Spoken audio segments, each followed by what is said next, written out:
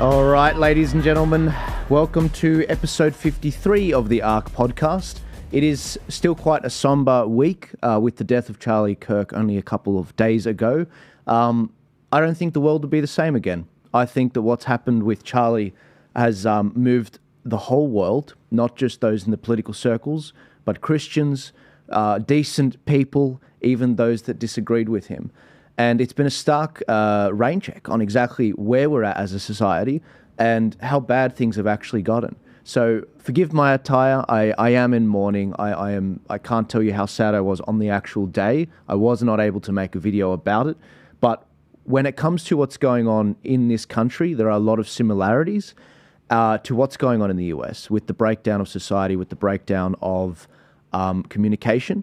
And as a result, there have been protests that have been organised for today, which we will be covering nationally. As far as I'm aware, this is the only stream that is the national stream. There are a lot of people, great people that are streaming on the ground. We're going to bring you all of those streams around the country. And if you are out there and you can't see a stream yet from your city, please do send me an actual email, send it to me and check it out. Now, to help me actually get through this, I've got a great guy with me. I've got Chocky, who's finally come to the studio. Chocky, I want to welcome you to the show. Thank you very much, mate. Thank you for having me here. I'm very excited to cover everything for all of you guys, and we can obviously have our own dialogue and let everyone listen in. It is a very sad week. It goes to show the sort of threats that are out there for individuals that do speak up. Yourself, myself, and other political speakers, if we want to call them that, for want of better words. It's a very, very sad week. And it will be a turning point, for want of better words, for the future.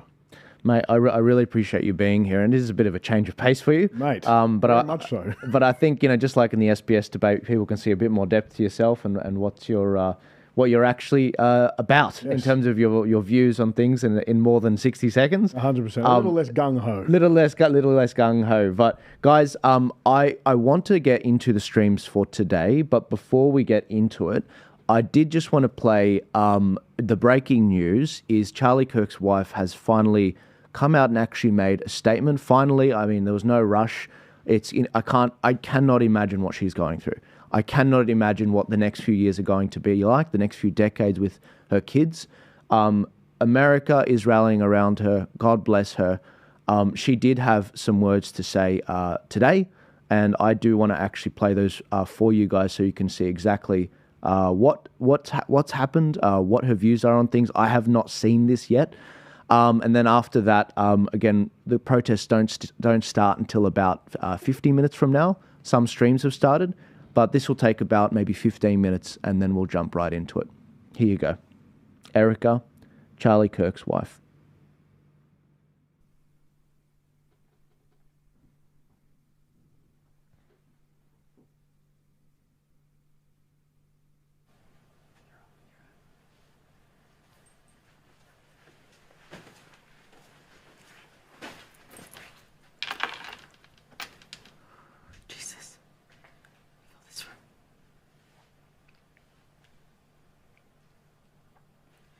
Good evening.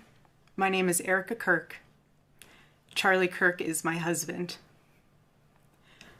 I first want to thank the local, state, and federal law enforcement who worked tirelessly to capture my husband's assassin so that he can be brought to justice. I want to thank the first responders who struggled heroically to save Charles's life, and the police who acted bravely to make sure that there were no other victims on that terrible afternoon. I want to thank the officers who have protected our Turning Point USA family these past 2 days.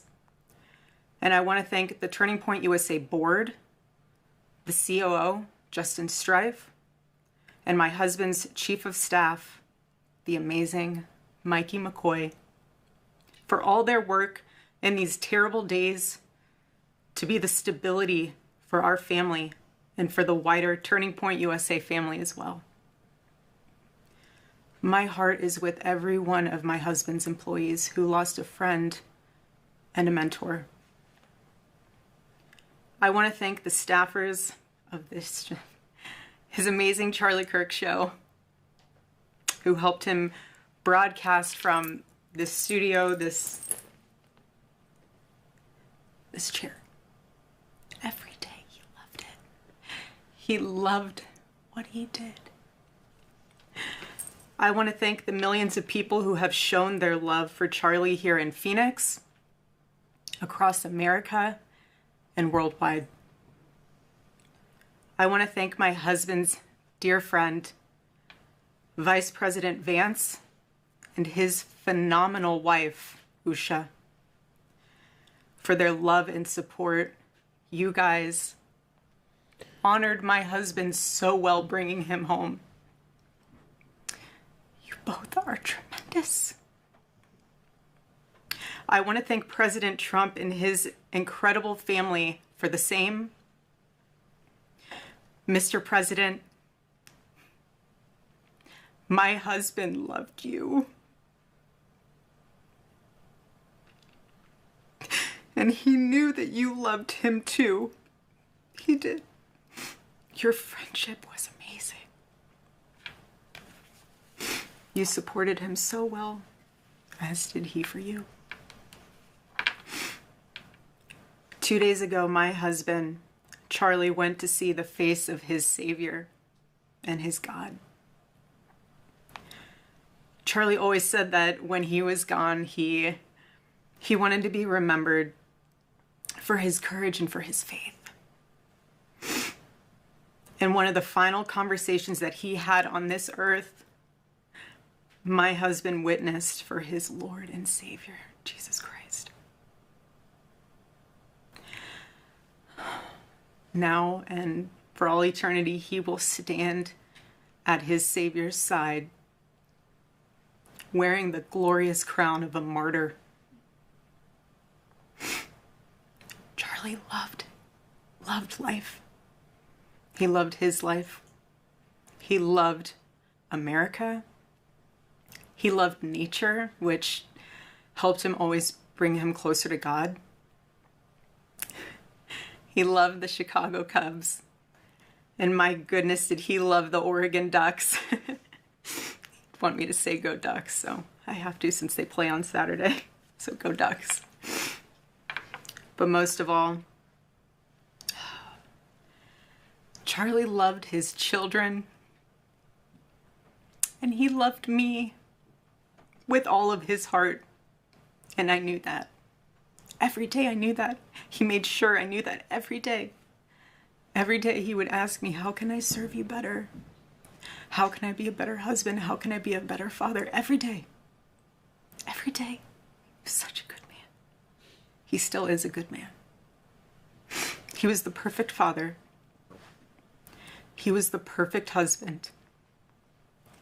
Charlie always believed that God's design for marriage and the family was absolutely amazing, and it is. It is, and it was the greatest joy of his life. And over, he would tell all these young people to come and find their future spouse, become wives and husbands and parents. And the reason why is because he wanted you all to experience what he had and still has. He wanted everyone to bring heaven into this earth through love and joy that comes from raising a family. It's beautiful. Charlie always said that if he ever ran for office, I know a lot of you asked if he ever was going to, but privately he told me if he ever did run for office that his top priority would be to revive the American family. That was his priority. One of Charlie's favorite Bible verses was Ephesians 5, verse 25. Husbands, love your wives as Christ loved the church and gave himself up for her. My husband laid down his life for me, for our nation, for our children. He showed the ultimate and true covenantal love. I will never, ever have the words to describe the loss that I feel in my heart. I honestly have no idea what any of this means. I know that God does, but I don't. But Charlie, baby, I know you do too. I know you do. So does our Lord. And our world is filled with evil. But our God, you guys, our God is so good. He's so incredibly good. And we know that for those who love God, all things work together for good, for those who are called according to his purpose. Already I have seen the worldwide outpouring of love for my husband. I've heard the testimonies from people my husband inspired to get married, to start families, to seek out a relationship with God. It's the most important one of all.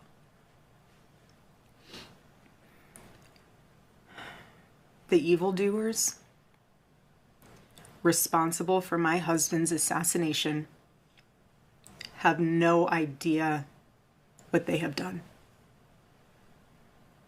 They killed Charlie because he preached a message of patriotism, faith, and of God's merciful love. But they should all know this. If you thought that my husband's mission was powerful before, you have no idea. You have no idea what you just have unleashed across this entire country and this world. You have no idea. You have no idea the fire that you have ignited within this wife. The cries of this widow will echo around the world like a battle cry.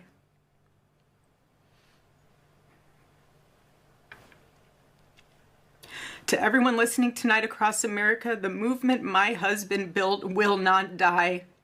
It won't. I refuse to let that happen. It will not die. All of us will refuse to let that happen. No one will ever forget my husband's name, and I will make sure of it. It will become stronger, bolder, louder, and greater than ever. My husband's mission will not end, not even for a moment. And one of Charlie's greatest talents was his ability, this phenomenal ability to choose great people to follow him. He could always find the ones who could handle any setback. And it's almost like he knew. He could see it in you. Even when you couldn't see it in yourself, he just knew. He knew you could handle it. You thought you only had 5% left, and he knew you had 15. He knew you were ready to go that extra mile even when you didn't. He always challenged people around him to work harder and to be better. He never gave up. And I love knowing that one of his mottos was never surrender. So I want to tell you that we'll never surrender. We never will. Ever. Ever. Our campus tour this fall will continue. There will be even more tours in the years to come. America Fest here in Phoenix this December will go on. It will be greater than ever. The radio and podcast show that he was so proud of will go on. And in a world filled with chaos, doubt, and uncertainty, my husband's voice will remain. And it will ring out louder and more clearly than ever. And his wisdom will endure. My favorite too, but my husband's favorite word in the English language was earn. He would call all of you to be people of action who earn the future America deserves. So to all of the young people who felt inspired by my husband's faith and hard work, all of you already know what Charlie would want you to do. You know. You know. If you're in high school or if you're in college, go find your local Turning Point USA chapter. Join it. Stay involved. He wants you to make a difference. And you can. You can. The movement's not going anywhere, and it will only grow stronger when you join it. If there isn't a chapter, you can't find one, then start one. There is no excuse. You can start one. And as my husband used to say in this room, every single day, if you want to get involved, the best way you can do that is going to tpusa.com. That's what he would say every day from this chair. Every single day. I watched his show every day, and he would always say, if you want to get involved, go to tpusa.com. If you're a pastor, join our movement at TPUSA Faith. And if you're a parent, I highly recommend that you come to America Fest in December. Sign up right now for that because we would love to see you. I would love to see you. Charlie would. He'll be there. He'll be there in spirit. Bring your kids, bring your family. But most important of all, if you aren't a member of a church, I beg you to join one. A Bible-believing church. Our battle is not simply a political one. Above all, it is spiritual. It is spiritual. The spiritual warfare is palpable. Charlie loved his Savior with all of his heart, and he wanted every one of you to know him too. He wanted everyone to know that if they confess the Lord Jesus Christ who rose from the dead, then they will be saved. Hear me when I say this, nobody is ever too young to know the gospel. Nobody. Nobody is ever too young to get involved with saving this beautiful country, this country my husband loved and still loves. And nobody is ever too old either. There's no age limit. I know my husband is still here. He's watching over us. I don't remember the last time I slept. I couldn't sleep last night. And Charlie, baby. Charlie, I promise I will never let your legacy die, baby. I won't. I promise I'll make Turning Point USA the biggest thing that this nation has ever seen. I promise. Oh, Charlie, I love you. I love you, baby. Rest in the arms of our Lord as he blankets you with the words I know your heart always strived to hear. Well done, my good and faithful servant. When I got home last night, Gigi, our daughter, just ran into my arms. And I talked to her and she said, Mommy, I missed you. I said, I miss you too, baby. She goes, where's Daddy? What do you tell a 3-year-old? She's 3. I said, baby, Daddy loves you so much. Don't you worry. He's on a work trip with Jesus, so he can afford your blueberry budget. And my goodness, am I so humbled to witness, Charlie, you alongside Jesus right now, doing what you always want to do, baby. Making heaven crowded, right? That's what it's all about. Making heaven crowded. I can't wait to see you again one day. Thank you all again who love my husband, who supported him, who wrote him an email every single day during his radio show. He read all of them. All of them.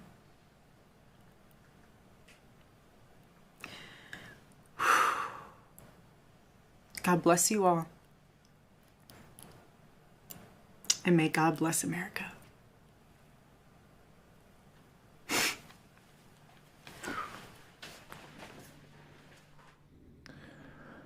Mate,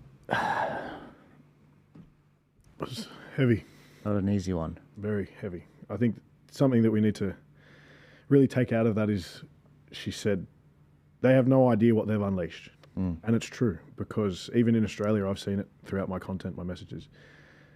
Since he was assassinated, they have woken a beast that they didn't really want to, you know, and it's not a threat. I mean, it's truth. People now are going to use their word, and like there's a hashtag, I think, we all are Charlie Kirk. You know, some may not be as intellectual, some may not be able to form an argument like him, but we will all continue the legacy now because we've seen that a man was persecuted for purely opinion. And in a world where free speech is meant to be free, it's not okay. That's horrible, man. It's terrible. I honestly, I don't know how she's... I don't blame her for not sleeping. Mate. I just pray that she's just got the... And of course she does have the best support around her. Yeah. And she just is like abounding in God's love right now, because it's just... You wouldn't want to wish that on your worst enemies. No, not at all. I think Not at all. That's something that tears us apart from them, I suppose. We do not wish death upon any, you know, irrespective of, we may not see eye to eye, we may not agree, but I still want to see everyone go home at the end of a day, you know. It's a very sad day. God bless Charlie's family. God bless America. God bless Australia. Guys, I apologise if that was a bit too much for you, but there's a lot of people that have been... this has been like a developing story hour by hour.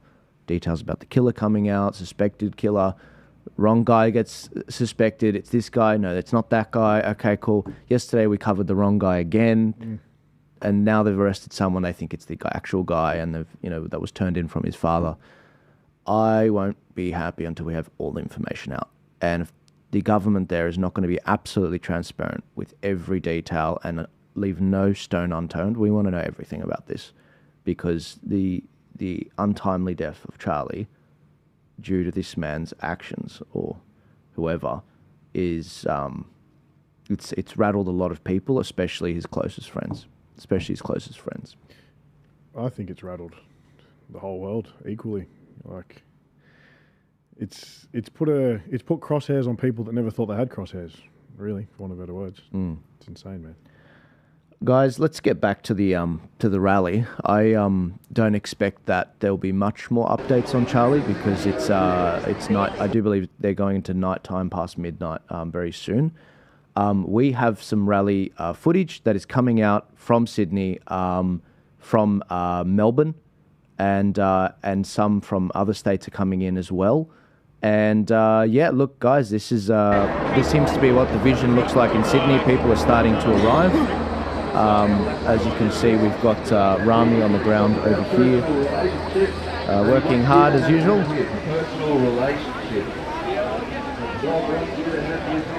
There we go.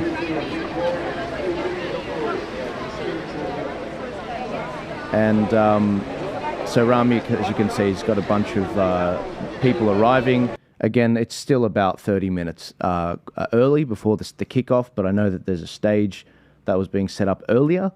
A little bit of drama around the stage, which we might hear about later on. Apparently there was another stage that people were trying to get set up next to it. The police told them not to. You can't even set up a gazebo. Apparently there was another form for the protest that was out there, and police just said, no, look, there's already one that's here. It's already been approved. And so police just, it's nice to see them doing their job, to be frank. But yeah, look, there's a lot of people there. They're just coming for the event. Sydney looks like it's going to be a big one. Sydney looks like it's definitely going to be the biggest in the country, not just because of the population, but I think because of what happened with Charlie. We were at that fountain last night, and yeah, look, there wasn't a dry eye there at all. It was a very sad evening, but it was also a celebration of what he had done in such a short period of time. I pray to be able to achieve anything. I don't think I will. Anything to a fraction of what he did. There won't be another Charlie Kirk. And there's a lot of people that, off the back of that, they will probably come out to the protest in Sydney. There is, by the way, I think on Sunday, we've shared details on the Turning Point Australia Facebook page. There's a Brisbane a group that wants to do a bit of a vigil for Charlie as well on Sunday night. I do believe 6 p.m, but the details, just to check, the details are on the Turning Point Australia Facebook page. There's actually an event that's been created. Barclay McGain, long-time supporter of Turning Point, good guy. That's happening as well.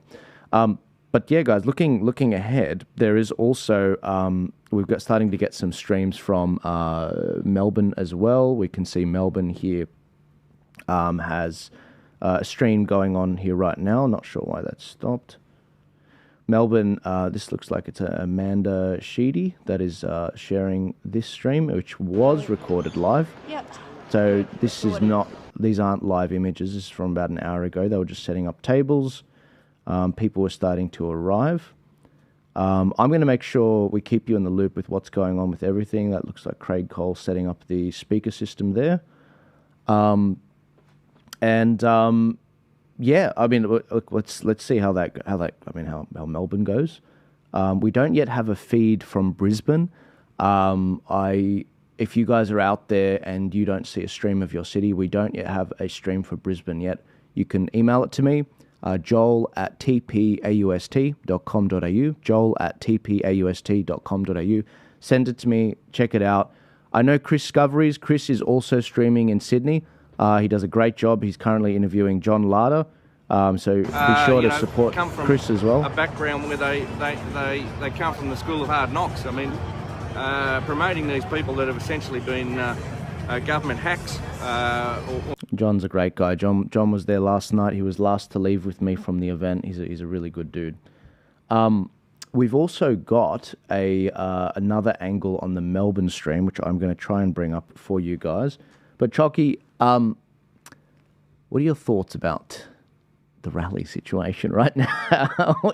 we probably spend more time than we should have on the phone together. Mate, all we do is talk about this and what's going to occur and where we're going to go. I think at this point in time, man, in Australia, it's a very interesting time because I can't say I've seen people pitted so hard against each other since probably COVID. You know, neighbours turned on their own neighbour, and now we're seeing it all over again. But there seems to be some real hate spreading from, we'll call it the opposing side, which is not safe in any way, shape or form. And man, I have a very large veteran following, first responder following. And man, shout out to all the first responders that are out there working today on the ground, because your job is not easy. And many people talk down on me for supporting police, but realistically, man, they're doing their job, you know, and they have a very hard time at this point in time.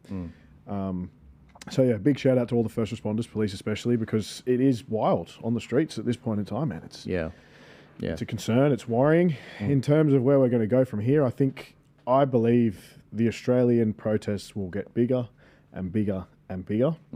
I think the biggest thing that Australians need to do if they are protesting is stay peaceful. No face coverings. No slogans that are going to get you in trouble for anything to do with race. Don't target religions. Focus on building a strong Australia again without tackling others, because once you start falling into that hate crime or whatever they want to call it, whatever they want to pin you, they will. And I think another big thing is, if there are agent provocateurs in the crowd, single them out, make it known that you are not part of them, film as much as you can, like you say, and spread the word. Put it out there. Send it to people like yourself. Send it to me. And if there's things that we see going on and that we can help and spread the message that there are certain crowds that are doing wrong, we'll do exactly that. Absolutely. Yep, guys, look, I'm going to bring up a few different streams right now. I've got another view of what's going on in Melbourne. It looks like I grow a little bit. Obviously, I'm hearing that it's a bit hard to get through. Looks like there's some speakers right now. We'll just continue with the music and then get this right for you. We'll delay it a little bit and we'll kick off the speakers here probably about 12:30ish, guys. Oh, for God's sake, it's just the bloody copyright. It kills me every time. I'm trying to get you a shot of the crowd, guys. There you go, more music. It's great. Get me demonetized, why don't you?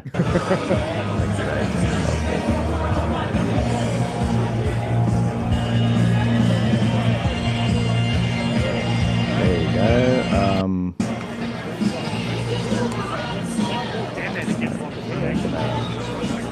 Mute the damn thing because they are just going to get me striked and it won't go out. And anyway, so people very clearly arriving there. All Aussie flags so far. I've seen some red ones, some blue ones, some. Oh wow, that's a nice one. It's a lovely one. It's beautiful. It's a banner Aussie flag with the reference to Flinders Field. And guys, yeah, I think we were just hearing then. Actually, I did see some Southern Crosses as well. The Don't Tread on Me flag with the snake, Southern Cross, people dribbling in. It seems as though, from what Craig was saying, let's just go and see what he's saying, because people that are arriving might find this useful if you're watching it. You know what's handy about these streams, Chocky, is if you're in the crowd and you can't hear the speaker because it's too big of a crowd. Pull the stream up. Because there's very low latency on what we're doing. So check this out, guys. So this is Chocky. He's in. Sorry, not Chocky. This is Craig Cole. He looks like he's standing there with Bernie Finn. Let's see what. I'll jump on now. We'll continue with the music playing, and then we've got a fantastic speaker lineup. Bernie Finn, give Bernie a clap, guys, for ex-parliamentarian looking to get back in to make a difference. And Bernie's going to be speaking about what exactly goes on behind those walls, so you people can have a full picture. You've probably got a rough idea that we're governed by people that are not representative of us in any way, shape or form. We the people run this country, not the elected corrupt bureaucrats. Not the elected corrupt politicians. And let's stop calling them politicians. Let's start calling them exactly what they are, and that's elected representatives of the people, and they do not represent you at all, do they? No! Treason! Exactly, madam. Okay, exactly. So bless you all for coming down. Wait until the numbers grow a little bit. Obviously, I'm hearing that it's a bit hard to get through for obvious reasons. And we'll just continue with the music, and then we'll delay it a little bit, and we'll kick off the speeches here probably about 12:30ish, guys. Okay, so just the speeches from here at 12:30. So I'll chuck the music back on, then we'll get to know some people, and we'll be back on later. It's always funny when I'm on a live stream, everyone calls me. I'm like, God's sake, I'm only streaming everywhere. God, they're clearly reading all the articles about last night's vigil, and they're like, oh, I've got to call Joel. I'm like, just text me. Like, for God's sake. A busy man. Very hard to get a hold of, I can say that much. Yeah, well, normally we're all right. Like, normally we pick up, like, straight. I'm trying to get a hold of you, but the last 3 days has been nuts. It's been insane for both. But look, guys, I'm going to bring up this link as well. We've got another stream. I think this just shows you the crowd in Melbourne, so you can see a bit more people dribbling in. Now, very clearly, what's going on over there is it sounds as though, and this is what Craig was alluding to in his speech, people are struggling to get in. This might be the residue from the last protests and how violent it was. Very clearly, I mean, if I was in Melbourne, there's no way I would be bringing my children. I am yet to see a child in this crowd, and rightly so, I think. You've got good, what would I say, judgment if your child's not in the crowd. But yeah, people are very clearly getting here. They've got overwhelmingly Aussie flags, so you love to see it. But yeah, it doesn't seem as though the numbers from the start are there, and I'm very curious to see different angles, pre-recorded videos, why that is. I don't know what it looks like on Flinders Street or how people have gotten in here. There was like something like 2 or 3 counter rallies or something in Melbourne against these guys. Hey, Melbourne's like a war zone. It's insane. Really, they've lost control of the streets. Well and truly. It's actually crazy. Like it's not my official advice to stay there. That's for sure. Very dark skin guy. Yeah. And I saw you live in Noble Park. I work Anyways, in Noble Park. so the fucking Department of Education. Oh God, here we go swearing. Chucky's like, I didn't hear anything wrong. Speaking my language. Normal store. That's it. You're just talking Australian, mate. Australia, mate. All right, let's check out Brisbane. We've got Tricky. He's dropped a 1-minute video. Let's see what's going on up there. No one does landscapes. I'm the Tricky. Tricky's setting up the stage. Setup crew is on set.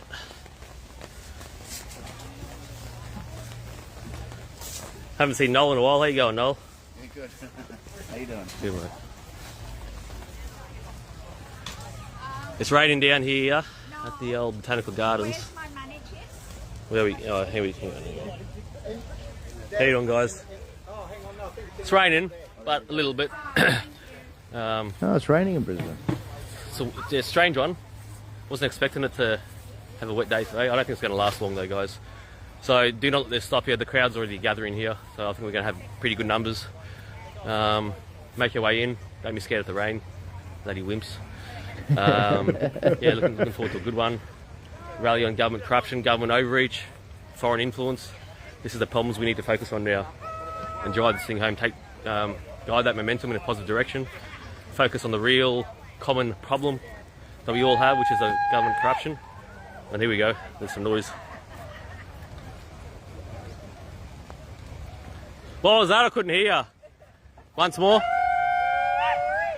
There you go. They've already started. They've already started. All right, the atmosphere is starting to build slowly, guys. So I'll see you down here soon. Don't worry about your umbrella. Just been a bloody plastic bag. Chuck it over your head. You'll be right. All right, guys. I'll see you soon. Narries, mate.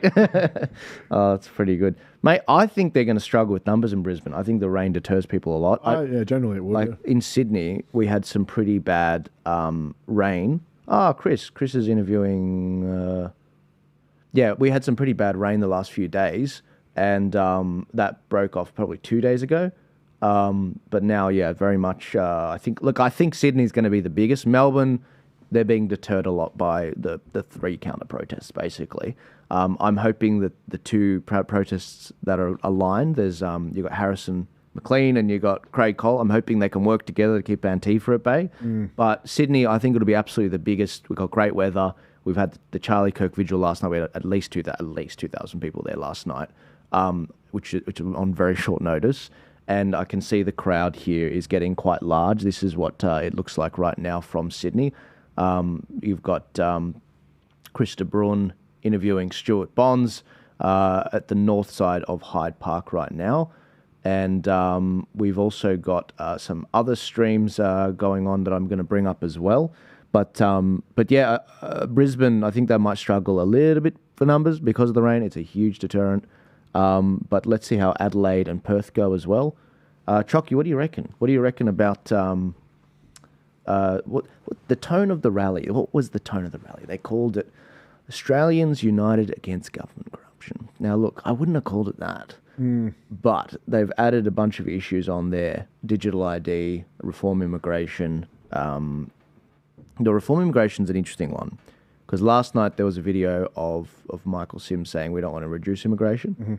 But I have to admit I'm a little bit confused because I've talked to him about it and I've said, no, hang on, mate, hang on. We've got too many people coming in and it's also the wrong type of people coming in. Don't you even agree that it should be reform? And he said, yeah, there should be reform. And I was like, well, come on, man. For God's sake.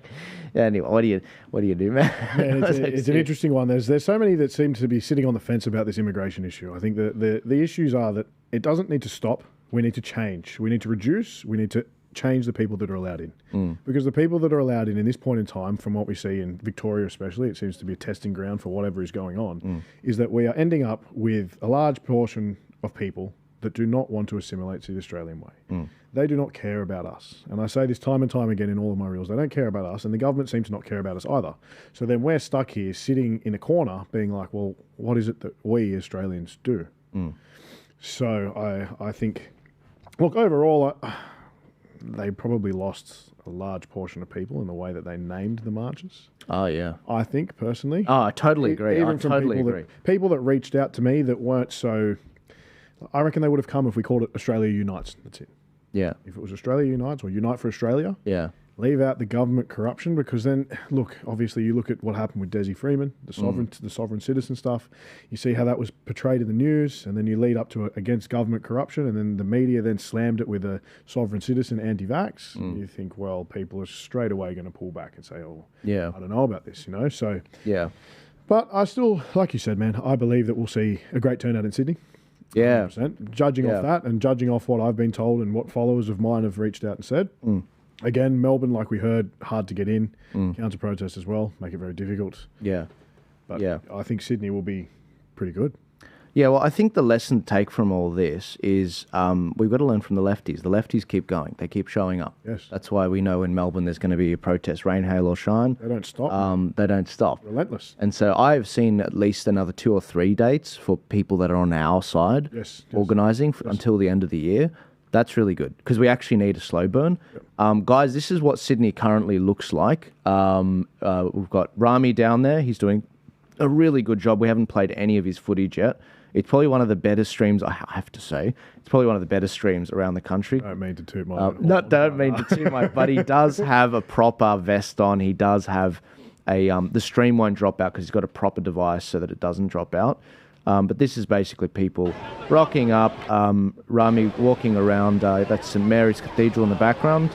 We've also got the fountain there. Honestly, I had to take a moment at the end of the vigil last night to acknowledge how beautiful that fountain was. It's phenomenal, man, yeah. And we normally, us Australians, we walk past it thinking it's nothing. Yeah. They've actually, on the south end of Hyde Park, or on the right of this image, they've also redone the area, the water feature near the Anzac Memorial there. It's actually gorgeous. Oh, right. You should definitely check it out, guys, if you haven't already. But Rami just arriving. This was about 30 minutes ago, so well before the start. We've got Rami walking up to, I think that's John Wilson. We're going to move on to, I think that little stand right there, that's on top of it, it's got cameras, which are like to document everyone, which is really annoying. I think that's for police purposes, to monitor the situation. So they'll have a van nearby. They sure will. Chucky's like, oh yeah, they will. What a beautiful fountain. Gorgeous. Absolutely gorgeous. Can we touch on that whole camera thing there, Joel, in terms of what the police have to do? Now, yeah, this absolutely. is exactly why I made the point that no face coverings and peaceful protests are so important. Because if us as a whole, so let's say the 99%, which turns into 100% of whatever side you want to call us, stay peaceful and do not cover our faces, it makes it very, very easy to point out who the bad people are. You know, it makes the police's job easier, but it also takes us away from the media spotlight. And it's as plain as simple as that. You look at what Tommy Robinson's doing overseas. He makes it very clear. Yeah. No trouble, no face covering, be respectful. I mean, he even said the other day that they're all going to wear pink in light of the mums and the grandmas that were walking down the road. Awesome. Man, that's how it needs to be done. If you want to make a change, especially in this point in time, especially with how we see legislations and laws passed very, very rapidly, you need to play somewhat to their rule book so they can't throw the book at you. Absolutely. Yeah, Tommy's march, you know, honestly, if we had time, we'd keep the stream going. We might be able to. It will be phenomenal. I think it'll be huge. I mean, we probably could. I didn't fly. I don't think Rami will have time to fly over there. But we probably could. I mean, we've got time for anything, Rami. He's a good man. He's a good man. But look, this is what Sydney looks like right now. We've got people arriving. Put this down a bit. People slowly showing up. Again, I think Sydney's going to be big. And by the way, we do have drones that are going to capture the march as well, so I think it'll be a decent size. And we forgive our fellow man. There we go.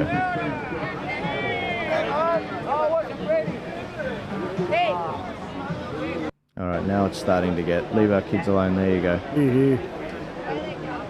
Now we're starting to get some numbers. So we're getting closer to where we are now. Look at that. All that talk about foreign flags. And I was like, guys, you don't have to mention flags. Aussies, like... Did you see old mate just giving the finger? Who was that? Really?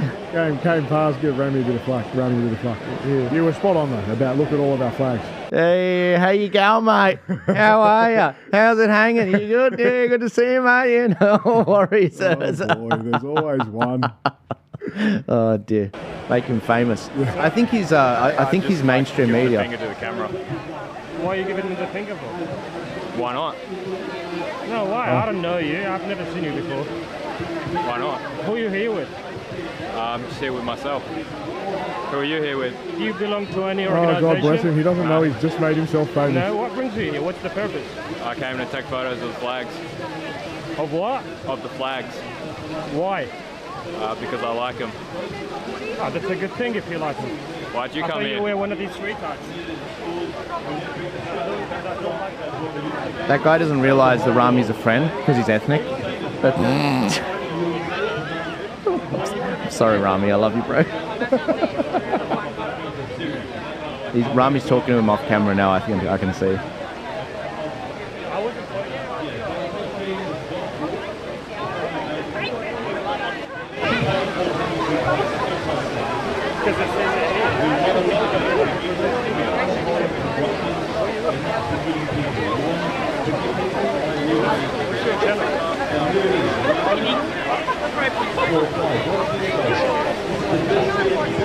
Rami's funny, man. Yeah, I'm from Rupert. Well, one in 10 farmers commit suicide. Because Yeah, the farmers' issue is a huge issue. I'm looking forward to hearing the speeches on that. Mate, it's huge. I mean, many Australians don't really, not many, I mean, a lot of the city slickers, we'll call them, they don't pay attention to how bad the issues are, you know, and we saw the farmers chase Albo out of Ballarat the other day. Oh, yeah? In their tractors. Did you see all that footage? I did, yeah. Mate. Oh, yeah.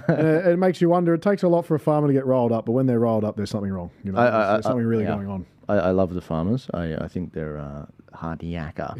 You know, and that, you know, I was talking to Tony Abbott the other day, just casually at a dinner. But we were talking about the world wars, and he was just like, yeah, I'm not really sure about, you know, like why it was that they had that sort of common sense X factor. And I was like, oh, obviously it's because they were farmer background. They worked with their hands. I mean, if you look at the construction industry, work with their hands. Farmers today, they work with their hands. They just make thicker skin. Precisely, mate. And that's why we've got to get men back to being men. 100%. Drop the matcha latte. No offense if you do have them, but let it go, mate. Go to a long black and sort it out. Mate, nothing but a long black for me. All right, guys. All right, let's look at what's going on in Sydney to bring us up to date. We're almost up to date here, Rami. Again, need some streams from the other cities, guys. I'm not seeing stream. We can't send a Rami everywhere. Okay, so, all right. Everyone seems to be getting called over to the stage at this point. Again, Melbourne is running behind because it's taking people a long time to safely get in.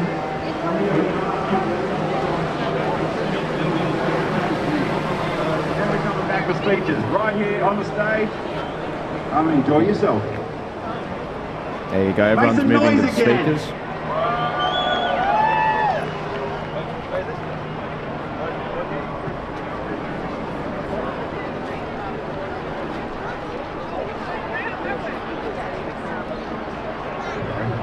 By the way, I don't know how many people can hear me, but the police are with us.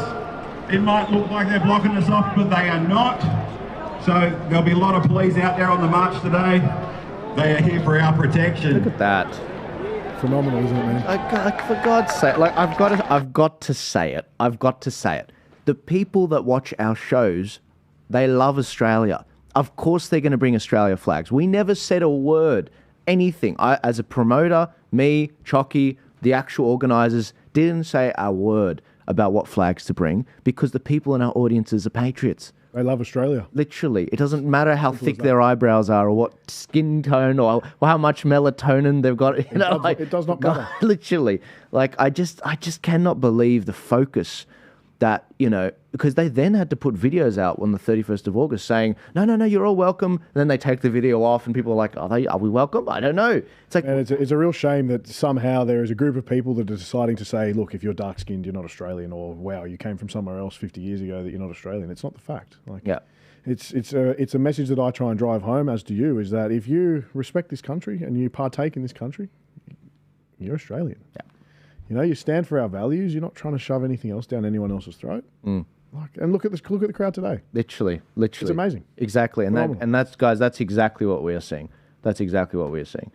Exactly as we say, Joel. It's Australia unites, because if we stay divided, we will be defeated. Absolutely, it's going to take everyone to save this country. 100%. We aren't exactly, you know, we haven't exactly got the establishment on our side, guys. Yeah, not in any way, shape, or form. You know, we're very lucky the police have backed us on this. I think the police have really been backing this event, especially after the death of Charlie Kirk. I agree. Fun fact. The organizer for the the vigil last night, the police guy that contacted me to go through my Form 1, because you have to do a Form 1 very quickly. So he ended up basically saying to me, mate, I'm sorry. And it turns out the guy was a big Charlie Kirk fan. Mate, huge. Many of them are. And the way that they've gone after the Cossack today, which is sort of another counter sort of protest at this thing, has really very much told me that they don't appreciate. They can see what he's trying to do. They can see what they're trying to do. Of course, man. And they're like, nah, look, out of respect for God's sake, like these are clearly the organisers, and that's it. We'll leave it at that, yeah. There's a lot of people at the front there. They've got One Nation shirts on, a lot of Aussie flags. People starting to muster towards the front where the stage is. That's a creative poster. Who makes this stuff? Some people have plenty. They got a bit of time under I think coming back to the police statement you just made, Joel. Yeah. People need to remember that many policemen or officers, men and women, they are true blue Australians, and they want exactly what we want. So they are not there to make our lives harder. They are, like I said before, they are doing their job, but like we just heard, they are here to protect the people protesting today. So keep them on side. Like they're not. It is not that the police are an enemy in this situation. It's not like a COVID situation where they've had draconian laws put in place to try and belittle us. They're purely doing their job to look after us. Absolutely. And we got some great eggs in Sydney. A lot of people, mate. They tar they tar Melbourne police with the same brush as in Sydney. And I'm like, guys, Melbourne is a different beast, completely different beast. All right.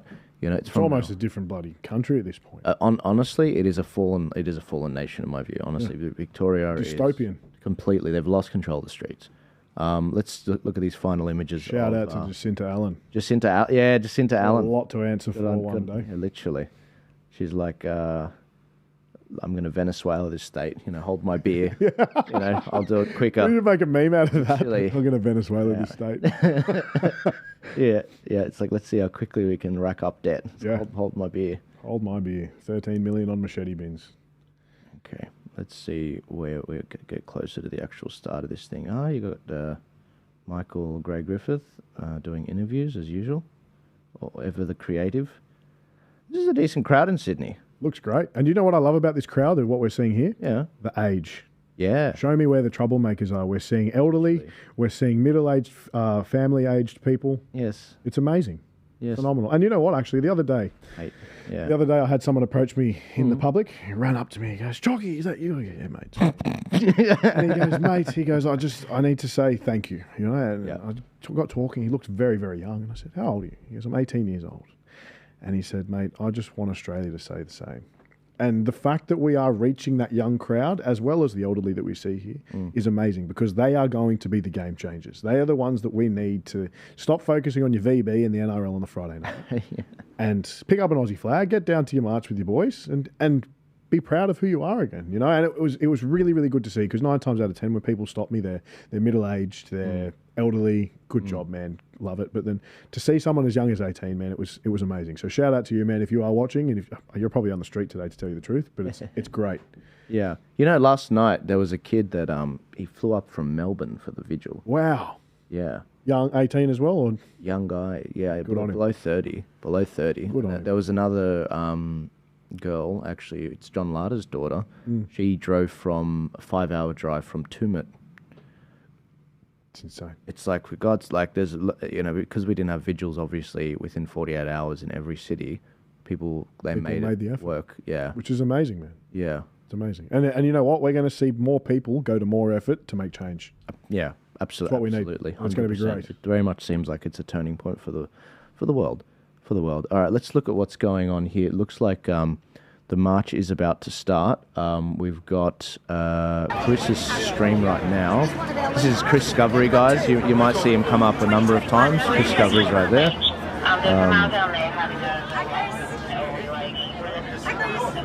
There you go. You got Hoodie. You got everyone lining up for the march. Wow.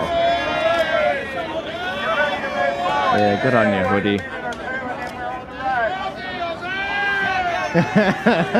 They love Hoodie. Love it. Good on you, Chris. Johnny Lada.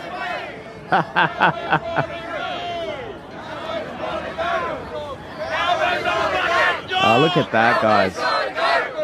That's awesome. That's so good. You love to see it. Elbows gotta go. You know what I love about what we're seeing so far today is the energy's different. The energy's different. The 31st, there were a lot of grey areas. There were a lot of question marks. Many people sort of had a weird vibe coming into it. Yeah. And like we've touched on, like 99% of people went for the right reason. Obviously, and unfortunately, there was that 1%. Today feels different. Today has a very uplifting, good spirits, good vibes about it, and I think we're going to see a great turnout in Sydney, man. Absolutely. And I'm looking for. And again, I don't think this is going to be the last march. I think that there's going to be a lot more of these. This is just the beginning. And I hope that with all the future marches, because you've got various different groups, March for Australia doing another one. You got Monica. She's saying she's going to do another one. There's another group as well want to do another one. I just hope that they all can learn from each thing. The thing that was done right at each one. The good thing about the last protest, the March for Australia, especially in Brisbane, they had really short speeches. It was like 3 minutes, 3 to 5 minutes at the most, and then they got off the stage. I thought that was beautiful because people were more likely to come back for that because it's short and sweet. Mate, shout out to Brisbane actually because they chose their speakers very well and they stayed firm on that, and it was amazing. Absolutely. It was a must. Absolutely. Guys, I'm going to keep chatting over this, but we basically got the crowd assembling in Sydney. They're about to make the large march across Sydney. They're going to march through the city. They obviously couldn't get the Harbour Bridge. The police were not having it. The courts weren't going to have it either. Funny that everyone else can get the Harbour Bridge, but Australians can't. Exactly. I know. Who did you think built the damn bridge, guys? Did you think Aussies built it? It's been sold off to a Chinese firm. We pay tolls on it every day, but no, you can't walk across. Yeah, literally. Oh, look at that. You love to see it. You love to see it. What a beautiful crowd. It's a good turnout, isn't it? Yeah, it's a great turnout. Yeah, and look at the police are so chill. They're not on edge at all. They're just hanging out. Like, this is what you want to see. Someone's got a Holden flag, you beauty. God bless you. I miss when we used to make cars here. His law reigneth. No Christ, no King but Christ. No King but Christ. Amen, brother. This nation was founded a Christian Commonwealth in 1901. And this nation has forsaken the law of God. Amen, brother. Because of that, God will not answer your prayers, Australia. Amen, brother. Right, we will come back to you, brother. But I want to see the front of the rally because we've got Chris over there right now. What's going on here, Chris? Looks like is this commotion or is it just? All right. So you got Guru can't help himself. He's at the front of the rally. God bless him. God bless him. You've got all the peacemakers with their fluoro vests. You got Paul Jackson doing a great job. I'm just telling everybody that we're not here for violence. We're not here to burn down the place. The hate that we've experienced that's been aimed at us for the last 5 years stops with Charlie's throat. The era of hate, the era of censorship has to come to an end. Now is the era where we have discourse, where we talk. Because every time that we don't talk, like Charlie said, if you're in a marriage and you don't talk, you end in divorce. If you're in a business and you don't talk, you end up bankrupt. And if you're in a country where you don't talk, you end up like Israel and Palestine. And Australia has no entrenched hate. We are here for love of our country, love of each other, and we will walk peacefully. And please join us, because we are worth fighting for. Mate, 100%. Mate, that guy he was fired as a playwright in Melbourne during COVID, yeah.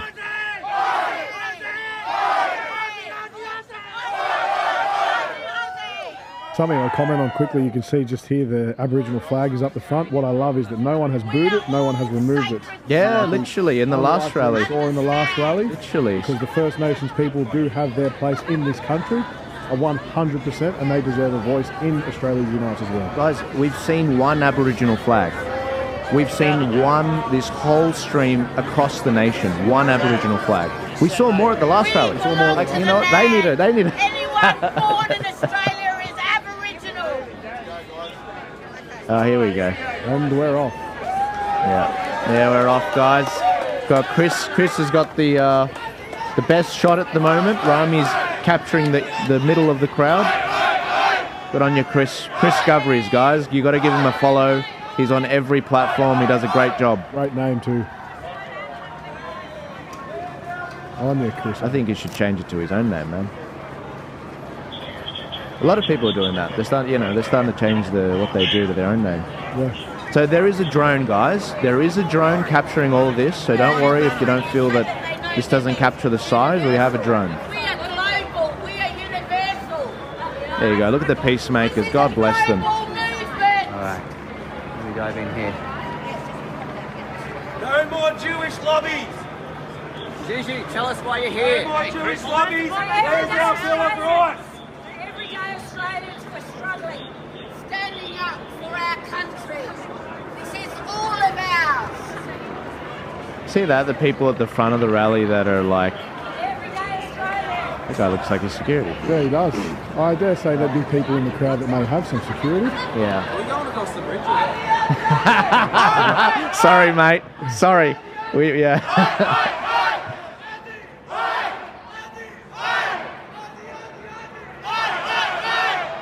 Mate, it was a different tone to the last one. You had the guys in black at the front. See, this is Australian. This is not. It doesn't look militant. No. It's very peaceful. It's very calm. And like they said, freedom and justice. Is all we want. Absolutely. Absolutely. Chris is going for a trot. Where are we off to, Chris? Yeah, we're running off. All right.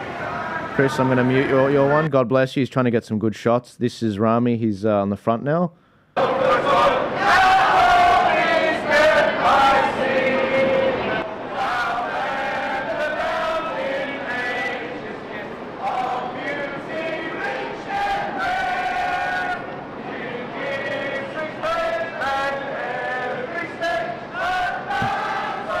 You know what I love, Joel? Yeah, man. This is far more grassroots than the 31st. Because this is Australians. This is awesome. Careful, love. Cannot work a corporation out to saying, okay. We are marching for the fallen. Oh, good on you, John. John Larder. All Australians. We are sick to death of being treated like grubs by our government. Yes, we are. The Stuart Bonds on the right. We do not believe in climate change. No, we don't. We do not believe in net zero. We do not believe in tyranny. We do not believe in medical apartheid. We do not believe in mandates. You will never lock down this country again. We the people say no more. Give us back our country.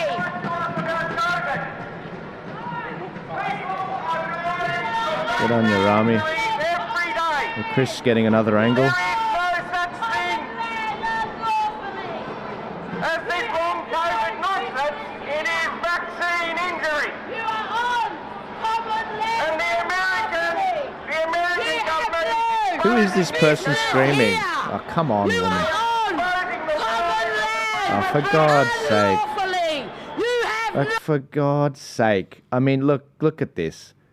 Old Come on, love's drawing her back in. Yeah, but like, it's Come like on, Auntie. she is not with the organisers. Like, she is not with the organisers. She's like crashing the damn thing. The guy with the speaker is Johnny Larder. He's an actual speaker. Now, what's the bet? This love here with the camera, his mainstream media. Oh, yeah, She's gonna yeah. spin some yarn on Auntie there and say, she's violent and she's this and go away. Yeah, literally. It's Mainstream like, media's died, ladies and gentlemen. If you still listen to them, change. Exactly. I want to hear what Johnny Larder's got to say. Organisation now under a pandemic treaty with Australia can now use police and the military to force vaccinate you. This legislation already exists in Western Australia. Police officers and military can be called upon in this government to come into your homes and vaccinate you against your will. Shame! Shame! This government is out of control. If they sacked off Whitlam in 75, surely to goodness Albanese must go in 2025. He is a traitor. treason. They have let down Australia. They have let down our servicemen and women. Why should they be sleeping on the streets? There's about 8,000 military veterans that are homeless in this country. Wow. It's insane. They used our police force against us. They fired bullets on the public in Victoria.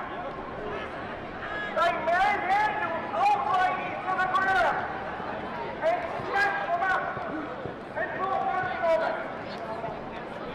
it. Someone from Melbourne just remarked to me that the police in Melbourne are in riot gear, whereas in Sydney they're not. Yeah. And I guess that's the story of Australia, guys. You have to preserve what we have. We really do. Oh, look at that. These lovely ladies inviting people to come and join. I was actually going to touch on that before, Joel, that you can see that most of the police are in normal attire, and then you do have a few special operation boys around there in the overalls, but very few. Look at these lovely ladies. These ladies are like my key demo. They were inviting people. They were saying, come join us, come march with us for Australia. God bless them. Look how chill the police are. This is a failing system. Our minerals are being sold worldwide while cost of living is rising. Yeah, Chris just crossed from me. This guy. Oh, look at these guys doing a great job. See that? Those are proper guys. They keep the banner free. When someone walks in front of it, like, no, it's not about you, mate. It's about the banner. The banner, that's right. Actually. Good on him. This young man here is the generation after me. If a generation doesn't look forward to allowing their children to buy Oh, look at that, guys. Look at that. then you don't live in a country, you live in a business. Look at that. Go, Chris. Good shot, Chris. Chris got a long shot. Guys, this is massive. This is huge. Chris has gone onto the corner. Yeah. Zoom out, Chris. Oh, wow. Bro. See that? Bro. That is true proud Australians. And that is what we're all Oh, my gosh. Chucky, brother. That is a big win. Look at that. Oh, big. Mate, that's freaking awesome. That's actually insane. Mate, I want to give one of these, but I won't. I just got some news out of Melbourne. Yeah. From the Yarn, if anyone follows him. Cops have made it near impossible to get in. They've closed train stations at Parliament Station. He's going to be sending... Hang on, brother. Hang on. Can you say that one more time? Yeah, no worries. Can you say that one more time? Guys, breaking news out of Melbourne. Again, oh my God, Sydney. Wow. Phenomenal. If you're in the other cities, if you're wondering whether to go out now. Yeah. Go out now, all right? What was that about Melbourne? So Melbourne, an account called The Yarn I've been in contact with quite regularly. He's reached out. He said, Melbourne's quiet. Cops have made it near impossible to get in. He sent me a couple of videos, but they've closed the train stations at Parliament House, or at Parliament Station, I believe. So that goes to show that they're really kiboshing the event due to the 31st's violence, I dare say. And you know what, man? Can you really blame them? Can't. I mean, look at. Can you really blame the cops in Melbourne for doing what they did though? Because we did see, unfortunately, the attack at Camp Sovereignty, and then you see obviously everything else that happened. We heard about Antifa throwing water balloons full of petrol at people. Yeah. The police do have to put people first. Yeah. And it's a shame because look at what we're seeing in Sydney right now. Look, this is what could have been everywhere. If it was just slightly done differently. Yes. For the 31st. Slightly. Transparency is a must. Who's your speakers coming out? Do it a week before. Who's actually organising it? Names to it, not finding out on the day. That's just I just wish they would understand that. But look, at the same time, guys, we've got to be honest about this. Melbourne is in a realm of its own. Massively. Melbourne needs a custom solution to this. Sydney is not the same beast. Not at all. Sydney, we've got great leaders. When they put their heads together and they put their hands up to organise a proper thing, it's really well done. It's really well done. Even though they didn't get the bridge, even though they had a counter-protest, even though they had another group trying to latch onto it, they haven't let it get them down. They stuck to great messaging. They've got great speakers. They've got an economist there. They've got a retired playwright there. They've got a Johnny Lara, a paramedic. You got Graham Hood, who's freaking proud to shake their hands. And you got great organising team, great volunteers. No, there was not a peep about the flags. There wasn't a peep about the whole thing. Nothing at all. And look, I look at all these people here. Look, they're like, oh wow, beautiful. Look at that. Not the men in black saying, "Oh, we're evil" and blah blah. That's right. That's right. I think people need to realise, like you said, Melbourne is a whole different beast. Like they are on the cusp of massive riots. I dare say. Yeah. So it's a hard one, mate. I'm so glad. I'm so glad Chris got that shot. Oh, mate. I'm so glad Chris got that shot. Don't get me wrong, the drone will get it too, but I wanted to see it sooner. I wasn't sure how big it was going to be. Watch the mainstream say there are 100 people and they're all bums too. They did that about last night. They said a couple of hundred show up last night, but it was at least 2,000. Who's that? I know that a few of my Islander boys will be out there doing those ones today, so God bless all of you boys as well. Let's see who did that.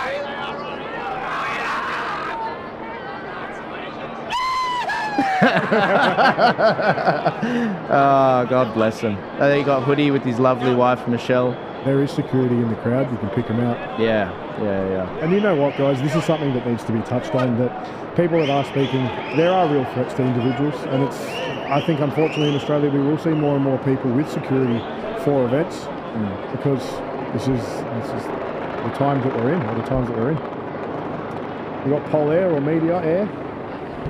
Yeah, guys, I'm getting a lot of stuff out of Melbourne. I'm really worried about Melbourne's numbers. I don't think it's going to be big at all. I think Melbourne... Someone just sent me this. Shut down free speech by shooting Charlie Kirk in the throat.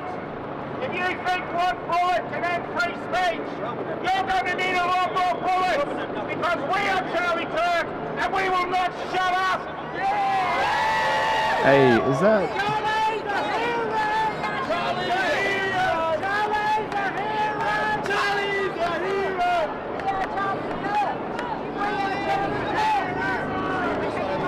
Is that Town Hall? Yes. Oh, that's Town Hall. The Town Hall steps are just behind me. Yeah, my old friend. How are you? Good to see you, mate. How you going? That was the first time I stood and watched you spoke, mate. Yeah. Not too bad. What a day that was. It was a little rough. Wasn't it? I'm so proud of Sydney. Mate. I am so proud of Sydney coming out. I mean, this is just beautiful. It's what we want to see. It's what we need to see. We need to see this consistently. 100%. If you're organising a future protest, I mean this with love and respect, take some notes. Take some notes from this stream. Don't get me wrong, take the best of the last protest.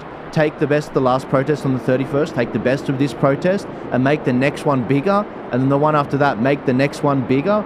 We need to work together to succeed. We need to make this an amazing event. You know what would be great to see, and unfortunately there are too many egos behind it. It'd be good to see the organisers combined.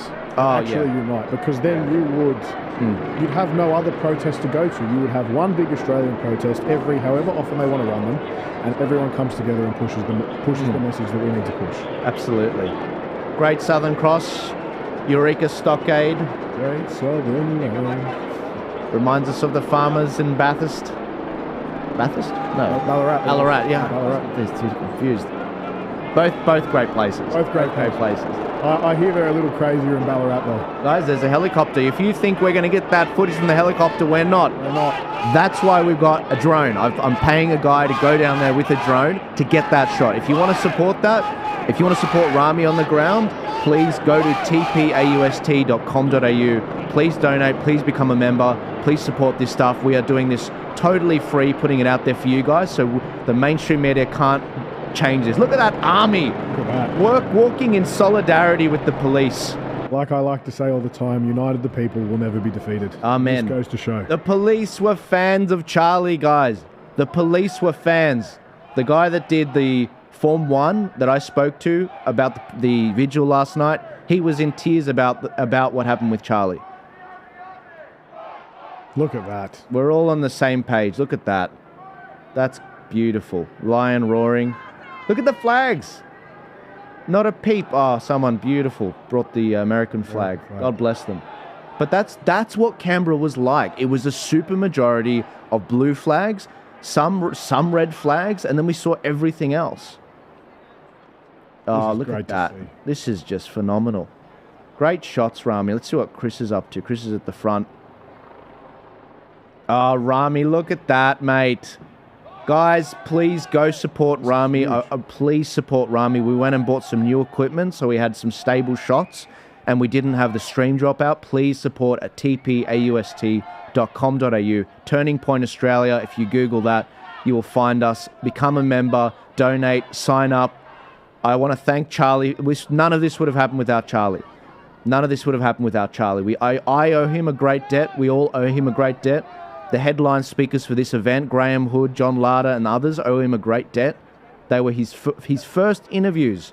The first interviews for Turning Point Australia after the 1st of September 2021. It was Graham Hood, it was John Larder, it was Alex Cooney, a police officer that lost his job due to the mandates as well. This is awesome. I want to see it all the way to the back. I want to see how big this thing is. Do you know what I've seen a couple of times here while we were watching this? Yeah, mate. Is that the crowd are actually interacting very peacefully with police. They're having chats. Yeah. They're just having a nice time. Yeah. They're all walking together. And that's what we want to see. Because like I said before, the police are not against us in this situation. They don't want to lose the Australia we live in either. Amen. You know, there are a few police that are currently serving at the moment, or the current police officers, I should say. Yeah. 20 years plus that I'm in direct contact with, and they say that they stand by us. Yeah. They want the Australia that we want to keep too. Absolutely. And you know what, mate? Can I say something? There didn't need to be this many police officers. I agree. If it wasn't for all the bull crap happening around this, exactly right. You know, a lot of these people they're not even front line. They're just desk, but they have the basic training. Exactly. And so I was told by the organisers, police have allocated 100 police officers for this, and I said that's a bit much. That's a lot. They said, well, look, we want to overdo it. I don't think you'll see that for the next one if it's organised similarly, but I want to thank the police officers for coming out and facilitating this. 100%. I think they've done a great job. Absolutely. An absolutely great job. And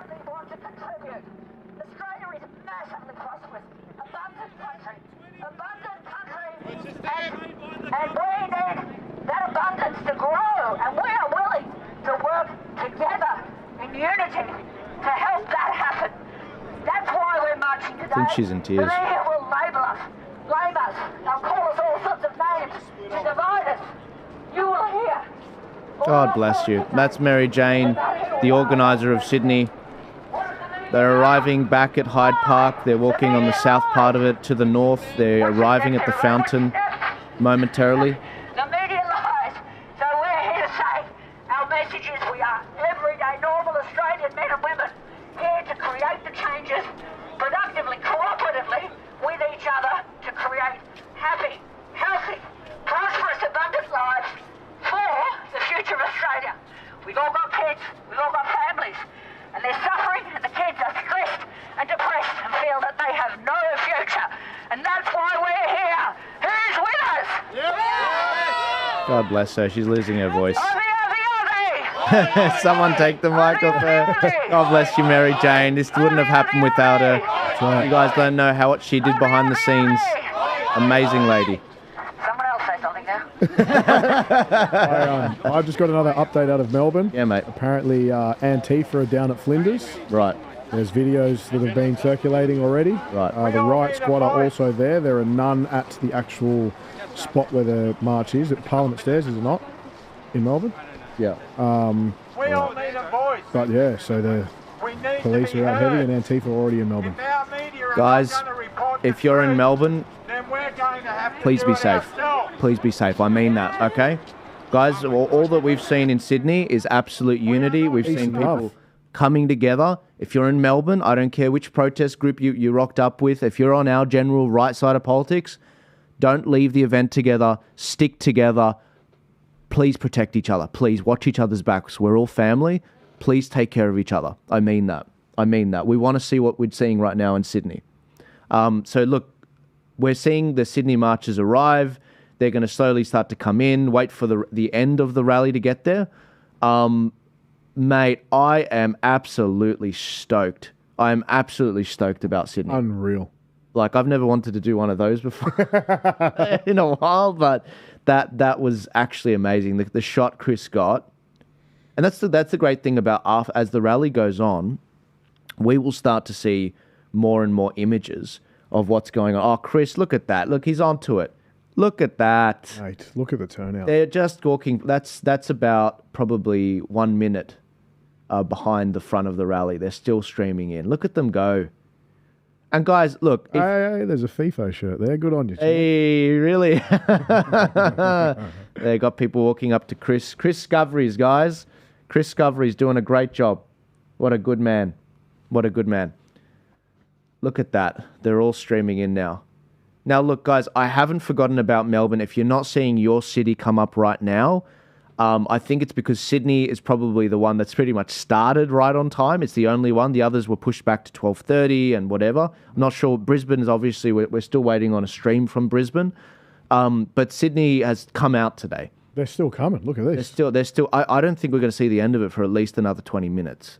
I think. What's your estimated turnout, judging by what we've seen thus far? Mate, that's huge. Mate, that was bigger than the Town Hall one. That was bigger than the... Look, I don't know how big the Town Hall one was, because the police said it was 3,500. 3,300 bullheads, they said. The police said. But, naturally, of course they do. But the I was there with Mario Malik, and he does events, proper events, and he was saying, Joel, that was 50,000. Yeah. So this is bigger than that. This is very clearly bigger than that. I don't know how many. I have no idea. I think the drone footage will give us a better idea, so I will put that out as soon as I can. But this is huge. This is beautiful. To the guys that want to be respected, that are perhaps in the NSN, and they actually just want to join a club where they can defend each other, guys, you don't have to wear all black. You don't have to look like the bad guys, as Fuentes says. You can be respected like those guys that were leading the march at the front. You can be strong men that people respect and actually defend the right of the innocent. It's the Knights Code.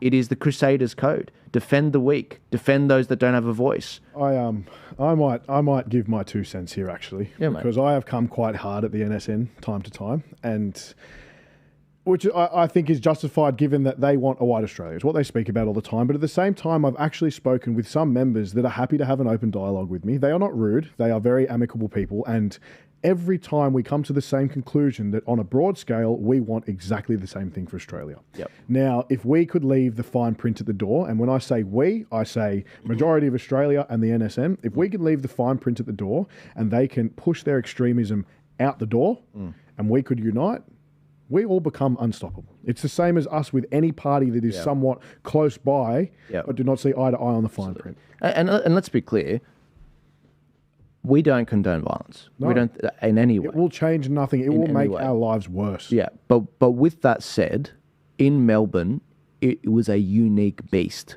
on the 31st. And it is a unique beast. We're seeing that today. Yep. Like you guys, as I said, you need a custom solution. You are the lowest no voting place in the country other than Canberra.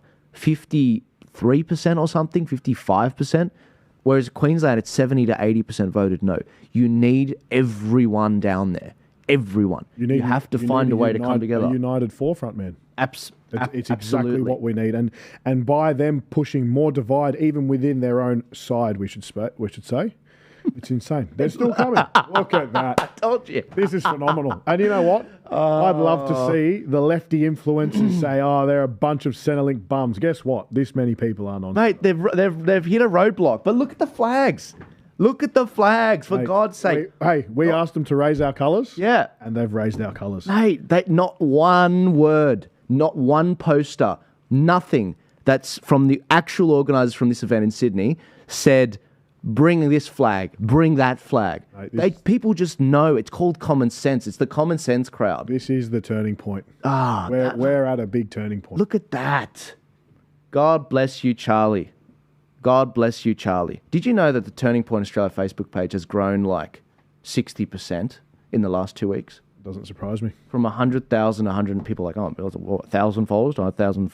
No, 100,000 to 1,600. Sorry, 1,600. Actually, no, 1,060. 160,000. We got there in the end, Mate, brother. You guys have stolen the words from my mouth. This is beautiful. Look at that. That's amazing. We got there. That's actually so. I cannot. Ah, look at Look that. at that. On your nan. And they don't even know how big the crowd is yet. God bless them. See this? Yeah. These are the people that actually lived in the Australia that they want back. Exactly. You know what I mean? That's my key demo. That's why they're here. Yeah.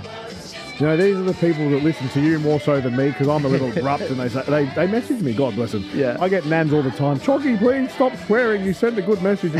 I'm not going for you, man. No. I'm going for the boys that need that rattle. But it's got to be said, though, mate, when I say that my demo is 66% that, yeah, it's a smaller audience. Yeah. So you might actually have more, but less of a portion, if that makes sense. Yeah. If you know what I mean. It always does make me chuckle. Statistics. Like, oh, Chalky, please stop swearing. Stop swearing. You should just send them to Joel way. Say, I don't want to impinge on Joel's market. Go to Joel I don't want to steal Joel's market share. I'm not stopping. That's funny. Because it looks small from this angle, but then you go over here and it's like they're still coming. Mate, it's actually a roadblock. They're barely moving. They're like the police are trying to hurry them up. Back, Joel. Oh, that's so beautiful. Oh, guys, look at that. But you know what? These guys have no idea how big it is. No. They have no idea. You guys should be so excited. I wish they had their phone out. That's why it helps to have an eye in the sky. Of course. God. Charlie. What a photo that would make. I know. Hey? Charlie is smiling down on this protest. God bless him. Mate, this is the Australia we want to see. You know, there's not one angry face in there. Yeah, she does the Forest of the Fallen, lovely lady. I think she's speaking. Oh, he's got his own GoPro set up there. Or is that the lady? Good people, good citizens break bad laws. I think that was that Topher Field shirt. Oh, yep. Great shirt. This is awesome. That's so cool. Oh, they're still coming. This is insane. This is amazing. This is what this is. Actually insane. This is phenomenal to see because it goes to show, you know what? Even though the mainstream won't report like we think that they like we'd want them to, this will send them all a message. We are bigger than what they ever thought. Mate, seriously, we got to... all right, that's it. You know what I'm going to do? Time to take a tally. Like, genuinely, we've been watching a couple of angles. Yeah. Chris has been getting very unique angles to what we've been seeing from Rami. Yep. We are seeing, like, I would say about 80 to 90% of the flags are blue. And then there's maybe about 10 to 20% that are red. Yep. And maybe a small garnish of the... a sprinkle. A sprinkle. A salt bay. A salt bay. What happened to him? I've seen one Aboriginal flag. And I've seen one Aboriginal shirt. One. Like, that's insane. Like, there were more in Canberra, which is insane to me. And I've seen some Southern Crosses, maybe 2 in Sydney. One Holden flag. One. Shout out to Holden. One. HSV. Mate, we got them out. Literally, bring back the automobile industry. And a few like I saw. I think we saw in that was Melbourne. Don't tread on me flag. Yes. A few Aussie green, green and gold. There was a punching kangaroo somewhere in there as well. I saw. I don't want to hear another word about the flag. If you have to tell people, it's the wrong crowd. Yeah. It's the wrong crowd. It's as simple as that. Literally, I cannot believe the amount of time for the last protest and 100%. how much division. What you choose to focus on is enormously powerful. Exactly. If you've got an audience, if you've got a poster, you've got to only give them the information they need to see. And let them make their own mind up about what they're going to do and how they're going to show out. Like, you don't need to tell them no foreign flags. Literally. We're in Australia. It is a march for Australia to unite, and it's under our flag. Absolutely. Guys, this is honestly, this has really made... They're still going. They are. They've stopped. Like, they've actually hit a road. I think it kind of funnels a bit because there's some construction work, but that Hyde Park area is going to be totally full. Guys, again, if you're looking at other cities, I will come to you. I apologize if you want to see every city all at the same time, but I am trying to get... some reliable streams from the other cities right now. I do believe Adelaide will be just kicking off right now. Melbourne seems to be slowly picking up in size, actually. I just got a video out of it. Is that right? Yeah, it doesn't seem too bad at all. They've got a big... that's good. A big thing of elbow, which looks pretty amusing, actually. Mate, look at that.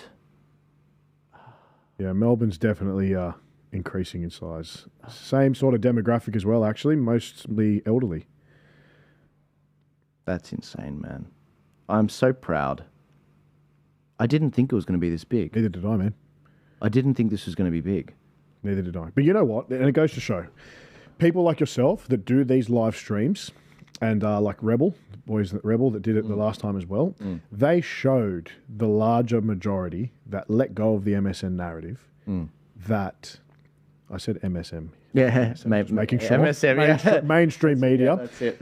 It showed the majority that it was not entirely hijacked, that many normal Australians did show out, and now we're seeing exactly that. We are seeing your average, true blue, proud Australian walk for Australia. There was an Irish flag there, I thought. Oh, is that right? Yeah, I saw an orange. You know, someone, the Aussie Cossack, he put the call out for people to bring Russian flags. I haven't seen a Russian flag yet. Right. No one's got the balls. No one's got the balls to bring a Russian flag. I think everyone here is like, look, I'm going to choose the Aussie flag over the Russian flag with respect. Well, with respect to the fact we are in Australia. Literally.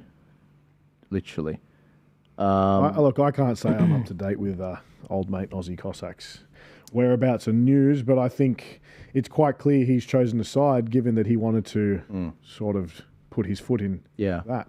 I've got to say, though, guys, the biggest promoters of the rally for this event, good on you, Chris. Look at him. He's a happy He's a happy about trooper. To lose the hat, don't lose it, Shagger. Yeah. He's a good guy. He's got beautiful, beautiful kid. What the hell? Oh, there's a Rip Charlie. Big flag. That's Look at awesome. the sheer volume of people. Okay. That's why it's slowed to a halt. Oh, that's an interesting flag. I've never seen that before. The blue. Oh, I've seen that. I got sent that by a current serving member in the Navy. Is that right? The white. Oh. That's actually amazing. It's actually so cool. Let's see what Rami's seeing right now. Oh, okay. I'm going to unmute this. And gosh, we all need a helping hand. We've got some... They should wait. They should wait for everyone. Literally wait. I wonder for everyone. why they've put them through a bottleneck. It could be a crowd control thing. It could be just they want to. No, there's some construction. Mate, it's just grass. I hope they wait. Shut the street down for us, and shut it all down for the march. So. Well, they thank the police. Can we actually clap for the police? Yeah. God, they got 100%. Wait, we got to tell them to wait. And Like again, that's actually insane. Right there. Okay, so I'm going to announce the next speaker. Again, the lady behind this that wanted to put this together, and she did it very lonesome, but I guess she loves to see all the flags out there today. Can you make some noise for Mary Jane Liddicoat? Who here has come here because they want to see change in Australia? That's why we're here, right? That's why I'm here. I don't know about you, but the Australia I see at the moment is the Australians are sicker than ever before. They're poorer. Chris is just walking through. He's still working his way through people. Going through the roof. The government putting their hand in your pocket and grabbing it, and inflation through the roof. Government control is out of control. And that's why we're here. Australians is a great country. Now, some people say, rallies, what do? Nothing. Well, I disagree. Rallies do three things. They make you see that you are not alone. Look around you, you're not alone. You are not alone. You are not alone. They help you connect. Human connection is so important. They help you connect, share ideas, hear other people's strategies, find out what's going on. You learn some stuff. Today we've got some fantastic speakers. And then finally they re-energize you, and that's what we have plenty of here today, energy. And we go back to our communities with that renewed energies, those ideas, those things that we know we can do. Now, look, not everybody has a superpower. Like, not everybody feels that they can do something. Well, I'm telling you, that's not true. Whoever told you you don't have a superpower, don't listen to them, they just want to control you. My superpower is paperwork and organisation. It's not glamorous, I know, right? I would have chosen something else, but I was blessed with this superpower, and that's what I contribute to create the changes in Australia that I'd like to see. So all I invite you to do here today is to enjoy yourself. That energy of joy is something that has been sadly missing in Australia for the last 5 years. Joy, optimism, take some ideas, meet some new friends and go back into your communities and simply remind yourself you have a superpower, whatever that is, a smile, a willingness to lend a hand. Gosh, we all need a helping hand. And a listening ear. Go back, ask yourself, what is it that I care about in my community that I would like to see changed? Who can I talk to do that? What do I need to know? And take that one choice, that one step. And you know the old cliche, the drop in the sea of change? It's a great cliche, but I know I'm a drip. Who else is a drip here? Okay? So let's all be those drips. We go back into our communities, just keep asking those questions. The questions they love to label us for. Keep asking those questions. Take my energy, take all my energy if you're not feeling energetic. Go back into your communities and choose. After Mary Jane finishes speaking, because the choice you make today, we're going to go to other cities. For Australia tomorrow. We'll pause the speeches. Thank you, Mary Jane. All right, guys, there are going to be a lot more speeches in Sydney. Now, because it's YouTube and because we have a really good stream and it's on YouTube, we can pause it. We will come back to the speeches, even if I have to stay till like 7 tonight. But we need to see what's going on in the other cities. Melbourne is very clearly got some things going on. I want to thank Chris for doing a great job in Melbourne as well as Rami, providing some great streams right now. Chris and Rami are both in front of the stages right now. Okay, I'm getting some crazy messages from people about Melbourne. Wow, look at that. Makes two of us. Literally, look at that, guys. Look at that. Look at that. God's sake. Australia. I mean, seriously. Proud of it. God bless you. Whoever picks up the mantle for the next rally, don't stuff it up. Don't stuff it up, all right? This is a beautiful moment. This is beautiful momentum. The 31st of August definitely helped lead into this. This, I think, really improved a lot of the polishing that it needed to do. But if you're going to do the next protest, please keep the momentum going. Take some of the best of the 31st. Take some of the best of this rally and keep making it better. We're going to have to save this country together. 100%. Unity. Amen. All right, guys. I am going to now basically pause that there for Rami. Geez, Turning Point Australia's Facebook page is almost 70,000 now. Keep it going. It's actually insane. Mate, you're going to the millions.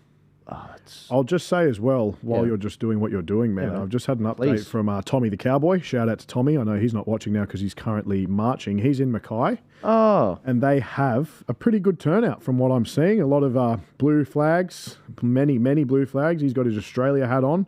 The turnout looks absolutely phenomenal. And like he said in his story, our country needs you. And that's true. It does. And it's good to see Polynesians marching. He's got the Aboriginal flag on his hat as well. It's good to see all walks of life that love this country, that stand for this country, that will live and die for this country, walk. And something I really want to touch on. Like I said, I have a lot of veterans that I speak to, and what these select few that don't understand that you have to be white, Australian, whatever. There are interpreters that have worked on the other side of the world with our armed forces and have done more for Australia than some people that live in Australia. Now, remember that when it comes to the next time you decide to throw a racist remark at someone. Because there are people that are happy to live and die for Australia that were not born here and that may not be of white European descent. And I think that's a message that needs to be driven home a lot. Amen. Guys, let's look at what Tommy's basically said. This is Tommy the Cowboy. He's got a lot of stories on his Instagram right now you can watch. And so this is the protest in Mackay. Mackay being where George Christensen's area is actually, I believe. And this is what it looks like over there right now. Beautiful. I'm going to unmute. Oh, beautiful. They got some good numbers in Mackay. Far out. Oh, God bless you, Tommy. You got other things you could be doing. Got the Islander boys there. God bless you, mate. Good on you, Tommy. Mate. What a legend. Good man. What a good man. That's phenomenal. You got any messages for Tommy, mate? Right, keep it going, brother. You know what I love to see out of Tommy, right, is that he was quite quiet on this, very quiet on it, on the Western Front, on his front. And you know what, man, not everyone needs to talk about what I'm talking about or what you're talking about. It's not like that. But what I loved is that we connected, and he realised that we are a nation that is currently in turmoil. And he's using his platform for the correct thing. And it's funny that I've been called out, what are you doing? You're making videos. It's like, mate, things like these need people making videos to spread the message loud and clear around the world. And it's as simple as that. People can say, oh, you do nothing. So good on you, Tommy. Keep it up. I know you will. I know you've been inundated with hate and threats and so on and so forth, like many of us have. But it goes to show that by telling the truth, we will, A, live a very adventurous life, but B, you're going to upset some people. But it is what it is. So God bless you, Tommy. God bless your family, and good on you for being out there marching today, my brother. Amen. Absolutely. It's a big win, man. Big win. Absolutely. Guys, I'm trying to bring up some footage of Melbourne's speeches so that we can actually enjoy them together. I do have a live stream that I'm going to bring up now. Okay, so this is Craig Cole's stage. It's at the Parliament steps in Melbourne. And as you can see here, we're starting to see some of the speeches. I had someone say, Joel, you didn't show up. I never said I was going to show up. I was literally, I said even before the 31st, the reason I'm supporting the rally in mid-September is because I know the speakers, I know the organisers, I know their track record. I won't even be speaking. I made that very clear in my second video, I think. I will be doing the only national live stream. I will be doing the only national live stream. Not because I want to do it, but because we all have our own gifts, our own skills, our own whatever. You've seen the studio now. Mate, phenomenal. This is an amazing place, ladies and gentlemen. Thank you for saying that. And it's like, well, not everyone can do that, so I'm going to do that. And I couldn't do this without great people like Christopher on the ground and others, and Rami going out there and the drone footage we're doing and these other streams. So guys, if you don't see your city right now, I don't yet have a live stream for Brisbane, Adelaide or WA. We might have one for Adelaide in Mark Aldridge. We do have one for WA. We have Robin. I need one for Brisbane. Please send me one if you've got it to joel@tpaust.com.au. If you have my phone number, send it there as well. Check this out. Mr. Darren Bergworth. All right. Thank you, Craig, and good afternoon, Melbourne. Great to see you all out here today, and this is the beginning of a mass build-up of numbers moving forward. So this is a start, and we are going to continually hold rallies fortnightly. It will turn to weekly, and eventually we will be doing them during the week when Parliament is sitting. Yes! My message to you and to all Australians, over the next series of months, you are going to be led into a dead-end street by people that are going to be speaking policy and politics and say, vote for me at the next election and I'll fix this. I call bullshit. Bullshit. There is no fixing this in this house behind me or the one in Canberra. The time for politics and policy is over. This is not about race, religion, flags or individual issues that we have, because there are hundreds of them. And I could ask 100 different people around this country what's their major problem, and there'd be 100 different answers. Okay, there is only one problem, and that is a foreign government that is committing war crimes and crimes against humanity against good Australian people. Exactly. And it is time that we focus all of our attention not on the semantics of flags, religions, race and all the arguments between each other, and come together as one people with the one common problem, and that is a criminal government. Right. So moving forward, there are other rallies and other things that are going to want to suck you into what I got sucked into in 2022 after I'd just spent a couple of weeks up in Canberra and many days marching the streets in Melbourne in 2021, okay, including the Westgate Bridge back when we first started. Now, I've been through this. I've lived this and breathed this for the last 3 or 4 years. I've dedicated my life to this cause for a better future for my children, and I have sacrificed everything that I worked for my whole life, for my family's future, to make sure that the money side of things isn't what I need to leave a legacy or behind to my kids. It's a free democracy and a free country.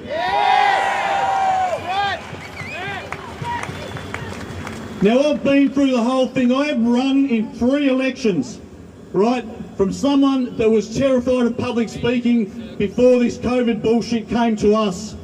And I stepped out of my comfort zone, and I felt about this big at the first forum that I sat in with 6 other candidates.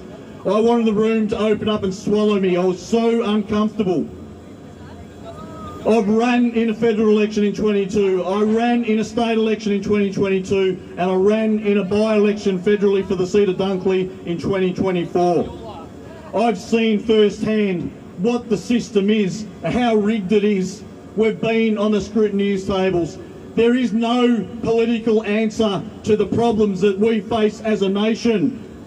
We need to recognise that. We are at a fork in the road on the history of this land. And it's a matter of whether you're going to go left and stay in that eternal loop of hopeism, of trying to get somebody into politics that are going to fix all the problems. I can guarantee you, in the system that we have today, nothing will change from the top down. It must be from the ground up by us, the people.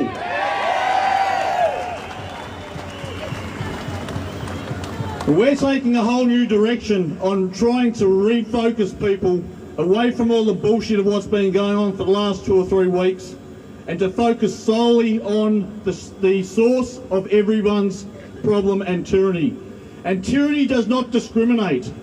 It is against every race, religion and creed and flag that you may stand under. Flags were never an issue back in 2021 when we marched these streets. We had flags from all over Europe that were the first ones to wake up to what's going on in this country, and that communism was already on their doorstep, because they've lived it. They escaped it and come here for a better life. So there's nothing wrong with showing who you are, where you come from. The argument's not about flags, it's about people. And a flag, in my opinion, does not define a nation. It's its people that define a nation. And the back of our Anzacs who sacrificed everything for us.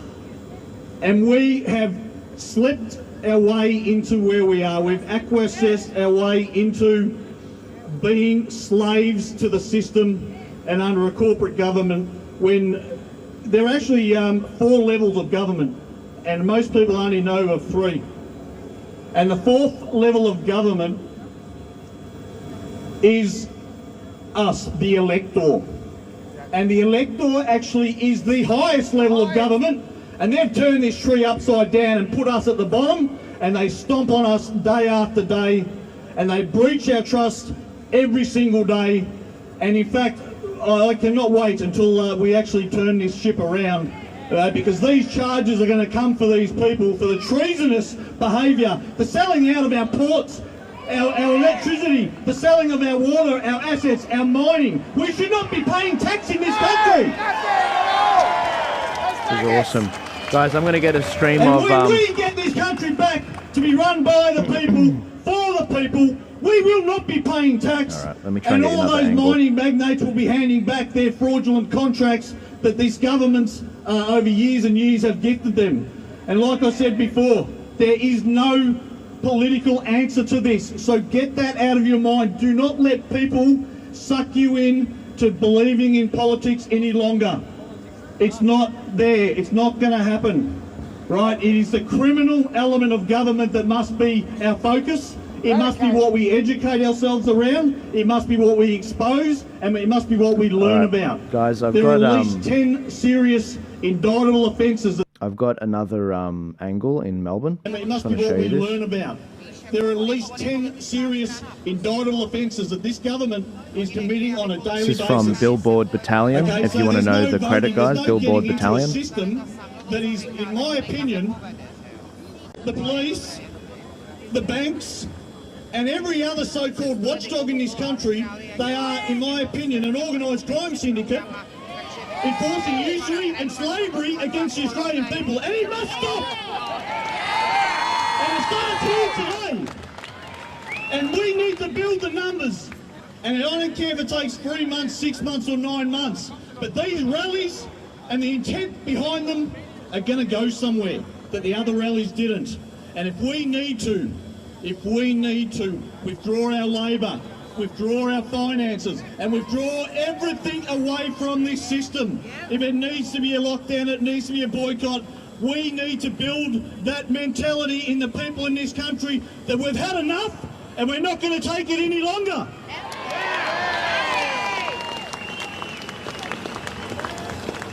Now, like I said before, it's great to see so many people here today, but this is just a start. We need to build these numbers. We need feet on the street.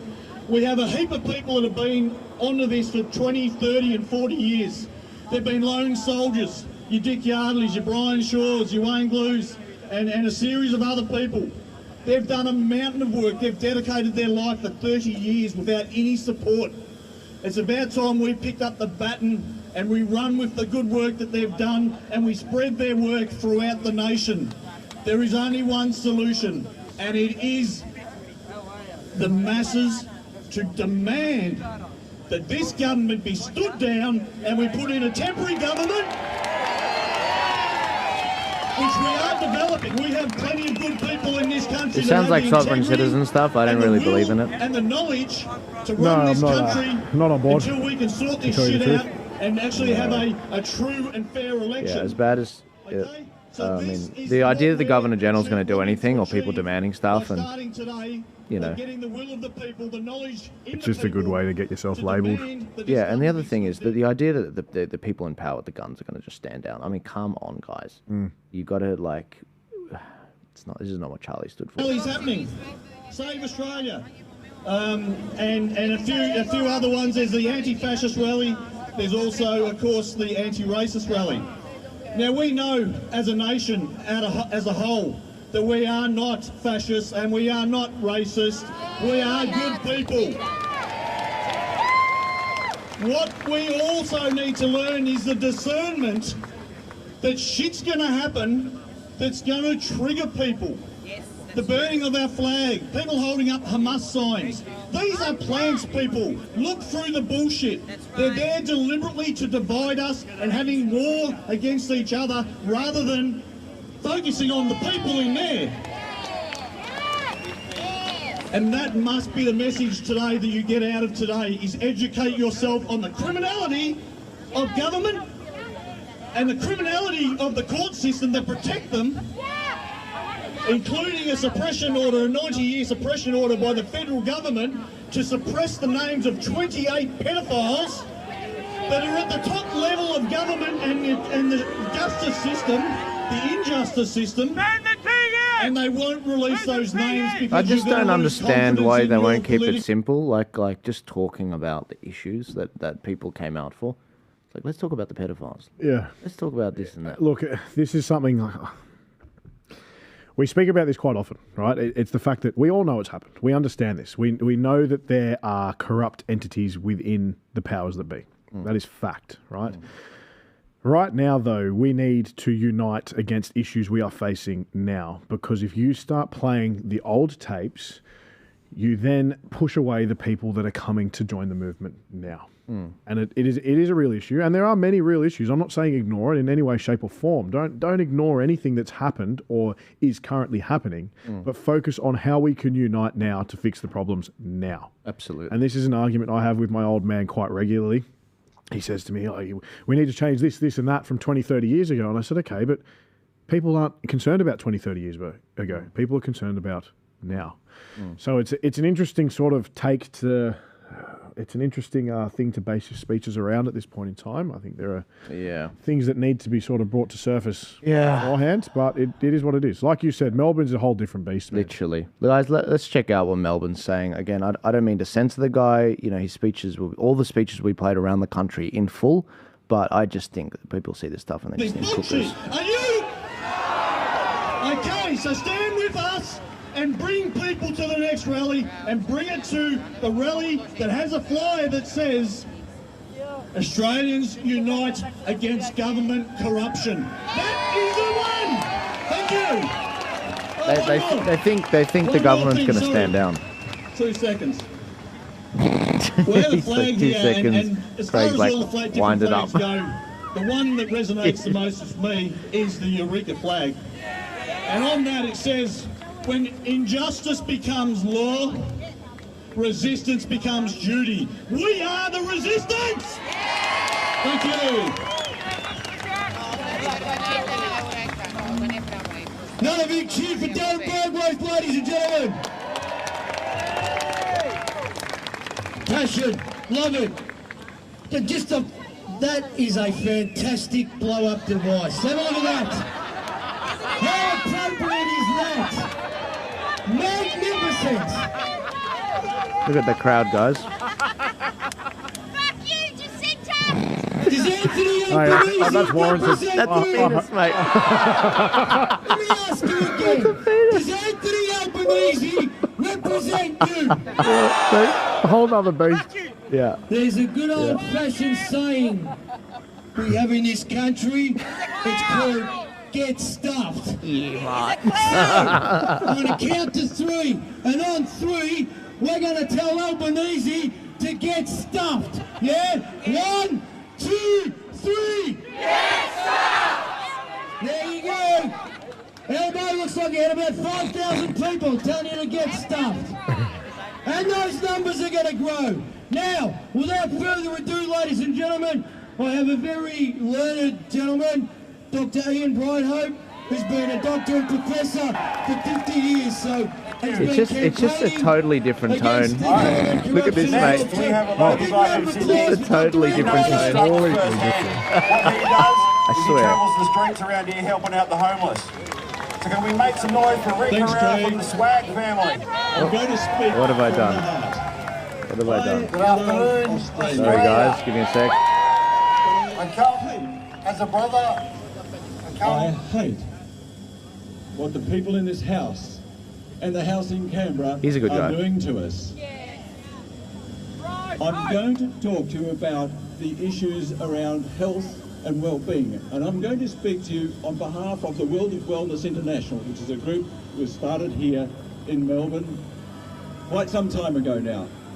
It's a member organisation of the Aligned Council of Australia, which consists of 40 other groups which reflect the interests and well-being of members of the order of nearly 2 million Australians. And we need support from people like yourself to join our organisations so that we can have an influence in government at our next elections. Because we cannot keep going the way we are with health in this country. I wrote to Scott Morrison, Greg Hunt, and the Chief Health Minister at the beginning of 2020 on behalf of a large number of doctors. We said, we don't need to have lockdowns. Do you want to have more lockdowns? Do you want to have more masking? Do you want to have more social distancing?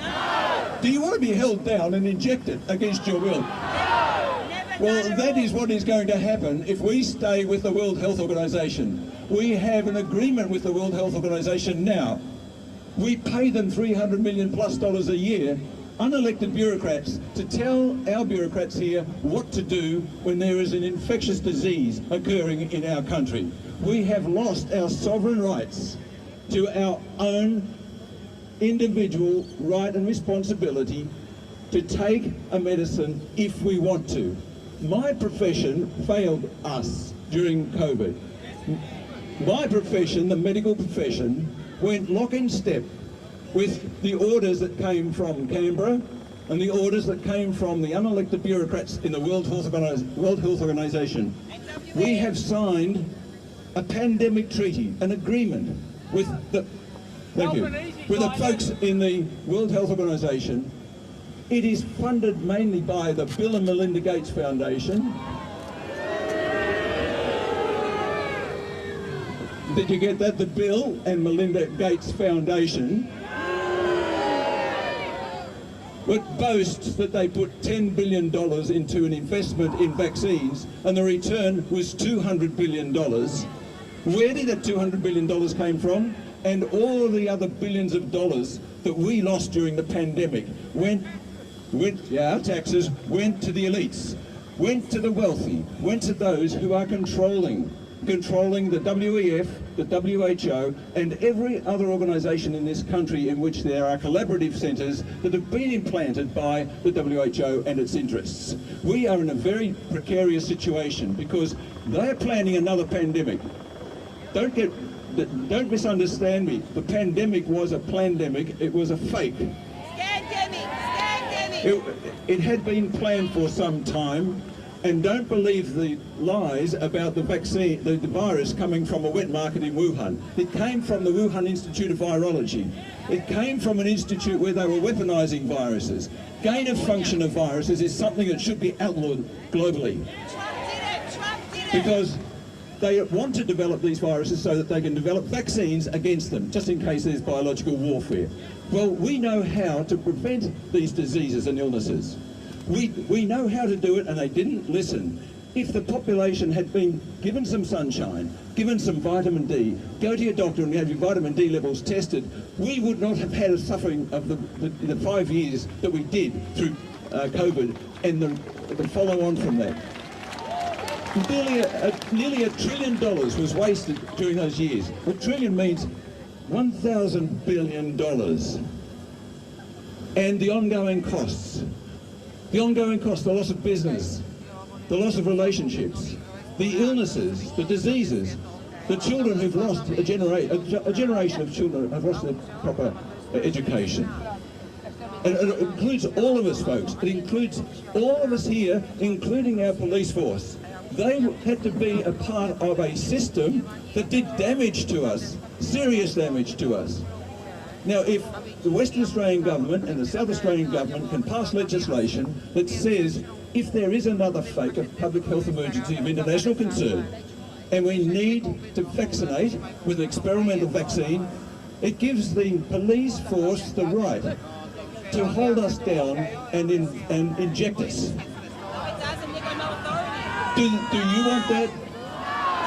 Does our policemen and women want that? I'm sure they don't.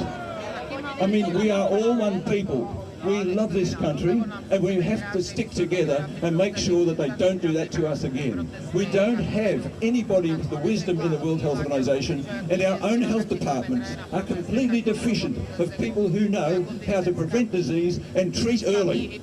What we did during the pandemic, we said to the old people, okay, don't worry, you'll be okay. We take you to hospital, we put you on a ventilator, and you die. Or we put you into hospital if you've got a positive PCR test, and you get anxious, and you inject it with morphine and midazolam, the thing that they use in the US in executions. And what does that do to people? And remdesivir, the drug that causes, remdesivir is also known as, remember, death-as-near. You end up in intensive care with kidney failure, and of course you're in intensive care and you end up dying. And that's exactly what happened in our hospitals in this country, ladies and gentlemen. We were told by the authorities above to do all of this. Unbelievable. Unbelievable. It was, to me, it was murder. I told the Parliament in Canberra that not one single person should have been injected with this experimental vaccine. You know, one vaccine has caused the death of young people who go to bed the night they've had the injection and they don't wake up the next morning. Any other medicine that did that would be taken off the market. Now, I must add, there are a few good people in Parliament. There are a few good people who are awake to what's going on. We've got to give them the confidence to speak up. We've got to give them the knowledge to speak up. We need to give them the facts and data. My group, my medical group, actually put together a book called Too Many Dead. Too Many Dead, when in 2020, late 2020, COVID wasn't killing anybody. The increase in death rate, ladies and gentlemen, in this country started soon after the rolling out of the messenger RNA vaccines. The toxic vaccines that were meant to stay in the arm, they didn't. They go to your brain, to your heart, to your lungs, to your ovaries and your testicles. This is why so many people are sick. Come on, wrap it up. You should not be God's sick. sake. This is where we're seeing. I love Ian Bright Hope, cancers but in this speech, country. 3 minutes, What do I 5 mean minutes, by let's go. turbo-cancer? It's not only that. Somebody who The presents message you're sending right now, you're with losing a lot of stage people. 4 cancer, which means there's been no warning. All of a sudden, they've got cancer all over their body. And this is happening on an increasing rate, and our authorities are ignoring it. We have to do something about it, ladies and People want gentlemen. to be. Please, People want to hear a if you speech that's want going to do to something- bring a. It's pretty simple. Inform, educate, rile up how you can make a difference into the future. That's right. They want to be rolled up. They That's want to be it. proud Like- to be Australian. They don't want to hear something from how long's COVID now? 4 years ago. Well, yeah. Lost track. Like they don't want a knowledge dump of what is going on. Yeah. Or what happened from that. Yeah. They want to know how we can make change now. Absolutely. Look, I think one of the really good things that the last protest got right was, look, doing one issue was good. It was, yes. Now, the problem was, at the front of the stage, if you slightly stepped a toe out of that, you'd get bullied by the men in black, which was really silly. Was. Optics, terrible optics. But there should be room for being like, no, look, it's still immigration, but also birth rates. How can we get birth rates up and blah, blah, blah, blah. Yeah, Like that's a massive issue, actually. Exactly. Yeah. And it's perfectly normal to be able to talk about slight other elements. Also, with regards to immigration, this is slightly about housing, blah, blah, blah, blah, blah, but immigration is not helping as well. Correct. Okay, cool. You can slightly, but that's the common theme. And that's where, I mean, they don't want to listen to me about that. But anyway, guys, Melbourne, come on, guys. So apparently Desi Freeman was mentioned in Melbourne in a speech as well. I can't go back on the Facebook stream to watch that. It's never okay to just go and shoot a cop, all right? It's just not. And Right. so the idea that whoever said that, and whatever they said, we will play it later, and we will probably condemn it, because it didn't sound good from what I'm hearing from people that are in the crowd. I might have a video I could send across Yeah? if they did, yeah. No, please do. And we'll get to all of this stuff, guys. Again, it's a little bit messy. These are the joys of live streams, but we don't have all the streams from around the country. I'm also trying to get some footage out of what's happening in Brisbane. I'm going to go back to Sydney, because Sydney is really the one that's got its crap together, it seems. So let's go check out Sydney, guys. And again, this lady, I don't know if anyone here was against lockdowns and all that drama. This lady here helped run the biggest march here, probably a bigger crowd than today. Double than what was today. We ran in November of 2021 against the lockdowns. No, it wasn't And she bigger. basically This is started bigger. the Canberra convoy. He doesn't even know how big it is, That. this So one. This is huge. That's the lady behind the scenes. Next up, we've got another guy that came out in that period. He actually travelled the country listening to Australian stories. We have Michael from Cafe Lockdown. Hi everybody! What a nice day for a day out in our beautiful country. On the walk, I just met this young man, Johnny. He's 16 years old. I've only got a limited amount of time, and I'm giving half of my time to him because he needs to be heard. Now, I'm going to tell you now why we're here. We live in a country where we should have abundance, and yet it's like we're starting to know what malnutrition tastes like, even though we live in an all-you-can-eat restaurant. Our politicians have failed us. If you live in a country where our children can't afford a house, that's because the politicians are running a business for someone else and they're not running a country for us. And that has to change. And I say you, we are not, the reason we've taken a while to wake up is we are a good people. We are not a bad people. We don't want to burn things down. But now that they've shot Charlie in the throat, they've shot every one of you in the throat, because they're trying to silence dissent. They're trying to silence free speech. But if you want to silence this mob and every other Australian that wants to speak, you're going to have to get more bullets, because now we're all Charlie Kirk. It's time to speak out. Speak out wherever you go. Just talk. Just have discourse. No violence, no hate, just discourse. Because as Charlie said, and we should all say this, if you live in a marriage where you don't speak, you end up in a divorce. If you live in a business where you don't speak, you go bankrupt. And if you live in a country where you don't speak, you end up like Israel and Palestine. We have a right to speak. Our forefathers, whose blood is woven into these flags, fought and died so we had a right to speak. So speak! And one word to learn, one word we need to learn and we need to say to the government all the time is no! I'm going to let Johnny speak now. It's a joy to be here. I can't believe we've reached the time where holding up our flag is a revolutionary act. Here, Johnny. Thank you very much, my friend. Thank you everyone for coming here. I was not expecting Did he say he was this. 16? I think so. I am here because my generation can't afford housing. Let's take a step back. I am here because my generation are living in a cost of living crisis. I have now come to the fact that our government does not care about my generation. I have come to the fact that Anthony Albanese does not care about my generation.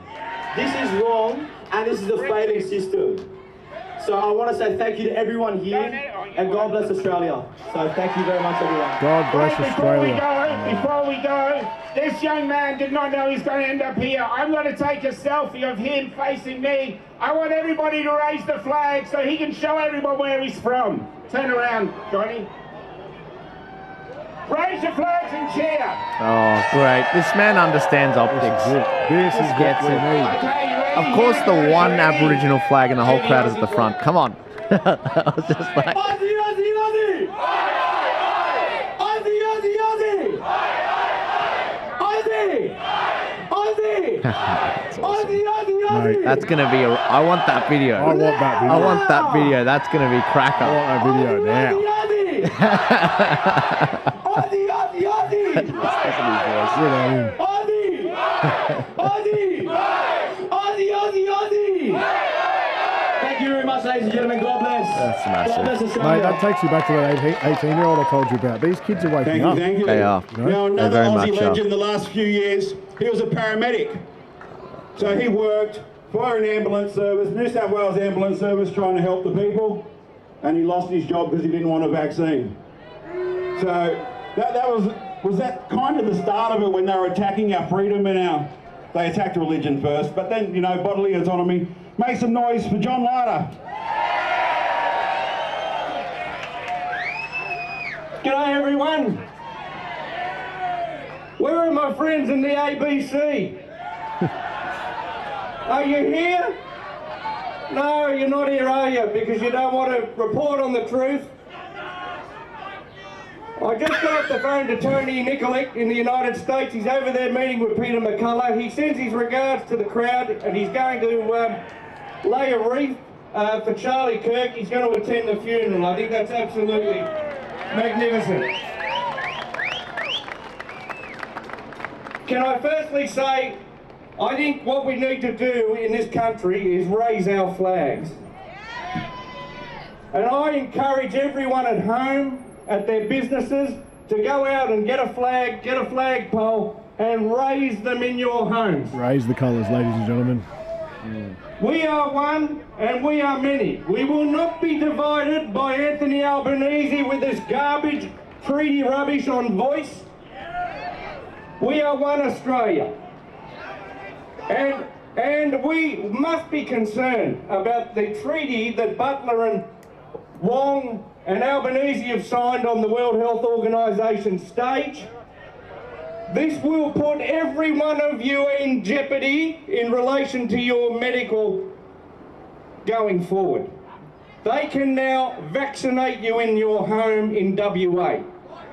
They can get the police, they can get the military to come in and vaccinate you in your own home.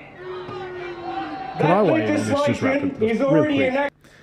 Yeah, everyone needs to take a back seat for a second and just think for a second. Do our armed forces and do our police actually want to kick your door in, even if they are allowed to vaccinate you? Like, let's just think about it. And let's remember that I speak to many veterans. I speak to people that are current serving members in the ADF, the Navy, the Air Force. I speak to current police, and they agree with the message we are sending. So this is something that, yes, it is one thing to be aware of. It is a whole nother to assume and then paint these individuals in bad light straight away because they have this power. Because, I'm sorry, I don't see that happening. I just don't. The military are not going to boot your door in because that could be their auntie's door. That could be their grandmother's door. You know, and people, the Australian military, they're not a brain-dead military. We're not dealing with people that have no idea what's going on in the world. And I really needed to get that off my chest. We've heard about it all day so far. We've heard it in 3 speeches thus far. And people really want to drive it home. Let's just think for a second that a police officer is no different from you and I. Absolutely, yeah, absolutely. They're not. No. You know? No, not at all. Look, it just needs to be said, man. Mate, honestly, the messaging, the posters, for God's sake. Yeah. Like, for God's sake. Yeah. Like, couldn't you just keep it a little bit more simple and take it back to basics? That's right. The things that are affecting everyday people that we're seeing. Like the speech we just saw with the 16-year-old that come up. Yeah. Blast that message home. That's, you know, I don't see that I'm going to have a future. Easy message. Exactly. Easy message. And he explains why. All right, let's go back to that speech. Also, I will say one thing with the ABC, so Australia Broadcasting Channel, we're going to change it. It's agenda before country. That's what they should stand for. And it's as simple as that. Yeah. Yeah. It's not news. I think someone's called it like always broadcasting crap. Yeah. Mate, are they wrong? No. I don't see the lie. Nail on that. Well, let's go back to Sydney. Acted in the WA Parliament. And you saw what happened here in New South Wales under health hazard. That grub enacted medical tyranny in New South Wales. He forced people to get vaccines that are now killing people in the millions. They are causing cancers, turbo cancers. Hoodie and I have interviewed specialist after specialist after specialist. People like Professor Angus Dalgleish in the UK, an oncologist, a virologist. It is unbelievable that people are not listening to these specialists about what's going on now with these turbo cancers. People dropping dead at 20 from heart attacks. Myocarditis, it's like the new cold. Everyone's getting it. And they're getting it because they've been vaccinated with this mRNA crap. And now they want to put it into your cows. They are coming from everywhere, everyone. We just have to be super vigilant about this and fight back. We have to say no. And Charlie Kirk taught us to say no. He taught us to be courageous. He taught us to fight back. He taught us to question.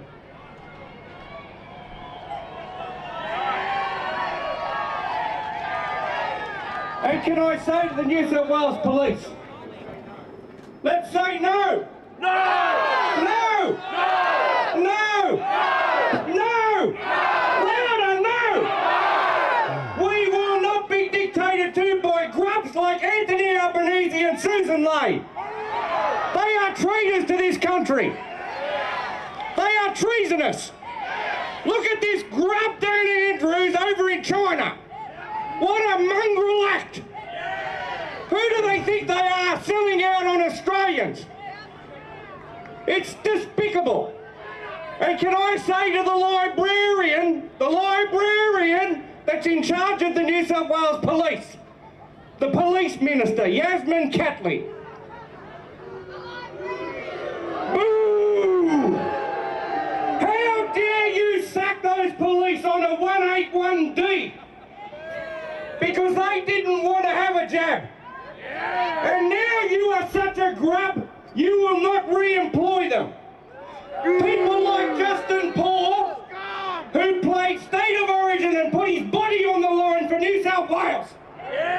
She won't let him back in the police because she is a librarian and she knows best. These people have never had jobs. They've never struck a blow in their life. People like Anthony Albanese, all they've ever done is work for another politician. And then they want to come here and tell ordinary people like us what to do. Well, you don't have to listen to them. We can just say no. No. No. You are grubs. Grubs. Grubs. Grubs. Grubs.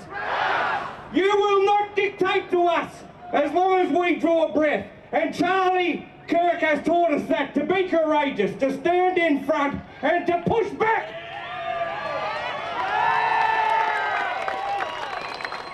And can I say to Joel Jammal and Turning Point Australia, Charlie Kirk has made a massive difference. It is a turning point in the world. And Turning Point Australia is going to become something very special in this country. And I'd ask you all to tune in to us on Club Grubbery. You can listen to all our experts, people like Dr. Philip Altman. 3 cheers for Dr. Philip Altman. Hip hip! Hip hip! Hip hip! Another guy who worked in the pharmaceutical industry for 50 years almost. He's only got a PhD. What would he know? What would he know? And he's telling everyone to stop these mRNA vaccines, as are all these doctors around the world. Dr. Asim Malhotra, another champion. They are fighting back. And let's hope that President Trump and his courageous team like RFK Kennedy Jr., they draw a line in the sand and say, let's see the real data, Pfizer. Show it to us. Yeah. Not the redacted documents that Albanese's got where there's 2 lines that we can see because you lied to the public. You absolutely betrayed them, and now people are getting sicker than we've ever seen. And wait, there is more coming. It's called the CDC of Australia, the Centre for Disease Control.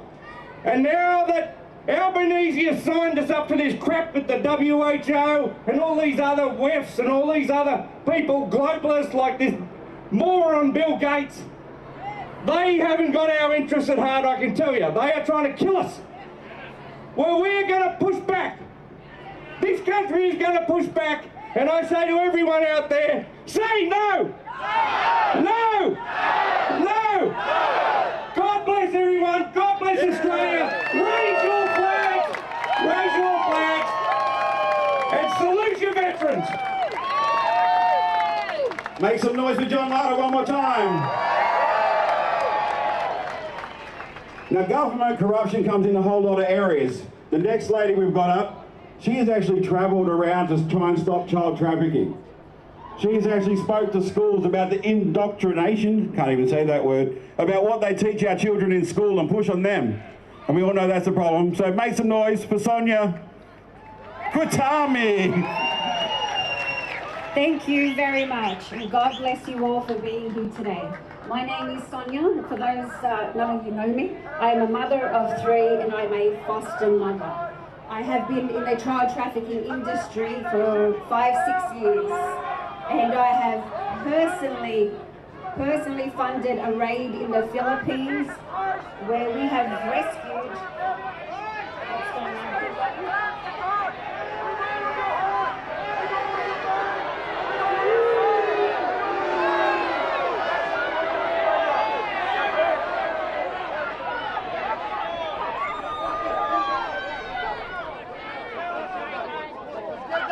Alright, I'm just going to keep talking. If we can just focus. Go to your own protest, guys.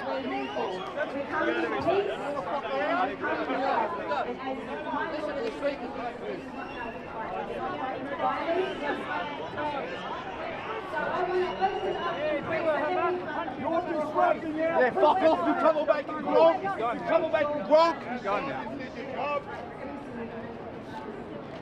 What was he saying? What was he saying? Shame on him. Shame. We're all here for the goodness of this beautiful country that we have. Like I said, I'm a mother of 3. I have a little one with Down syndrome and I'm a foster mother. I got into fostering because I knew the corruption of this government, and I knew the corruption when it comes to child trafficking. I've been involved in a child trafficking organisation for 5 years, and I personally funded a raid in the Philippines, and we rescued 19 young children as young as 5. As young as 5. So when you think child trafficking, please do not think it does not happen here. This is the birth of child trafficking here in not just Australia, but in Sydney. So I pray every evil plan that is here to kill and destroy for us and our families, our children, I pray in Jesus' name that all of those plans are broken in Jesus' name. And rather than us fighting the government, let's pray for these evildoers to turn around, turn away from Satan, because we all know that he's the father of all lies and deception. So I wanted to let you all know that child trafficking is so real. It is so real, and being a mother, or whether you are a parent or not, regardless of your faith, regardless of your race, if you have a heart for children, then I praise God and I pray that you all stand and you teach your children. So parents, I'm a film producer and I'm working on my first Christian film, Proverbs 22:6. Raise up your children in God's word, so when they grow older, they shall not depart. This is a spiritual warfare. This is not a war with blood and flesh. This is a spiritual warfare. Please read Ephesians 6.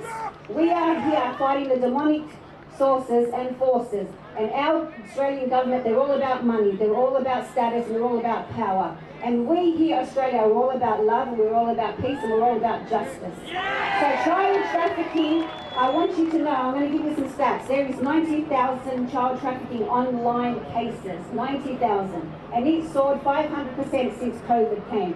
Even though COVID shut down the world, and it shut down because of mass compliance. So parents, know your rights. Children, please respect your parents. Parents, know your children. Spend more time with your children. The child trafficking and human exploitation is real, and it's going to be amped up. So it is through every single one of your prayers. And please do not cease. Rise up, not just in... I know you may not have the funds to fund a raid or a rescue, and I hate the fact that we need money to rescue these children. We know that children, there's one, just wanted to give you a bit of an update. 1 in 3 children get trafficked every 5 seconds all around the world. And so the Lord says, take care of your backyard, and this means take care of Australia first. And this is what our government needs to do. Clean up Australia before you want to invest your time and your resources to the outside world. Clean your act here and help your people. So I just want to say, please go in peace. Not all government are corrupted. Not all police are corrupted, but there is a high majority of them, because they have sold us out, and they've sold us out not for money, they've sold us out to Satan. This is a spiritual warfare, Satan versus God, evil versus good, dark versus light. And the reason why we are in this is because there is so much darkness, and the reason why there's so much darkness is because they don't have the presence of light, which is Christ. Jesus Christ is our Lord and Saviour. So I pray the blood of Jesus over even the demonic realm. And I even pray for the government. So please, rather than violating and screaming and abusing and causing violence, pray for the government that they turn against their evil ways. Let them be the prodigal children, because Christ didn't die just for us. He died for every single one of you, and even them. God bless you all. Please go in peace. And may the Lord continue to bring a revival. But the Lord will not bring a revival if He's got no one to do it. So I ask you all to rise up to the occasion. Take care of your children. Spend time with your children. Educate your children. And trust me, this would not be the way. This is not the way that the Lord has intended. Please do not fear, and know your human rights. Spirit of fear is not from the Lord. Do not be discouraged by fear. And it's not me rising up and to fight, and we will fight. And that's why me and so many candidates here ran with the Heart Party. And I personally ran as New South Wales Senate with Michael O'Neill, my brother in Christ. Why? Because we will hold every single pedophile here in Australia accountable for every crime against children, humanity, families, and our Lord and Saviour. So this is what we are to do. So rise up, speak up, but do it with respect and love. So God bless you all. Thank you, Sonia. Now we all hate Albo, yeah? Everyone here hate Albo? I don't know, who wants to start a sack Albo chant? I don't know, can we sack him? But the problem is, guys, Australia kind of voted him like 8 weeks ago or something. How did that happen? Did everyone here vote? Did you vote for Albo? Okay. Next up we have a candidate. We could have got a bunch of politicians, but we don't really like them. They don't really do much for us. But we've got a candidate here from the One Nation Party, Stuart Bonds. He wants to make a difference, so let's hear him out. Hello, Sydney. I had a speech written, but I had to wipe it out in light of what happened with Charlie Kirk, and so it wouldn't be right to get up here without acknowledging the master of debate, the man himself. What happened to Charlie was an absolute tragedy, and it's echoed around the world. I'd like you all to bow your heads for a second while I recite some of Psalm 23, as Charlie was such a religious man. The Lord is my shepherd, I shall not want. He makes me lie down in green pastures. He leads me beside the still waters. He restores my soul. Even though I walk through the valley of the shadow of death, I will fear no evil. For you are there with me. You are the rod, the staff that comforts me. You prepare a table before me in the presence of my enemies. You anoint my head with oil, my cup overflows. Surely goodness and mercy shall follow me all the days of my life, and shall I dwell in the house of the Lord forever. Amen. God bless you, Charlie Kirk.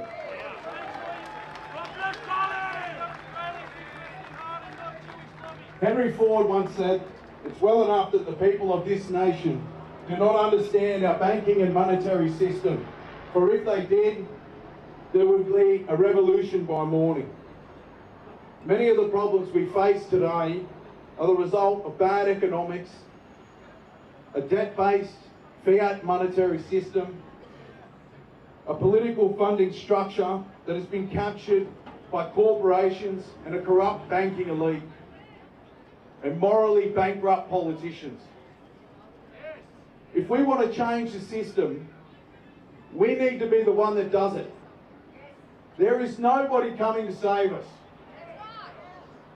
You need to take time to learn the political system, and as Charlie taught us, become the hero of your own story. We need to have the uncomfortable conversations with people, with our children. We need to donate, and most of all, become members of parties that represent us on the floor of Parliament. Remember, democracy dies in darkness, and the flame of Western civilization has been handed to you. It is in your hands. We are not being asked to charge enemy pillboxes with machine guns. We are being asked to stand up and speak out against the corruption that is within our political system. Make no mistake, we are in the fight of our lives. Now, I want you to have a look around at your feet before we leave, because there's nothing that annoys me more than when they leave the lefty protests and there's just shit everywhere, all right? We care about our country, so we look after it. So look around your feet, pick up a bit of rubbish, and just put it in the bin on the way out. I really want to thank the organisers. I really want to thank the police. They've had their own losses with the tragic shooting of their officers down in Victoria. I want to say thank you. Put your hands together for the police. Thank you. I want you to put your hands together for the organisers. It's not easy to get something like this together. But mostly, thank you, Australia. Thank you for coming down, and let's make Australia great again. Thank you. Right. Next, we have a local guy from Sydney. He knows the struggles firsthand. What he does is he travels the streets around here helping out the homeless. So can we make some noise for Rick Herrera from the Swag family? Good afternoon, Australia. I come as a brother, I come as a father, I come as a grandfather. I love this country. I love Australia so much that I'm willing to do anything to help a brother or sister out. Because there used to be an ad that said, if you need a hand, be the first to say, do you need a hand? What happened to us? I want to start by thanking my Lord Jesus before we go any further. Thank you, Lord, for the brothers and sisters here today from every race, every culture, every denomination. I pray for a peace. I pray for a unity. I thank you all, in the mighty name of Jesus, for today standing up. Standing up against truth. Standing up against the fact that we have had enough. And it's not had enough of each other, we've had enough of what's been done to each other. They want you to hate each other. They want you to turn on each other. But we're all fathers, we're all brothers, we're all Australian. All we want is a better tomorrow for our kids. By standing up and loving one another, we can make a difference. We don't have to fight because God does the fighting for us. We don't have to stand there and abuse because God does the intervening for us. What we need to do is come together like this and speak about where you're at and talk about where you're struggling and what you need done. 15 years I've been serving the streets of Sydney. I have seen every single culture and race and person on the street you can imagine, with addictions, oppression, depression, anxiety, worries, domestic violence, abuse, you name it, we've dealt with it. But it takes a special kind of leader to bring people to a place of healing. To our Indigenous brothers and sisters, God bless you. Honestly, I want to say God bless you. I tell you what, the oppression started at the beginning and they turned each other on each other. The only way we're going to have healing is to start respecting each other, start loving each other, start standing up for what's right. And by you guys being here today, you've shown that you've had enough. You've had enough. So to the government, I pray for you every day. I pray that you would turn from your wicked ways. I pray that you would turn back and just turn and run back for the people that are here today. For those brothers and sisters that are out there speaking hate speeches, I just want to say something. There's one thing to share God's love, but you've got to do it in love. You've got to do it in love. You don't need to sit there and attack each other, because we're all here for one cause, and that's to stand up for our families, our future generation. So, to all the Australians here, to all those from all different countries that have called Australia home, love yous, I pray for yous, and I pray that Australia becomes better. God bless yous all.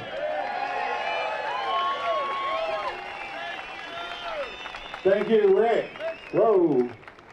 Now, our next speaker, people attacked her during the last week as well. Why? Because she runs a financial company and she's been donating to the cause for the last 5 years at least. A lot of freedom fighters, she helps them out. She helps supply things like the sound and the stage for these events. She ran a lot of the events in Canberra the last 4 years. Her son's a professional footy player. She might talk on that, but can we make some noise for the lady that helps these things happen, Cass Smith from Freedom Financial Solutions. Thanks, Mike. And thank you all for coming. So I'm going to change the pace a little bit here because I'm just an accountant. And accountants are really, really boring. So I'm here to talk about money. Oh my God. But I'm not just an accountant. I was also a financial planner before I saw the light. I'm also a mortgage broker, a real estate agent, a property advisor, a trust specialist. And a lot of people are interested in trust these days.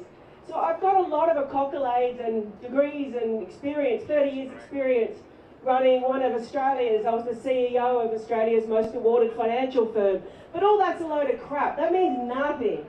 Above all else, I'm a mother. And I'm a mama bear, and 2020 changed everything for me. About 30 years ago it all started for me. I was pregnant with my first child, and I wanted to research what it was that they wanted to put into my baby. Back then we didn't have Google. I had to go to the library. I had to read research reports and scientific journals. And you know what? There was no answers. I love science. And when science, if you ask a question, you should get an answer. But all the questions I asked, there were no answers. So I decided not to inject my children 30 years ago. And I fought that fight for 30 years, keeping them safe, out of the system. Yeah?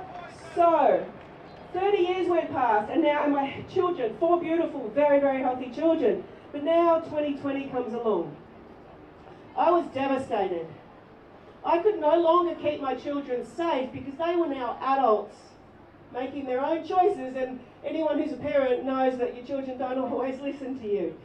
And one of my sons, as Mike mentioned, was playing for the Canberra Raiders, and I knew that he would be forced to make a choice. He was an upcoming star, absolute superstar, and he would be made to make a choice that no young man should have to make.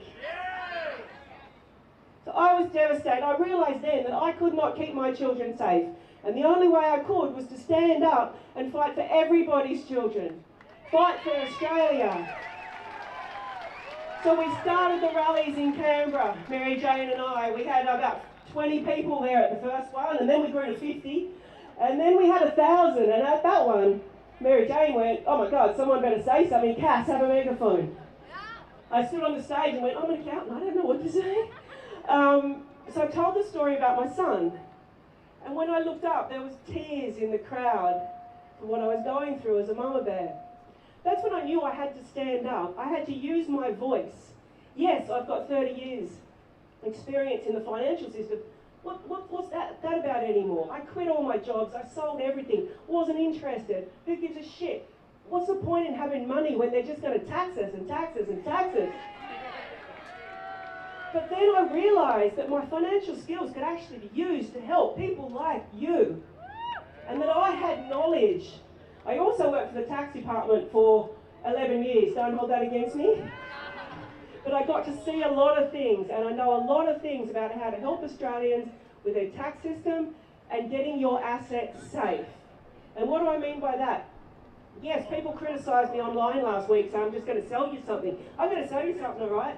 And I'm going to sell you something that I get nothing for. What I recommend people do, I do not get anything. And what I recommend you do, get your money out of your bank accounts, get your money out of the financial system, get your money out of your superannuation and into gold and silver. Go to a gold dealer near you, get your gold, get your silver, bury it in your backyard.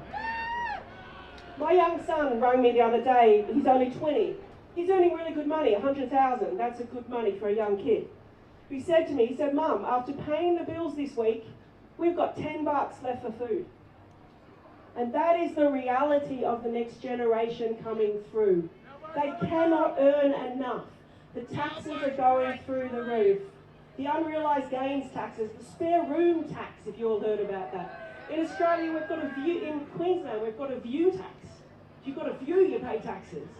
So the government is just taxing Australia into the ground.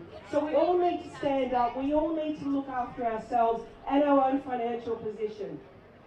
I set up a new firm called Freedom Financial Solutions. It's called Freedom FFS. So Freedom FFS. Freedom for Fred's sake. And that is why we called it Freedom FFS. We're a fantastically professional financial firm called Freedom for sake.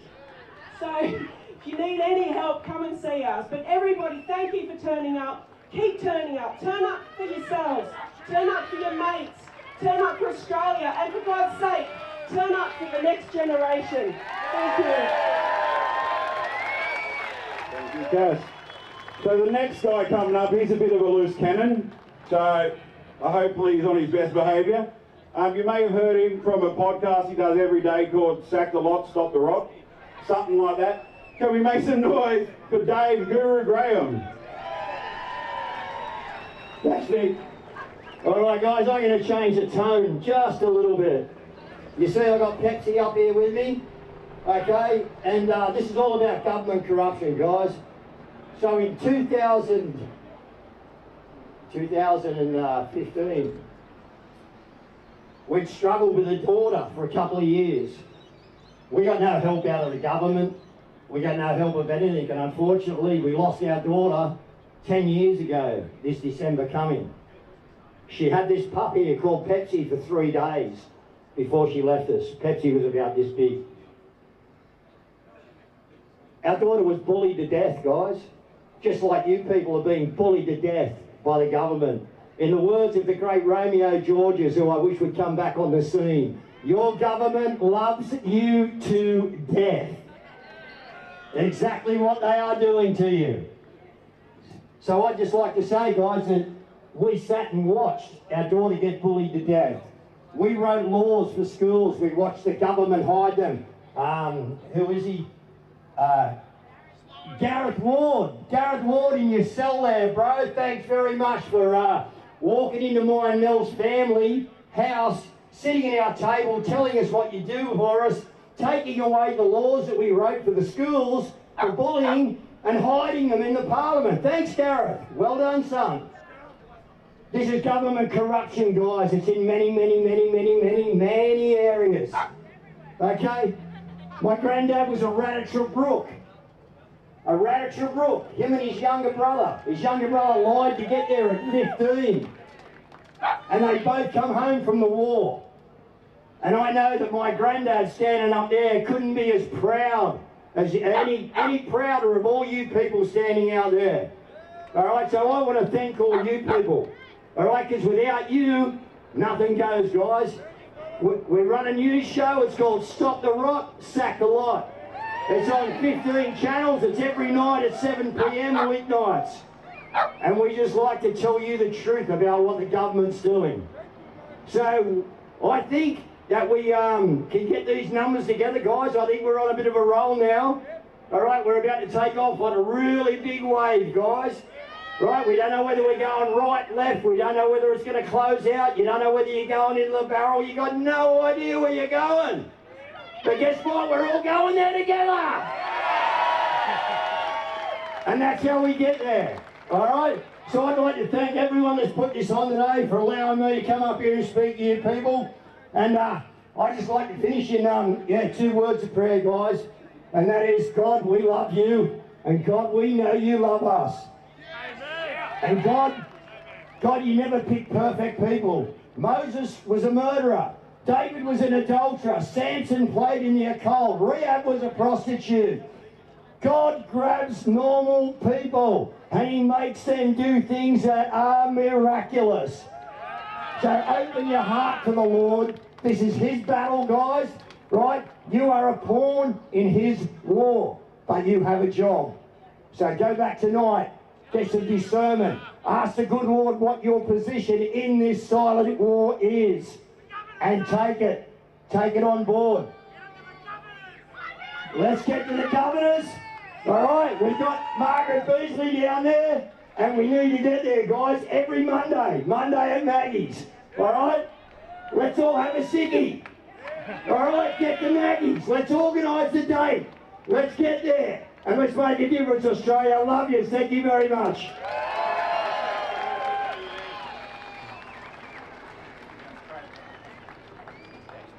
Thank you, Guru. Oh. Next up, we got a younger woman. She represented Australia in soccer. She's fought for many causes. She's now a naturopath and she just wants to talk about some unity. So can we make some noise for Doris Osman?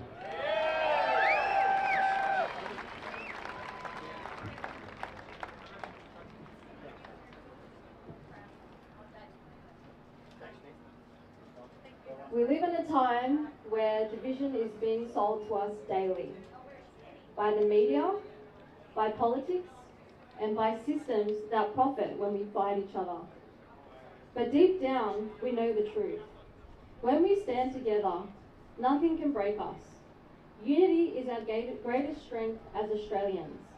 It is the single most crucial ingredient required to overcome the challenges that we currently face right now.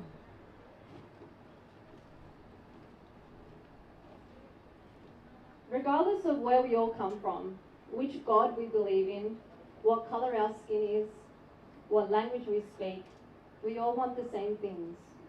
To be able to live freely, with no violence, and no fear of our safety. To not have to work like slaves, only to give almost half our pay to a corporation who doesn't even use it to benefit us. To not have to be under surveillance 24/7, chipped, tracked and traced. And to not have to deal with the continuous increase in living costs and have our resources be sold off to foreign corporations rather than shared equally amongst us. These are very basic human rights and living conditions that we all deserve. However, I want to share something that may challenge us, and I say this with love. The government isn't really our enemy. The real challenge lies within us. When we are divided, we struggle to come together and work cohesively. This creates the space and opportunity for systems and greedy people to step in and take control. This isn't about blame, it's about empowerment and looking within. Looking at the aspects of our lives in which we give our power away and feed these systems. If we truly want to change the system around us, we must first recognize the power of the systems within us. The outer world is always a reflection of the inner world. Every time we choose division over unity, fear over courage, or apathy over action, we give away a little bit of our power. But every time we choose truth, compassion, and responsibility, we reclaim it. This is where the deeper wisdom traditions remind us of something profound, that the real battlefield isn't only in politics or institutions, but in our own hearts and minds. We live in a spiritual democracy. In Zoroastrianism, the world's oldest monotheistic religion, they believe that we contribute to the cosmic struggle between good and evil in the collective consciousness through our personal choices in our individual lives. When we promote good words, thoughts, and actions, we are voting for the party of good, thereby contributing to the balance and harmony of the collective consciousness. But when we promote bad words, thoughts, and actions, we are voting for the party of evil. Our choices influence the outcome of the struggle of good and evil more than voting for our favourite candidate or party ever could.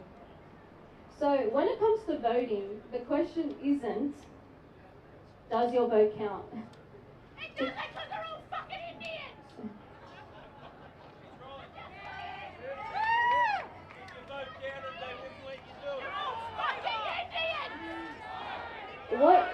What the question is, what does voting symbolise, and how do we really vote? The world needs organisation. If we want to be organised by people with integrity, virtue and wisdom, we need to embody these qualities within ourselves first. In other words, we need to become the change that we want to see in the world.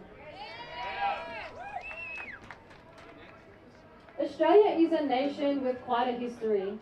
We all have ancestors who either came from war, genocide, displacement, and difficulty. We all carry these wounds deep within us. And I remind you that energy cannot be created nor destroyed. It can only be transformed from one form to another. Now is the time to transmute these wounds and use them as a positive driving force for a better future for ourselves, our children, and future generations. I will end this with a quote by Rudolf Steiner. Transmuted anger is love in action. That is what we learn from reality. Anger in moderation has the mission of leading human beings to love. We can call it the teacher of love. Thank you.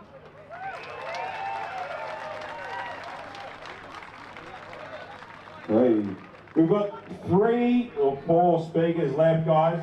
Next we have a doctor. It's a bit different again. I know we do it different around here, but doctors matter, yeah? We all see a doctor at some point, and he's got something to say. Dr. Paul. Hello, Sydney. I was the first doctor suspended by APRA for speaking the truth. I was also the first doctor unsuspended by suing them in the Supreme Court. Something is very wrong with this country in the last 5 years.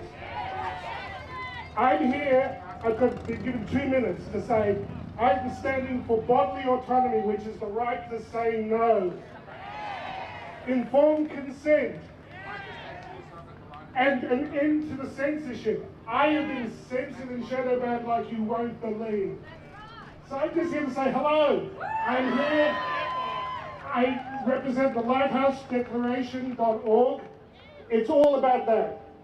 We need to get our country back. We need free speech. We need to be off the back of censorship so we can actually sort through the problems which face our country. And without free speech, we don't have a democracy, and we can't do science. And we, as Johnny said, we have a real problem with these shops. We've got excess mortality. We've got effects on cancer in young people that we've never seen. We've got disaster after disaster. So we need real speech, and we need real morality to come back to our country.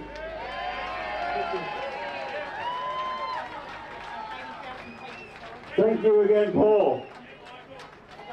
Okay, next up, we've got Donna. She's from a media organisation that sounds legit, the Corruption Whistleblower. So, go for it. Thanks everyone, and hallelujah for such a great day. Thank you, Father God in heaven. We definitely dedicated the first one, sprinkled it with scripture, just so they knew where it was coming from. This paper is an 80-page brief of evidence available from us over there under the tree at the light.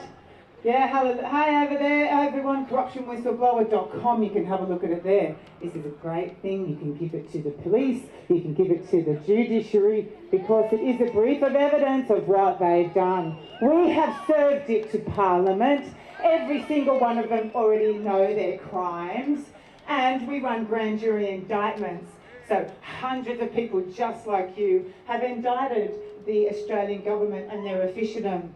So they have been indicted because the Australians, the people who live on this land known as Australia, have no faith in the Australian government. Is that true? Yes? Is that true? Yes? Do we have faith in the Australian government? No, we do not. No, no, no. You are all indicted, the Australian government and your officialdom. You have officially been indicted, and all of us know about it. And you will be going on trial, and we will publicise your trial. We will publicise your trial, Australian government, because you're guilty of genocide. You're guilty of democide, which is murder by government. You all knew that vaccines would damage us, and you, Australian government, exempted yourselves. How dare you exempt yourselves from it and make us have it to stay and do a normal day of life? How dare you? And now look what you've done, decimated. In addition to, we've got all of the side effects of what it's done. And what have you done, Australian government? They're pulling out stuff as big as worms from people's veins. They're dying of turbo cancer. Do we not know? Yes, we know. And now we know, they know that we know, that they know that we know. And we're not taking it anymore. And then they do this with it. We go, oh, Martin Bryant, what a setup. What a setup with Martin Bryant. We know that. Now we're doing it again and again and again and again. They keep doing it to us.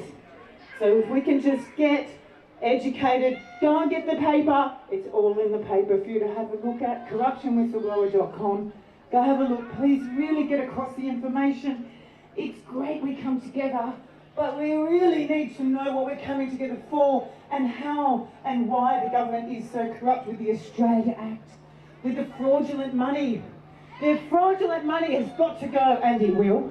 And it will. We have plans for you, Australian government!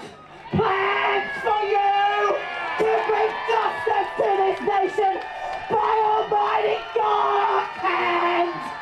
By Almighty God's hand, we will restore justice, and righteousness will rule and reign again in Christ's name. Let it be so, and amen.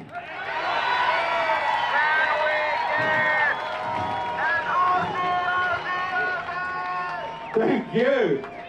Well, you're a bit riled up out there. Make some noise! Changing the flavour again. Next we have a professor. So a professor, a real professor from the Alliance of Science and Freedom. She's been on ABC many times because they want to talk to her, they respect her. She's also worked for other people I can't mention because it's like the government and stuff. Sorry, Gigi. Professor Gigi Foster. Hello, my fellow Australians. You look so beautiful. You may hear from my accent, I was not born here. I'm a naturalized citizen, and so proud to be one, as many of you in the audience probably are too. As you know, my home country is also a melting pot. That's the term we use. We have all faiths and races and ideologues and also practical people. We've got a huge mix. That diversity is an incredible strength. But we cannot use the strength of our diversity when we are silenced, when we are told there's only one way to think. As I was introduced by the guy who said, I'm representing Australians for Science and Freedom, which is a think tank, a free think tank, I like to call it, that I co-founded about 3 years ago. We are having our annual conference at my employer, the University of New South Wales, in November. Thank you, UNSW, for not cancelling me during the last 5 years. And ASF is a proud member of the Aligned Council of Australia, which some of you may have heard of. Have you heard of them? Yeah? Their main objective is to alert people when their health sovereignty and other sovereignty is being overridden by diktat from above, particularly international diktat. You may know that the WHO has put together, on the back of the COVID crisis, the pandemic treaties. Yes, that's a horrible, horrible idea. And there are people out there who think that that's the way that we produce health, that we have to increase the surveillance, the monitoring, the mandates, the masking, all of the nonsense that we were subjected to during COVID. There are people who truly believe that that is the way health is produced. If you use your mind and you look throughout history, where does health come from? It does not come from someone in Geneva making a law. It does not come from on high. It comes from our communities. It comes from healthy relationships, plentiful food, good sleep, looking after each other, supporting our immunity. It is produced locally. Health is produced locally, not internationally. And I would encourage you, and this is something ASF really tries to do, to reach across the aisles of belief and perspective, to reach those who really believe that the pandemic treaties are how you create health, and ask them to think, does that make sense? Does that actually make sense? Start the conversation. Ask them to start thinking for themselves.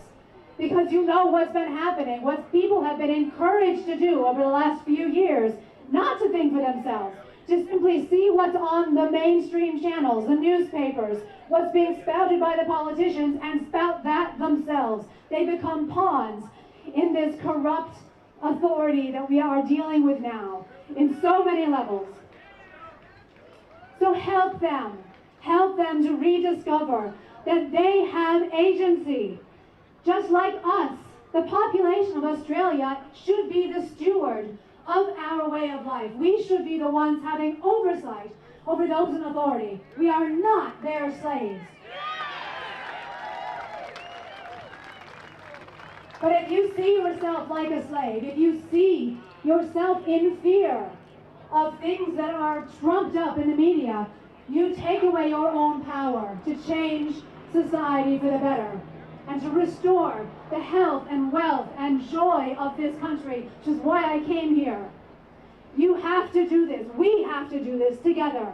Because you know, one thing that I know from my studies in economics is that power corrupts.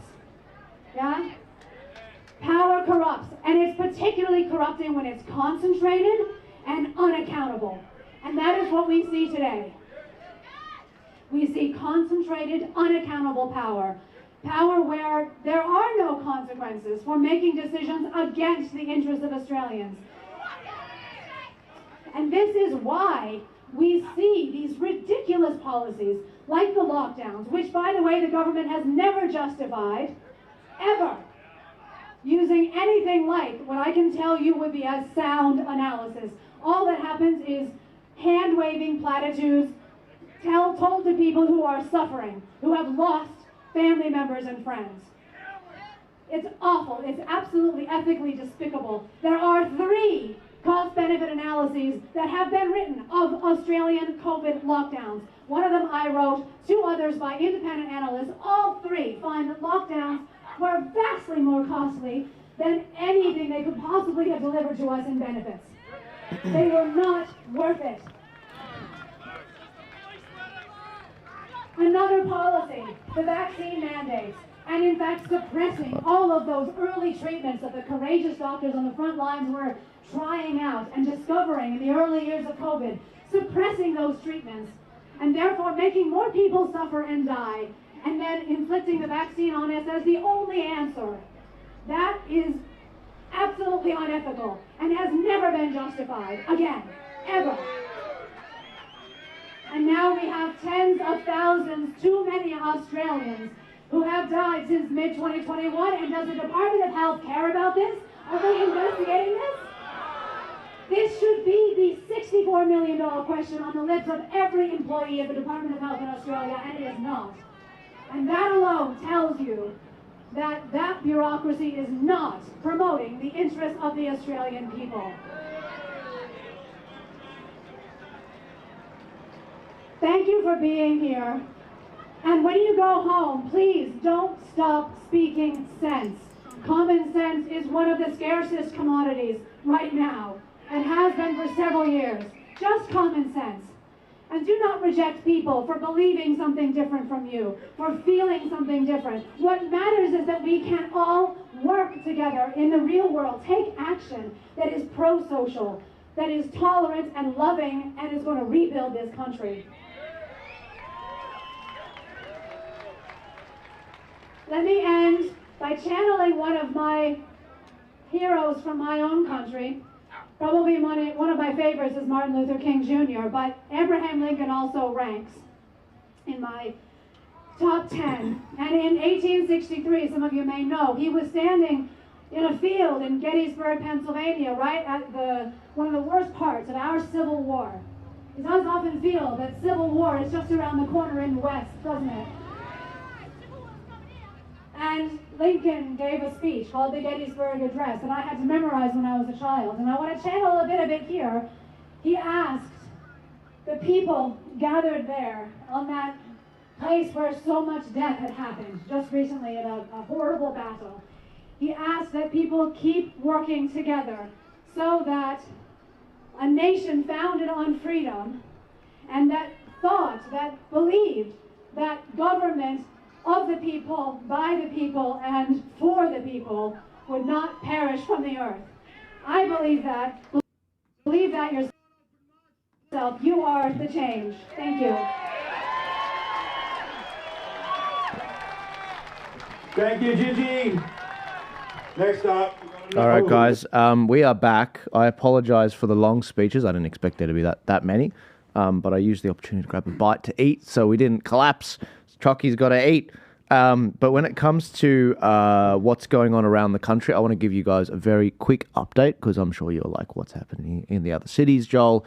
Sydney is huge. Sydney is huge. Now, I would like to show you the Sydney drone footage, but it's been confiscated by the police. So I'm going to try and get that back because Sydney is massive. Melbourne, it's got a pretty good turnout. I wouldn't say it's probably as big as the last one, but I can't tell because there's no real good footage or street shots that I've seen.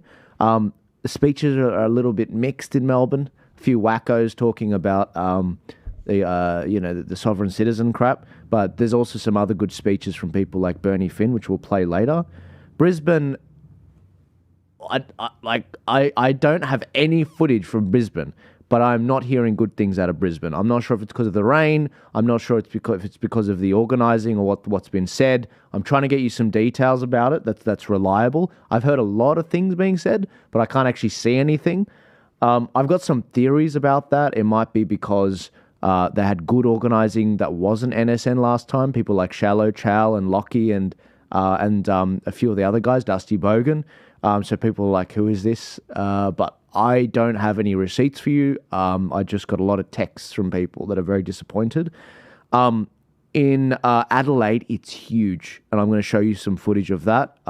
Great organisers there. They've improved their systems this time. They've improved their security. They've had a massive amount of people come out as well. And I'm going to get you Perth very soon, which is pretty much starting right now. I'm sure they'll start marching very soon, and we'll bring Robin to you. But let's look at what's going on in the other cities right now. So the first one I want to pull up is what's going on in Adelaide. So if I take you to what's his name, Mark Aldridge from Adelaide, it's quite a big march, and Mark started singing as people were still streaming in and getting the words wrong, but that's all right, Mark. I love you, mate. But this is basically what he was saying. They're still marching in, guys. Look at this. They're still coming. Look at that. Australia. I am one.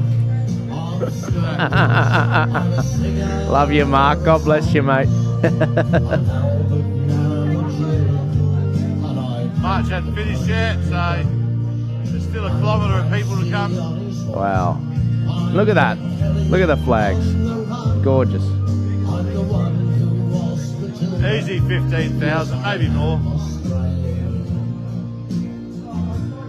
We are one. But we are many. All the lands on earth we come. North Terrace, so we have a lot more people to come yet. One voice. Good on him. God bless you, Mark. He's a proud Australian. Australia. I love Australia. He reckons 15,000 people. We shall see when the crowd gets there. He reckons there's another kilometre of people coming. So you love to see it. Adelaide, God bless you all. God bless you all. Great organisers, getting everything in order. They've got a proper sound system this time. He put the call out. He said, "Here are the receipts, guys. This is how much I'm going to need for the stage and everything and for the AC." You've done a great job, Mark, and the turnout reflects that. And good on you, mate. I can't wait to see all the footage. I know George is out there as well. He's put some footage out there as well. I'm keen to see exactly what that looks like. But what are your feelings on that so far, Trocky? Mate, overall, we're seeing some good turnouts. I mean, I've had some messages too, Brisbane. I was just reading them now, saying it was no good at all. Right. Something to do with a speaker on stage made people walk away. I don't have much more than that at this point in time. It's a shame to hear. But, I mean, look, last time in Brizzy was sensational, like you touched on and we touched on prior. So, I mean, if it means that the old organiser needs to come to the plate next time around, so be it. Yeah. Charlotte Charles a great guy. Mate, he did fantastically. Yeah. Really, everyone spoke about it and everyone agreed that he did a phenomenal job and he kept the men in black, so to speak, at bay. And they didn't like that very much, but I mean, the march that he put on for Brizzy was tip-top. Absolutely amazing. Absolutely. And guys, here's some more footage out of Adelaide. Thanks to George from the Adelaide set. George has done a phenomenal job in George. Getting this posted out there. Good on you, George. Trying to see if I can fast forward it. But this looks like the mid part of the march. This is why I'm dying to get the drone footage of Sydney, of all places. Of course they confiscated it. There you go. You got people supporting, blowing the horns. Let me actually show you the screen, guys. It does help. It does help a little bit. Every people looking at my eyebrows, they're like, I don't see it, John. Deep zoom. Awesome. That's awesome. All right. Okay. All right, Adelaide. That's good to see. I'm really pleased to see that, I mean, Adelaide's come out again. That's really good. I had one person remark to me and say, oh, that's just because they're riding off the coattails of the last March. Adelaide was a flop last March because people rocked up, a lot of people, and they had literally 1.5 speeches, and then one of the NSN guys got up, and basically the whole thing It was the heckler's veto. He wasn't a scheduled speaker. Everyone was like, what the hell? He threw his toys out of the cot and tried to take control, and it didn't really go very well at all. Yeah, and despite that, people have come out again and actually been like, no, look, we're going home. We don't want to hear from these guys about white. I think the fact that people are still sitting here trying to compare last time to this time, it's like, hello, we're still going for the same thing. We still want the same end result of a united Australia standing up against the things that we don't like here. Yeah. So it's not about what one was better. Like, obviously, there are bad actors at playing the last one, and everyone is aware of this. Yep. Right? But still, like I came out and said publicly, is that 99% of people, as did you, were there for the right reason. And that's why we have seen such great turnouts today in Adelaide as a perfect example. Absolutely. Guys, here's some footage from Melbourne. I'm seeing a lot of the counter-protest footage, and I have to admit, it's pretty scary. Mate, they look wild. We are not seeing this in Sydney. Sydney is a very different beast to Melbourne, but this is the sort of stuff we're seeing in Melbourne right now.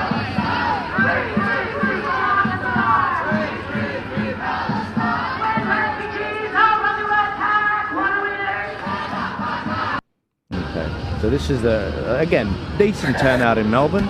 Looks fairly similar in size to, I can't see the edges, but looks fairly similar in size to last time. A lot more chill crowd. I don't see any crying kids in the crowd because the Nazis on stage. They're playing their music, they're having fun, they've got their balls out, and guys in their balls. And then we've got some speeches, beautiful music. So thank you very a nice vibe. You have a few. We are all one. Okay. No matter what your race. Sorry, I love you, Jackie, but your speeches go forever. I won't play it now. Then we've got. Oh, jeez. Okay, this guy talked for a while. I want to see Bernie Finn's speech. On that, I'm sure they don't. Who's that? Show and every other organisation in Professor Ian Brighthope. Australian government can to speak up. Please. Our next speaker, he's a farmer for 40 years. Oh, yeah. Been campaigning against this corruption. The corruption against the farm. Just so you know, guys, I think the next guy is Billboard Battalion. We will bring up all of the other cities in a bit. I will bring up some footage if I can get it from Brisbane. Guys, if you're watching in Brisbane and you missed out this week, but you got some footage of Brisbane, send it to me. Please do. I actually just had someone message me regarding Brisbane and said that there was a speaker there who tried to downplay the burning of the Australian flag. So I would love to see the footage and who it was, because you can't downplay burning our flag. No. I've said in the past, if you're burning our flag, mate, like, you can't just get off scot-free. Like, just go. Else. Just go. That was the flag. That was the flag that people respect and die under. That is the super majority of the flag, the blue one specifically, and the red ones that we're seeing in Sydney, in Melbourne. That's what we're seeing in Adelaide. If you're going to burn the flag, it's like, mate, the reason why they want to destroy the nation state, it's the last thing we have holding us together. It's the last thing. It's not religion. It's not ethnicity. It's nothing. Not even language. We're starting to lose language as well, which is worrying. And when I say language, I mean accent. Yeah. You know, and that's why it's like, you know, some people say to me, "Oh, Joe, like you confuse me." You got the Aussie accent. I get it all the time. When I call someone on the phone and they haven't seen what I look like prior to my social media days, and I rock up, they expect me to be Caucasian. Yeah. Or not me, you know. Yeah, that's funny. It was very funny when I was in construction, actually. Really? I had a guy, he comes on the show all the time, Shaquille Letma. He was here for the election stream. Yep. I had probably known this guy for about maybe 4 months on the phone, chatting. As Aussie as I sound, as Aussie as you sound. Yeah. I meet him. Guy is like almost as black as the Ace of Spades. Indian, like he's Sri Lankan Indian. Yeah. Not Sri Lankan, Fijian Indian. He's going to kill me for hearing that. And I'm like, you're not what I expected. And he's like, mate, look, get used to it. Literally talking, you know, the kettle. It's hilarious. Hilarious. Yeah, but no, look, we will get some more detail. Guys, my point was, if you were in Brisbane, send me the footage. Yeah. The reason we do this, or me. The reason we do this, and last protest, we were dead honest. We played all of the speeches that we could find footage for. On the day, we didn't get to play Thomas Sowell. I actually couldn't find a good version of the Thomas Sowell one. But in Sydney, we played all of the speeches. Joel Davis, all the guys in black, all the guys that weren't with them, all warts and all. So the reason we do this is because the mainstream media, they love to twist things. but also I owe it to you guys to give you honest information. That's, after all, what Charlie Kirk was all about. That's why so many people came out in respect for him. And that is exactly what we're about here. And I want to thank everyone that came last night and brought those flowers. So if you were in Brisbane, send me a link, send it to my email, joel@tpaust.com.au. I want the truth. I want the truth of what's happened. I want to see what's happened. I want to understand. I know it was a rainy day, but I don't think that's the only thing going on. I reckon there's a lot more that's happened. And if that's because someone on the stage said something, I want to see it. And I want to play it so people around the nation can be like, okay, Sydney good, okay, Melbourne good, okay, Adelaide good, WA good. But what happened in Brisbane? You were the strongest last time. I've potentially just received a video of someone talking. Oh, yeah? See who it is. Okay. We'll check it out, and if it's worthwhile, we'll chuck it up. Sure. I'll send it across to Well, you. guys, I'm going to show you some Melbourne so you don't feel like I'm not being picky and I just like Sydney. And very soon we'll also show you Adelaide, and then we'll show you WA. Don't worry, Perthans. We will bring up the Perth stream as well. I'm not going anywhere. Let's check out what's going on in with Billboard Battalion in Melbourne. Is by the government for 40 years. Ladies and gentlemen, Mr. Wade Northhausen.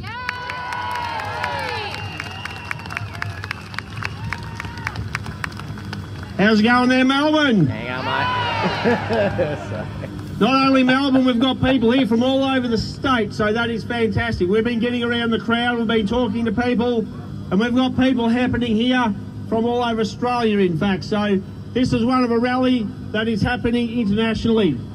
We are starting to see, quote unquote, the people are waking up. We are starting to see things happen overseas. Well, it's been a long time coming.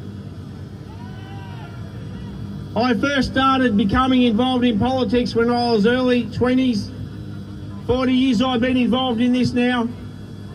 And we started to get involved when we saw banks illegally foreclosing on farmers and sending them bankrupt.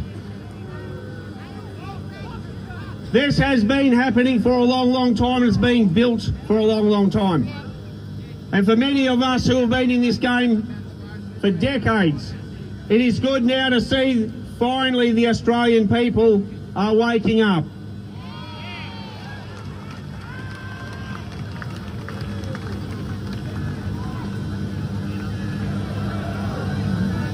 Absolutely. So a lot of people, their awakening moment was the start of the fraud and the attack on the world's people, known as the start of COVID-19.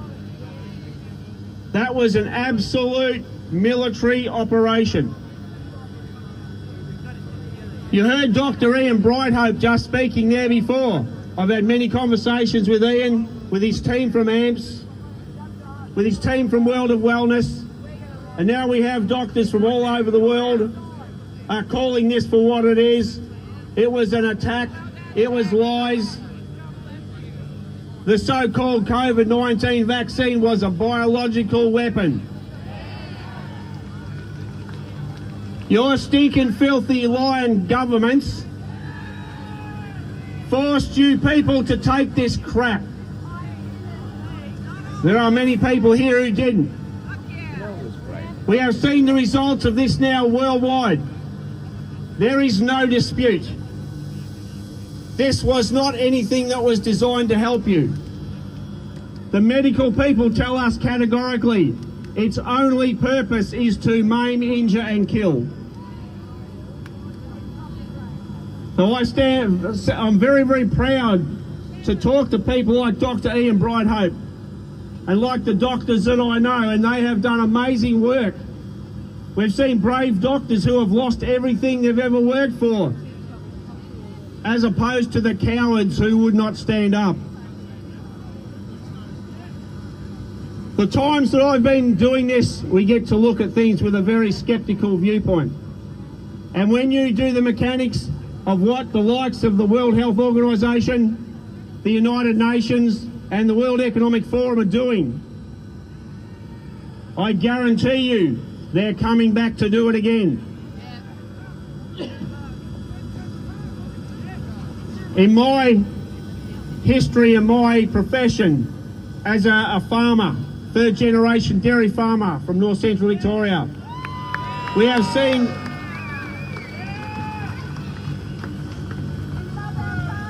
have seen governments systematically attack and destroy our farming sector.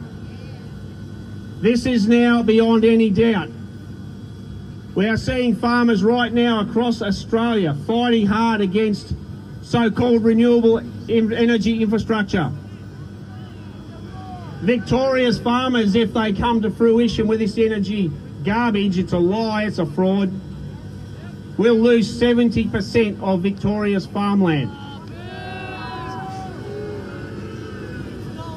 That is a massive impost, and the whole purpose here is to put farmers under enormous pressure to send them broke.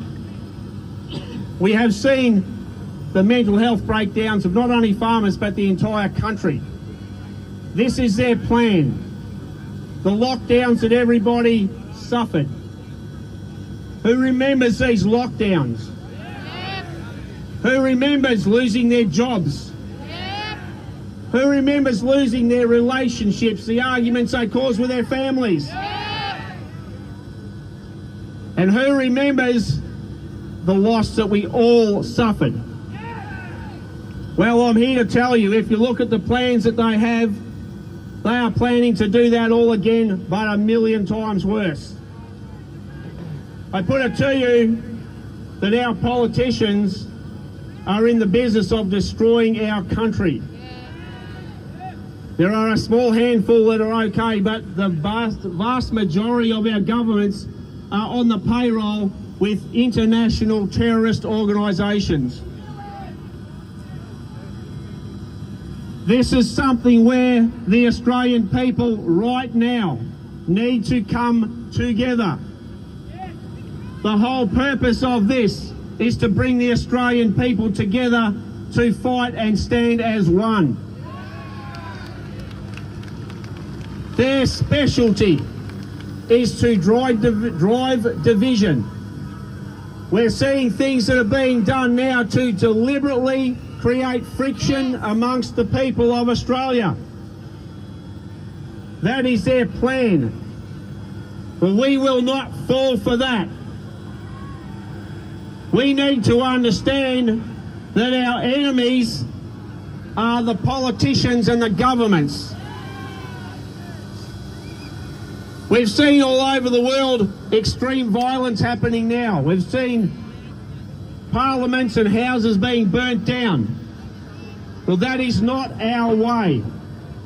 We do not want to fall into that category. We do not support that. But I understand why this is happening. We must put pressure on our governments and politicians here. Peaceful, non-violent, but they only can survive while we are divided and fighting each other. We've seen some people, just previous speakers, who talk about our police standing with the Australian people. What we've seen is that terrorist governments have used our police through the agency of corrupt police command.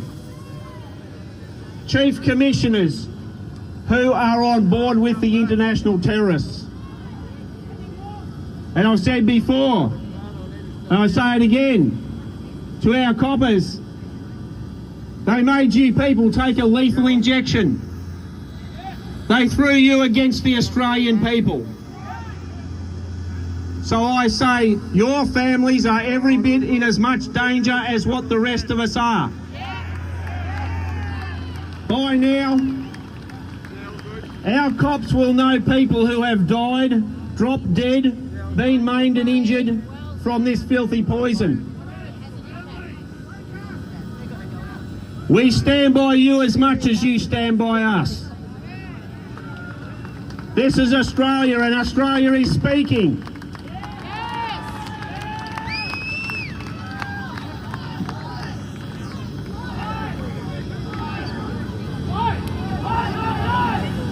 This is a numbers game, it is an education game, it is an information game. When we see so many people who want to go to the footy, they're not interested, they turn their back on what we're talking about. This is where every one of us needs to become a conduit.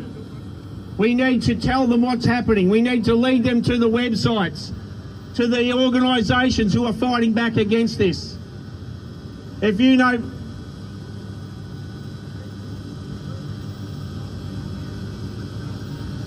That's right, there were some people who were exempted.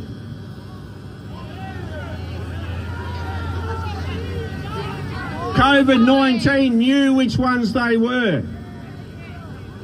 So that tells you the entire thing was a total fraud. This is just part of the attack on us, we the Australian people, and the people here now who have put these rallies together, the people who are marching. Well done to them, to the organisers.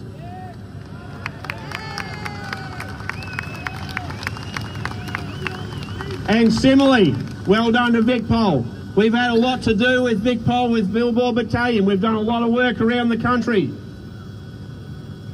And we know that we have support. We can say the things that many of them can't, but want to. So we need to continue that support. Australia's military is being set up to be used by the World Health Organisation against us. The World Health Organisation was given the power over Australia by the so-called Labor Party Federal Health Minister, Mark Butler, on the 19th of July this year. They have handed it over, so expect things to get rough. I can tell you right now that the things that they talk about being some kind of a pandemic, they are planning, and we can only just say a few short things in the amount of time we've got. They're planning to say that the fraud and the hoax of climate change is a pandemic. They will use that to attack your rights, our farmers, your properties, your ability to get food and money. These are all in the pipeline. So for the people who are here today to help and fight for our farmers and fight for our rights, I say thank you.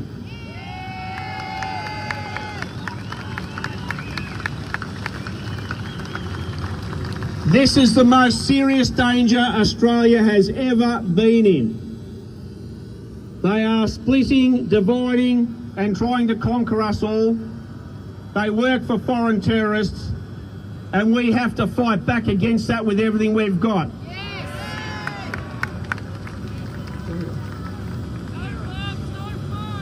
So I won't take up much more of your time here today, but let us be aware that we are doing everything we can. We're fighting with everything we've got. And we need every Australian to stand up. We've heard about our Anzacs. Well, we are in the middle of losing our country. When all our stinking filthy politicians turn up on Anzac Day and they lay wreaths and they tell everyone how much we owe our Anzacs and they talk of their honour and their sacrifice. They are selling them out. They are desecrating the memory of our Anzacs. And they're doing it for money. They think that they're on the side that's going to win. That's why they've decided to sell us out. Here in Victoria, we've seen a piece of filth, low-life scum, Daniel Andrews.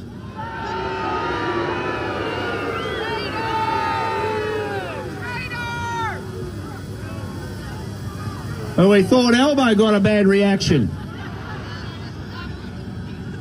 Daniel Andrews has recently been photographed in China with some of the leading terrorists, dictators and human rights abusers in the world.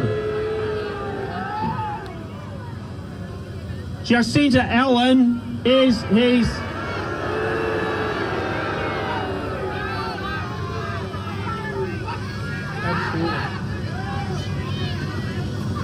She is his protege. She is working every bit as much for the terrorist organisations as what Daniel Andrews did. To everybody here at our rally here, we are not marching. We are static here in front of Parliament House.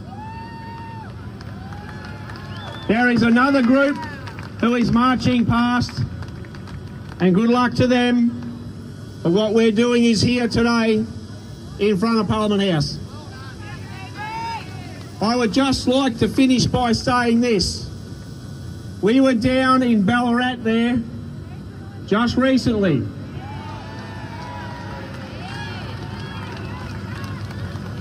At the what's called the Bush Summit. And two of the honoured, they call them the honourable guest speakers,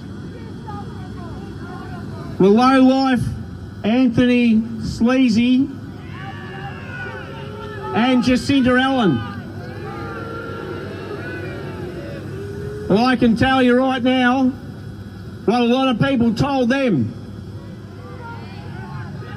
And I'll just finish by saying that Anthony Albanese, the last he was seen leaving Ballarat, his motorcade was hightailing it out of town. Absolutely. With a whole heap of farmers on tractors in high-speed pursuit.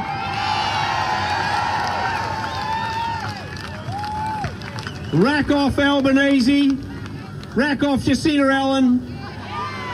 You take your corrupt foreign terrorist governments and you shove them. The Australian people have spoken.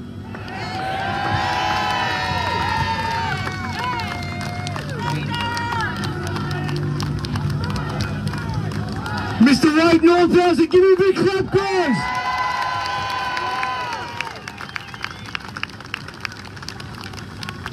I'm glad you're staying, because as you know, this is one of many rallies that need to go forward. So those that have gone off and marched, bless them, but you'll get the opportunity to march. Don't you worry about that, I promise you. Now, one thing we can do, a whole bunch of consistent, smaller actions are what's required here. So part of that is changing our mindset. This is not going to be done in one swoop. It is consistent, ongoing action that you are going to have to reinvest some of your time. Is your country worth it? Yes! Is your country worth it? Yes! Sure, you might decide to sit in your comfort zone for the next 6 to 12 months. And you'll be comfortable for a while. And then you won't be. So we have to reinvest some of your time. Saving your country isn't something you do if you've got a bit of spare time. Saving your country is reinvesting your time into things that are monotonous, painstaking. So celebrate the small wins. Today is a small win. Look around you. This is a win. It's a small win, but it's one of many steps. So start getting around that mindset of I'm going to have to reinvest some of my time into having more conversations, into studying more, into reading more, into having your own community gatherings. Get together in groups. Go and visit your local elected representative, please. We're using Mockingbird back on them. They're not politicians. They're elected representatives of the people. They do what you want them to do, not the other way around. They are not our lords and masters. Elected representative of the people. It's about time they started doing that again, isn't it?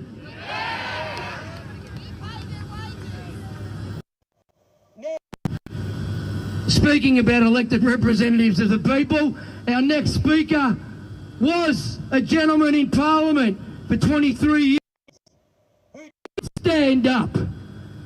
And the the changes he wanted to make from the inside were stifled by the corrupt cesspit that is in there. And Bernie's going to speak a bit about that now. Ladies and gentlemen, Mr. Bernie Finn.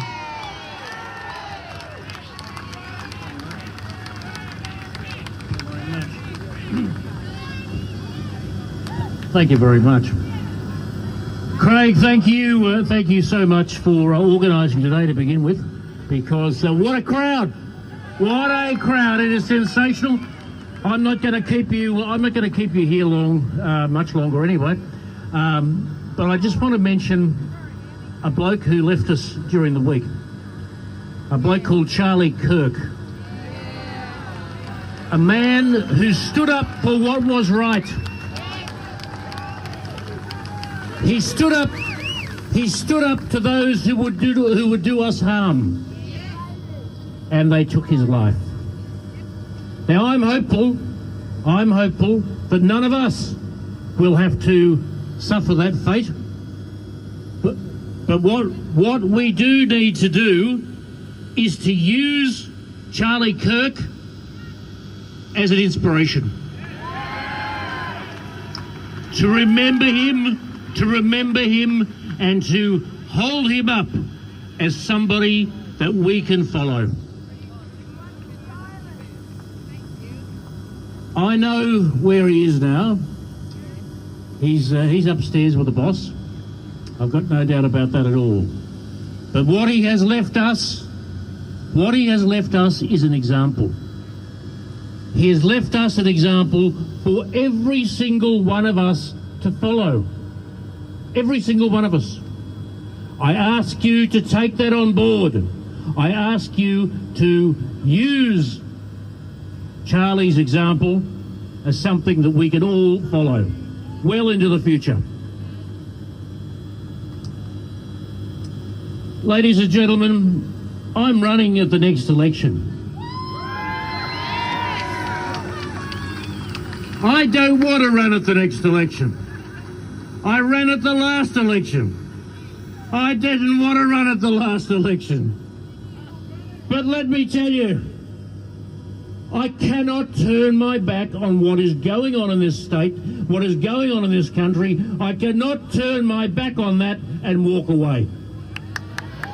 That is not on. That is not on. Because we have the worst group of politicians I have ever seen in my life. Right now.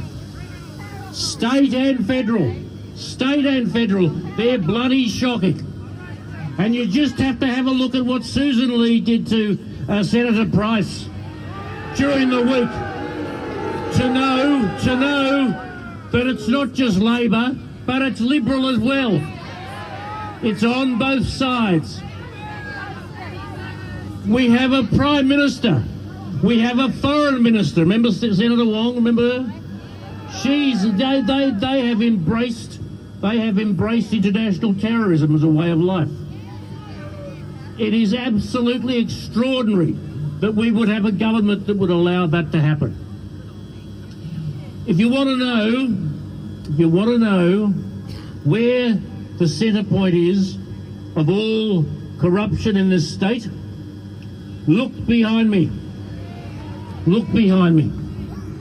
We have had, over the last decade in this state, the singularly most corrupt government in the state's history. It is totally and absolutely corrupt. It is a whole range of things, and the good doctor mentioned before about how he had been treated, and I stood up during the pandemic, call it what you will.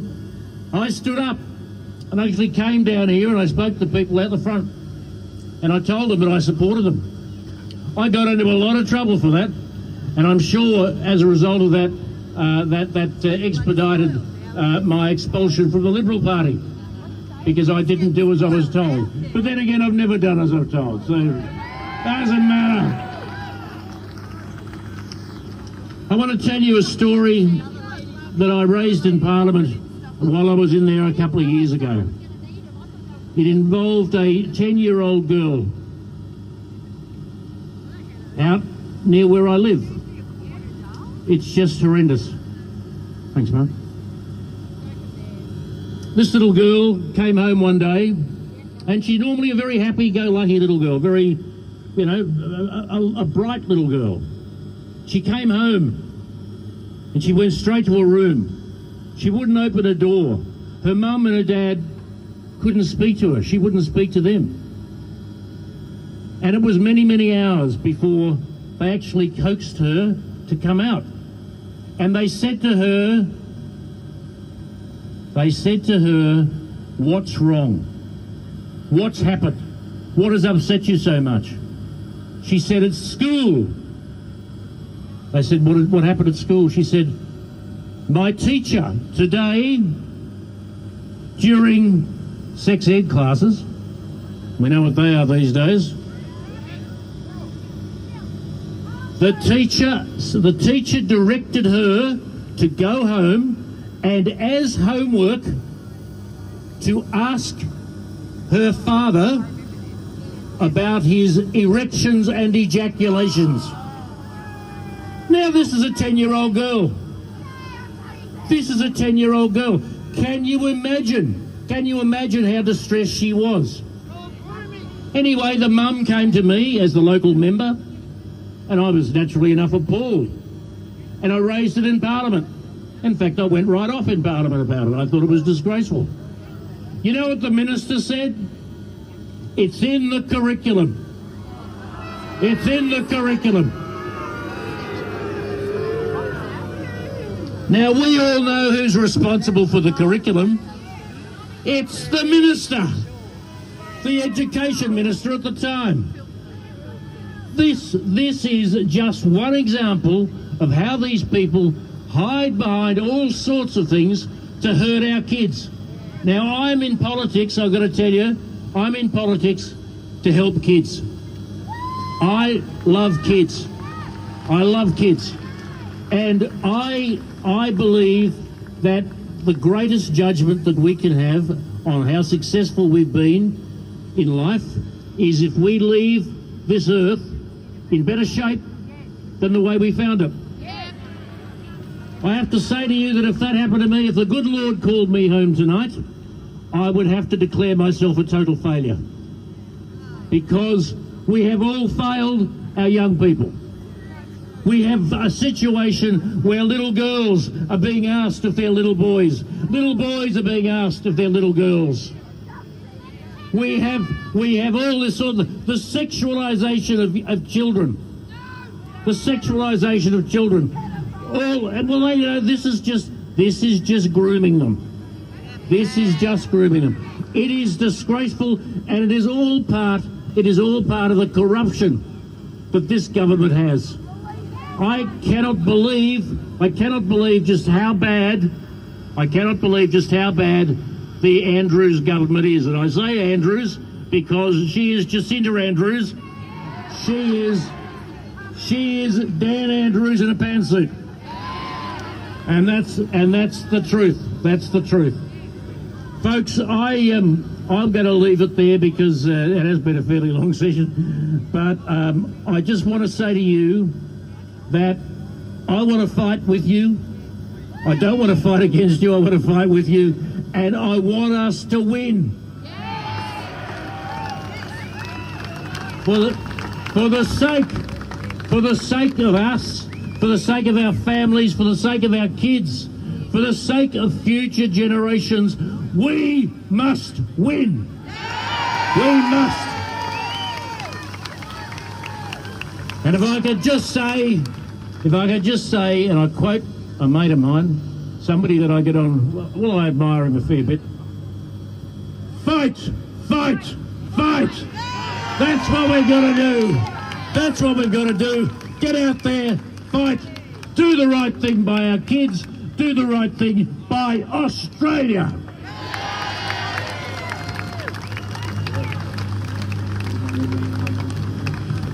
Ladies and gentlemen, another big round of applause for Bernie Finn.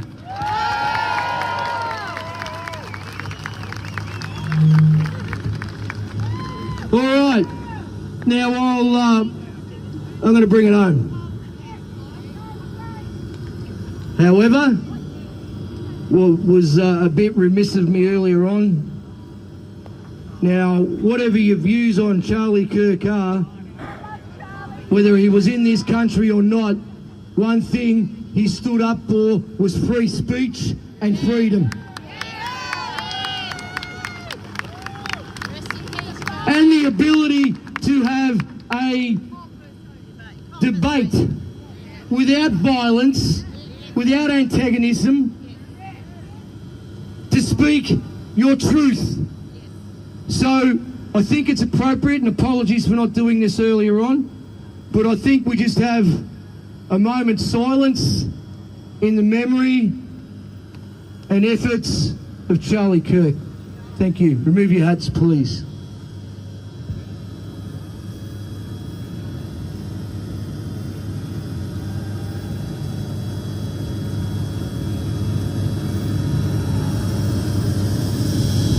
Thank you, ladies and gentlemen.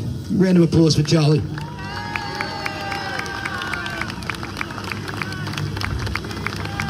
All right, just off the back of what Bernie was saying. It's the Asian dude that rocked up with that. There you go. Guys, how are you? I hope you're enjoying the speeches. We have so much to show you. We have. Where do you want to start, mate? We have so much. We have so much to show you. I don't know where to start right now. To tell the truth. All right, I'm going to briefly show you what's going on in Perth, because Perth has come out today. Perth has come out. We've got the best, in my view, of the speeches yet to come in Sydney. We've got some other speeches in Melbourne, and WA has come out. WA is an absolutely insane turnout, and Adelaide as well, and I'm here for it. I'm here for it. I think it's awesome. So this comes from who sent us this? In WA we've got the Hard Yarns podcast. Here you go. We're going to come to this later, but this is Hoodie out in Sydney, and this is Perth coming out, and speeches starting. That has placed itself above. And so I'm going to get you guys some more footage, so you can see exactly what's going on. But I just got Courage is the Cure on Facebook. We do have some footage of what's going on over there, and that is Robin over there from the Light Australia newspaper. She does a phenomenal job. Robin has, and this is why it's so important to have streams. We don't have a single stream of Perth. We don't have a single stream of Brisbane. We have one of Perth. We have one of every other city. We don't have one of Brisbane. I want to show you the comments. I want to show you the truth. We have a lot of clips. We have a lot of testimonies, but we don't actually have the video evidence, and it's very frustrating. It is frustrating. We're getting a lot of feedback. Yeah, and it's not good. And it's not good. But we need the video. Yeah, exactly. Because I want to go to town. If something bad has been said that I don't agree with, I want to give you my honest opinion, but I don't want to base it off something I don't know happened. And I need the video proof to show people so that they can make their own mind up as well, and then I can add my opinion. That's how I work. So let's look at what's going on in Perth right now. This is it again, Facebook stream, so I can't go back on it, unfortunately. Isn't it amazing to have voice in Parliament that is actually representing, and to see that voice have their backs turned on to Jared Rennick and some of the other amazing parliamentarians, and when... All right, so we will come back to all the speeches in WA. I wanted to see a bit of a shot of the crowd like we did in Sydney. Mate, I think we're going to have to start to show some stuff of what's going on in Melbourne around the place. Yep, for sure. So what I'm going to do, guys, is I'm going to bring up some footage of Melbourne, actually, from the... Who was it? The Yarn? Yeah, the Yarn. The Yarn's got heaps up at the moment. Right. Well, not looking ideal from reports and videos. It shows that pro-Palestine has sort of marched to go head-to-head with the Australian Unites March. Don't have a great deal more than that at this point in time, really. But the footage is pretty full-on and very, very big police presence. All kitted up as well, not like what we're seeing in Sydney, which is a sign of how doomed Melbourne is at this point in time, really. Yeah. They shouldn't have to be in the full kit, shields, helmets and all. Yeah. With the beanbag guns out as well. So it's sad, really. It really is. It's sad. It's sad that there's really such great is. divide between these people. And it's, you know what really beats me is this pro-Palestine rally. There are so many Australians in that crowd marching against other Australians. Yeah. No, exactly. And there's a lot of people that don't understand. No. 'Cause what happens is these things get co-opted. And I didn't know this until about 6 or 7 years ago. I was listening to Tim Pool. Obviously, the US is further down there. Yes, 100%. Destruction of Rome. So Antifa, these left-wing groups, these communist groups, they would pick a legitimate issue or even an illegitimate issue. And they would take it, they would hijack the leadership, they ingrain themselves in it, and then they would basically combine it with something that they're doing. So something that Tim Pool, I remember he told this story in New York, there was a protest, and it was like a teacher's protest for better teachers' rights or whatever. Noble issue.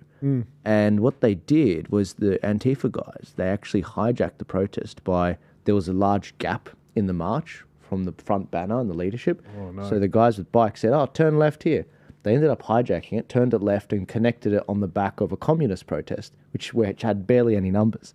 And then all those people unknowingly were marching in support of a communist protest. Insane. Literally. And so when I say, guys, they are at a crazy level of civil war, I mean, that's where we learn some of these things from, what our opponents do, but what we can do in response. And that's why we listen to what Charlie did, because he was dealing with a higher level of communist than we are, a more advanced, a better financed, a better organized one.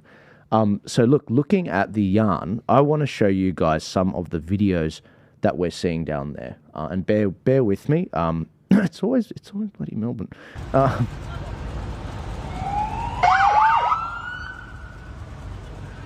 A lot of cops on the move.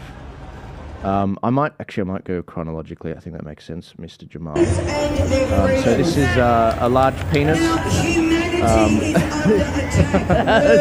of Premier of Victoria and Mr. Albanese. Sorry for those watching with kids. We've got a shot of the crowd in Melbourne outside the Parliament. This is well before they've even started marching. And they're all hanging out. Again, huge turnout, guys. Huge turnout. Huge turnout. And then if we go back, starting to see, the title is These Guys Are Near the Corner of Russell Street, Lonsdale Street, all vehicles full of port cops in Melbourne for Antifa and Free Palestine protests. So these guys are just full of cops. These cars are full of cops, ready to deploy the cops where needed, basically.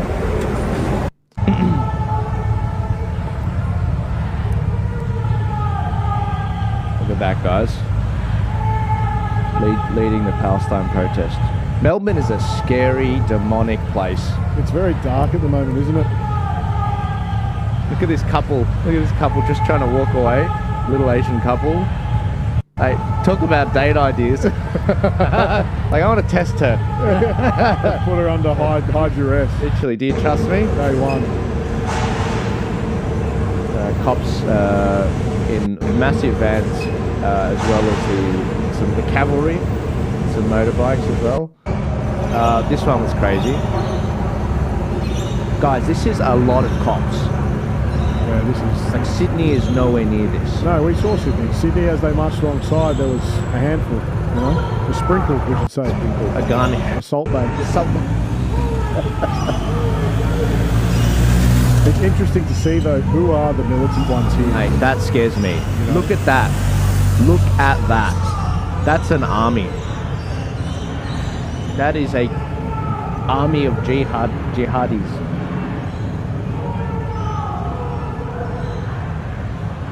It's really not good, is it? No. You know, this is like when I say, this is why I say you need to bind together, Melbourne. You kind of, the numbers aren't with you. No. The voice showed that. The voice showed that. 55 to maybe 60% voted no. Yeah. Whereas Queensland, we're talking 70, 80% voted no. You've got to think as well. How do we see our way out of this? What is the end result? Like, we can't. You don't want to see carnage on the streets. We don't want nor need violence. But it's clear that opposing sides are about that. And it makes you wonder why, like, at what point does the government step in and say, okay, this side is evidently militant. We need to dissolve it. We need to stop letting them march. We need to stop letting them assemble and or at least make their life hard. Because in Australia, yes, you have the right to protest.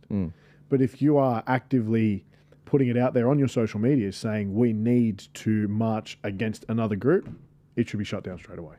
Yeah, well, I mean, look, I don't know what it takes to get an organisation listed as terrorist, but last I checked, if they kill people and blow them up, that makes them a terrorist because it's a political ideology. Well, that's the definition of terrorism. Last I checked, Charlie Kirk is dead because a guy that supposedly was in the Antifa circles, killed him. That's what I saw. I don't know. Am I wrong? And you know what, man? You look at all the machete violence and everything going on in Melbourne, Victoria in general. You look at all the crime. How long is it until, God forbid, someone is taken or their life is taken at one of these marches because it gets out of hand? Yep. Like you look at the numbers, like you just said in that video, you're looking at an army. Yeah. Coming down the street. Yeah. In a militant manner. Yeah. It's actually scary. It's actually scary. On our home soil, in our country, well, we just want to fly our flag. The logic is no longer there. Spot the flag, guys. It's like Carlingford Court. Spot the white guy. Go, spot the Aussie. No, you don't have to laugh. You're not allowed to laugh. All right. Oh, yeah, I'm on the same page there. There's too many people coming from Asia. Yeah. At the Palestine protest, you spot the Aussie flag. At the Sydney rally today, it is a game of spot any other flag other than an Aussie flag, including the Aboriginal. I saw one. I saw a Holden flag. There's as many Holden flags as there is Aboriginal flags. That should tell you something. I have never been to a protest and seen a Holden flag. No, neither have I. Never. But it's a very Australian thing. It's almost up there with the Australian flag. I probably should. You know what? There's an argument to say. There's a lot of less pride. Aussie flags, more Holden flags. That's it. Leave your Aussie flag at home. Bring the HSV. Literally, screw the Aussie flag. Holden sports vehicle. Bring them out. All right, guys. This is more footage of Melbourne. A lot of police vehicles. Again, the yarn _ on Instagram. I don't know why Turning Point's not following you already. We're following you now. Doing the Lord's work, actually showing us what's going on in the streets of Melbourne. He's doing a phenomenal job. Literally, and that's all I ask for Brisbane. I'm like, can someone pick up their phone? You know what? I think that's a telltale sign of how bad Brisbane is, that no one even wants to put it on their phone. Yeah, it must be that bad. Anyways, guys, I'm gonna show you some more footage in a bit, but yeah, I mean, Melbourne is a really interesting situation. Huge rally, huge numbers, lots of police movement. I don't think we're going to see any clashes. I think that both sides, all sides, the police, the Antifa guys came out, but also the organisers of Victoria, both of them, because there's two friendly organisers there. Yep. They have all ramped up security and they've all done so accordingly. Well, you can't blame them. But if there's any of you listening or any of you that knows people down there, please just tell them this one piece of advice. Do not go home. 2, 3 at least, maybe 4. Just go together, even if it's an inconvenience. Especially if you're in Australian flag. Yeah. Or if you're holding a flag, if you've got a flag tied on your shoulders, if you've got an Australian shirt on, whatever it may be, don't get caught out, because we saw videos of exactly that on the 31st. Exactly. And look, I don't have to give that advice to any other city, but I do have to for Melbourne, because let's just stick to one Charlie Kirk this week. Just one. Yeah. Okay? I don't want to go to any funerals, right now in Australia. We don't need to go down that path. So, look, let's see what's going on in the other cities. Again, I'm getting a lot of YouTube streams. Sorry, I'm not getting a lot of YouTube streams, so I can't go back and watch speeches right now. I've got to wait for these Facebook streams to end. But let's go and see what's going on in the streets of... where should we go, Chalky? Where should we go at this stage? Where do we want to go, brother? We could watch some more speeches in Sydney and then get Sydney wrapped up. Yeah, let's do that. We'll do that. Here you go, guys. Another Australian icon. I'm sure you all know the man. He became famous on the internet singing some song. Maybe he'll sing it for you again. He loves to sing. Everyone make some noise for Graham Hood. Bring the house down, Hoodie. God bless you, mate. I was so excited when I could announce him. at yourselves, will you? I mean, turn around and take a really good look at yourselves. You're the most beautiful bunch of misfits I've ever laid eyes on. They are. Stay ya, mate. We adore you because you are real Australians. You're of all different walks and backgrounds, you've got different coloured skins, you may have come from different countries, but you're standing here under the Australian flag. Wave it high! Wave it high! His voice is gone from last night. Oi, oi, oi! Oi! Oi! Oi, oi, oi! Now there'll be gatherings of pockets of politicians in states and in the federal that will be sitting around looking at this going, oh, there's not that many of them. We don't have to worry about them. Yeah, 100% Yeah, they're a saying that. minority.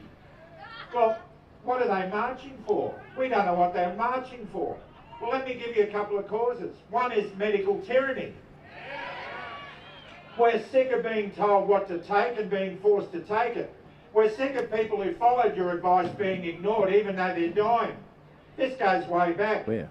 I've got a real passion for the infected bloods survivors. Those people who 30 or 40 years ago were given a product that the government said was safe and effective. And the government's forgotten them, they don't want to know them. We've got the pelvic mesh incident. That's gone down really well, hasn't it? And aren't we sick of the big legal firms who are doing all these actions and raking in all the money while the victims get nothing? Are you sick of that? We're over big law. We're over big pharma. We're over big ag. We're over big everything except big heart. We're here, we're marching because we don't see the sense of not being able to use our own coal for our own electricity. We think that the government is prostituting this country by selling its coal to India and China to burn and fill the atmosphere with the CO2 they're trying to stop getting out there. Where's the common sense in that? I'm marching for our brothers and sisters in Victoria who are under the thumb of the Daniel Andrews government still, while he's lauding it with the rich and famous in Beijing, unelected, and nobody in Australia is saying anything about that. Jacinda Allen has increased their fire levy by 187%. And the farmers are having to give up their farms. They can't even sell their farms because nobody can afford to buy one for the cost of running it. Who's going to feed us? At the same time, she's spending $700 million instituting a treaty with the Aboriginal people that 60% of Australians said no to. Where's the common sense in that? And here's the other thing that really worries me. When the government keeps poking the people and it can't read the room, when it can't see the damage it's doing to the people. It's like Marie Antoinette in the French Revolution. Queen, the citizens are revolting. Let them eat cake. That's Albanese's answer to everything. Let them eat cake. What about all the people that are struggling living in their cars under bridges around the country? What about the homeless? And we want sustainable immigration. We want immigration, but we want it to be sustainable. And I'm also marching against hate and division. Because as much as I despise the behaviour of people like Daniel Andrews and others and Albo, I got to tell you, there's not a person on this planet I hate. Because there's no profit in it. There's no profit in hating people. They want to divide you. It's up to us to mend that division. It's time to come back together as a nation to heal. This isn't a battle between the red and the blue. This isn't a battle between conservative politics and the other side. This is a battle between good and evil. Are you awake to that now? Are you ready to take part and choose a side? I want to tell you what I believe, who I believe our enemy is. I believe our enemy is communism. And this country has become a communist country by stealth. Anthony Albanese joined the Communist Party 42 years ago. The Labor Party is riddled with communists. Now, the communist Marxist regimes around the world have an agenda, and that agenda is first to go to Christian democratic countries like this one and demoralise them. How do they do that? They do it with the media, they do it with the politics, they introduce division like, transgenderism, transhumanism, all the other isms. Then after they demoralise us, they destabilise us. And when they destabilise us, then they normalise that. And that's what's happening here. This government is dividing us to destabilise us and fill us with fear so we turn on each other. And I say no to that. Say no to that.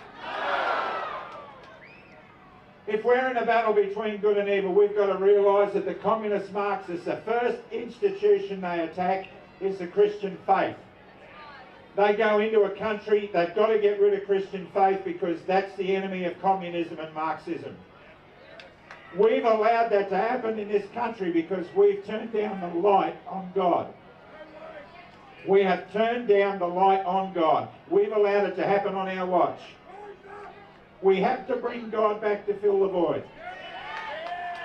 Back in 1900, a group of grey-haired, bearded old men sat and prayed every day, and they worked on the Australian Constitution of 1901. It was based on biblical principles. It was based on principles discussed and organised to protect the people by good, godly men. And all of Australia kept its promise to God back then. But we've let God down. We've got to bring him back. It's time. It's time to put God back where God belongs. This country has a God-shaped hole in it that is being filled with all kinds of isms. Communism, fascism, narcissism. Think of some more isms. Zionism, capitalism. We're done with all the isms. So we created a vacuum and we're sucking in all this other stuff that's not good for us. We've got to fill that vacuum up with God again. We've got to put him back where he belongs. And it's really urgent that we do that. Now I'm going to talk a little bit about Charlie Kirk.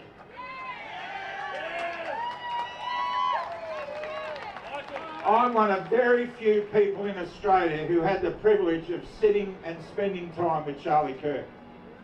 I was honoured to do that in March when I was invited to the Wisdom Pearl Conference in Phoenix, Arizona. As we sat in the green room out the back, Charlie walked in surrounded by security and sat down there being made up with his makeup and getting his hair done and all that for the presentation. And while others were gathering around him, getting selfies and all that sort of stuff, I could see that he just needed a bit of a break, you know. So I sat in the back corner of the green room, and after 20 minutes he looked at me and he kept looking and he said, "What's your story?" And I told him who I was. He said, "I've heard about you. I've heard about you." And he said, "You're a Sabbath keeper, aren't you?" I said, "Yeah." He said, "Well, Saturday's the Sabbath, isn't it?" I said, "Yeah." He said, "I believe that too." He said, "How do you justify going to a rally on the Holy Sabbath day?" I said, "I don't go to rallies, I go to church. When I go to a rally, I'm going to church because I'm preaching the gospel. And I'm going to preach it in really, really simple terms because it has to be simple for me to understand it." And there he was. Yeah, water for Hoodie, that'd be good. Get him a water. Thank you. So the conversation went. Thanks, brother.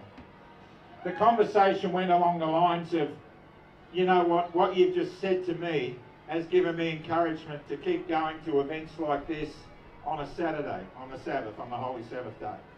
And he was a Sabbath keeper and he wrote a book.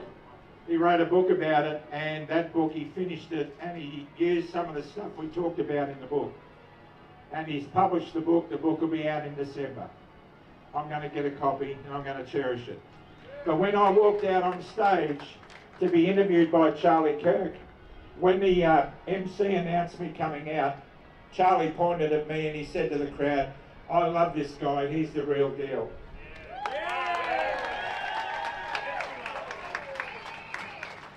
And I want you to know, I know some of you disagree with some of my thoughts on things. I know some of you out there literally hate me because I get a lot of hate mail. But I am the real deal. I don't care whether you like me or not, it's none of my business. I just believe in you, and I believe in this country, and I'm going to stand whenever I can, because you're just beautiful. Oi, oi, oi. Now I want to say this to you, that we are approaching a time of great peril. This battle between good and evil, we need to really choose sides quickly. Now in the 14th chapter of the book of Revelation, verses 6 and 7, it talks about 3 angels that are sent by God to warn the people of the world. The first angel flies across the midst of heaven and says, "Fear God and give glory to him, he who created the earth, the waters and all the seas." What that means is, decide you need to focus on God and give him the glory. Focus on him. And the second angel, that's the everlasting gospel. The second angel comes across, and this is the one I love. The second angel says, "Babylon the Great is fallen, is fallen." What's Babylon the Great? It's the New World Order. It's the one world religion. It's the one world government. And Babylon the Great is fallen, it's fallen. What that means is God is telling us that Babylon the Great, the New World Order, is going down. And when he says it twice, he says it's going down and it ain't getting up. It's finished. And the last one is the third angel flies across the midst of heaven and says, "Don't take on the mark of the beast. We're sorting this mess out now. Make sure you focus on the real gospel. Worship God with everything you've got. Love your neighbour as you love yourself. And give glory to God." Amen. All glory to God. Amen. It's time to fill the God-shaped hole in this country with he who should be there, and that's God. So God bless you, Australia. Whether you agree with each other or not, it's time to end the division. It's time to stop calling each other Freemasons and all that other rubbish and get on with it. Because you're giving that mob more publicity than they deserve. The reason this world is a mess is because of secret societies. And sin and evil thrives when people keep secrets. And this government is thriving at the moment, it thinks, because it lives on secrets. And we're calling it out. God bless you, Australia. That's awesome. That's awesome. Great speech. Hang on, he's going to sing. Pray with me. Dear Lord Father in heaven, I don't want to look down right now. I want to look up because I know you're wanting us to look up. I want you to look down on this country, Lord, and shine on it because it is the great land of the Holy Spirit. But it's losing its way. We apologise to you, Lord. We repent and we want to bring this country back. We're going to fight this battle on our knees because that's where we're strongest, because that we know is when we're calling on you. So thank you, Father, for your grace. Thank you for your mercy, and thank you for the freedom that you accord us. May we treat it wisely. May we love each other. May we end the division and end the hate. In Jesus' name we pray. Amen. Amen. Amen. Amen. God bless you. I love that. God bless you. Amen. Amen. That's awesome. Cool. You know what I'm really enjoying seeing in Australia now? Yeah. People praising God. Yeah. We don't see this very often at all. It's weird. There's been a turning point. Oh. There really has been a turning point in terms of this, man. Like, so many people would bag on Christianity 4 or 5 years ago, and now everyone's like, nah, man. Like, all glory to God. It's funny. I don't know if you watched Q&A back in the day, but yeah, the audience was like always very hostile whenever a Cardinal Pell hopped on or whatever. And now it's like in the UK, it's skyrocketing. Young people are refinding Christianity and going back to Catholicism. There's a reason for it. Yeah, it's actually amazing. And that's the funny thing about God. He does this jiu-jitsu thing where something terrible happens and he somehow jiu-jitsus it into this beautiful thing. And it's like, whoa, wow. Yeah. He is God. And I was like, well, of course he's God. Like, what do you think? His son died and he conquered death as a result. Yep. The worst thing that happened in this world's history, the Son of God dying, and God used it to conquer sin. It doesn't get better than that. And so what could he do with your life when something good or bad happens? It's like, don't worry, I've got you, You'll mate. be right. Just trust me. I want you to prove that you trust me. Just hold on. And that's it. And that's why I see what's happened with Charlie. I mean, was it 13 or 14 years ago he started Turning Point? And talk about prophetic. Talk about prophetic. The man dedicated his whole adult life. 18 he started it. Crazy. 18. 13 years, over 13 years of running Turning Point and establishing it and doing the hard yakka, being a prophetic thing that he ends up actually doing a turning point for the whole globe. The globe. Like, it's actually nuts. This has been felt around the world. 100%. Well and truly felt around the world. Some people, it's crazy. It's actually nuts. It's wild. Charlie, we miss you, brother. We miss you, man. I know the guys at Turning Point UK, they sent me some really heartfelt messages this morning. They were saying, I don't know if I should share it actually, just that there's a shared sense of like, we understand what the burden is to be like out there. And it's not easy to explain that. Honestly, if I see them, I don't know that I'm going to keep it together. Yeah. Because it's like... only natural. Yeah. But loss is a very hard thing to handle, no matter who you are. Yeah. And I think, like we spoke about offline before, so many people have felt the loss of Charlie because he was a brother in Christ, man.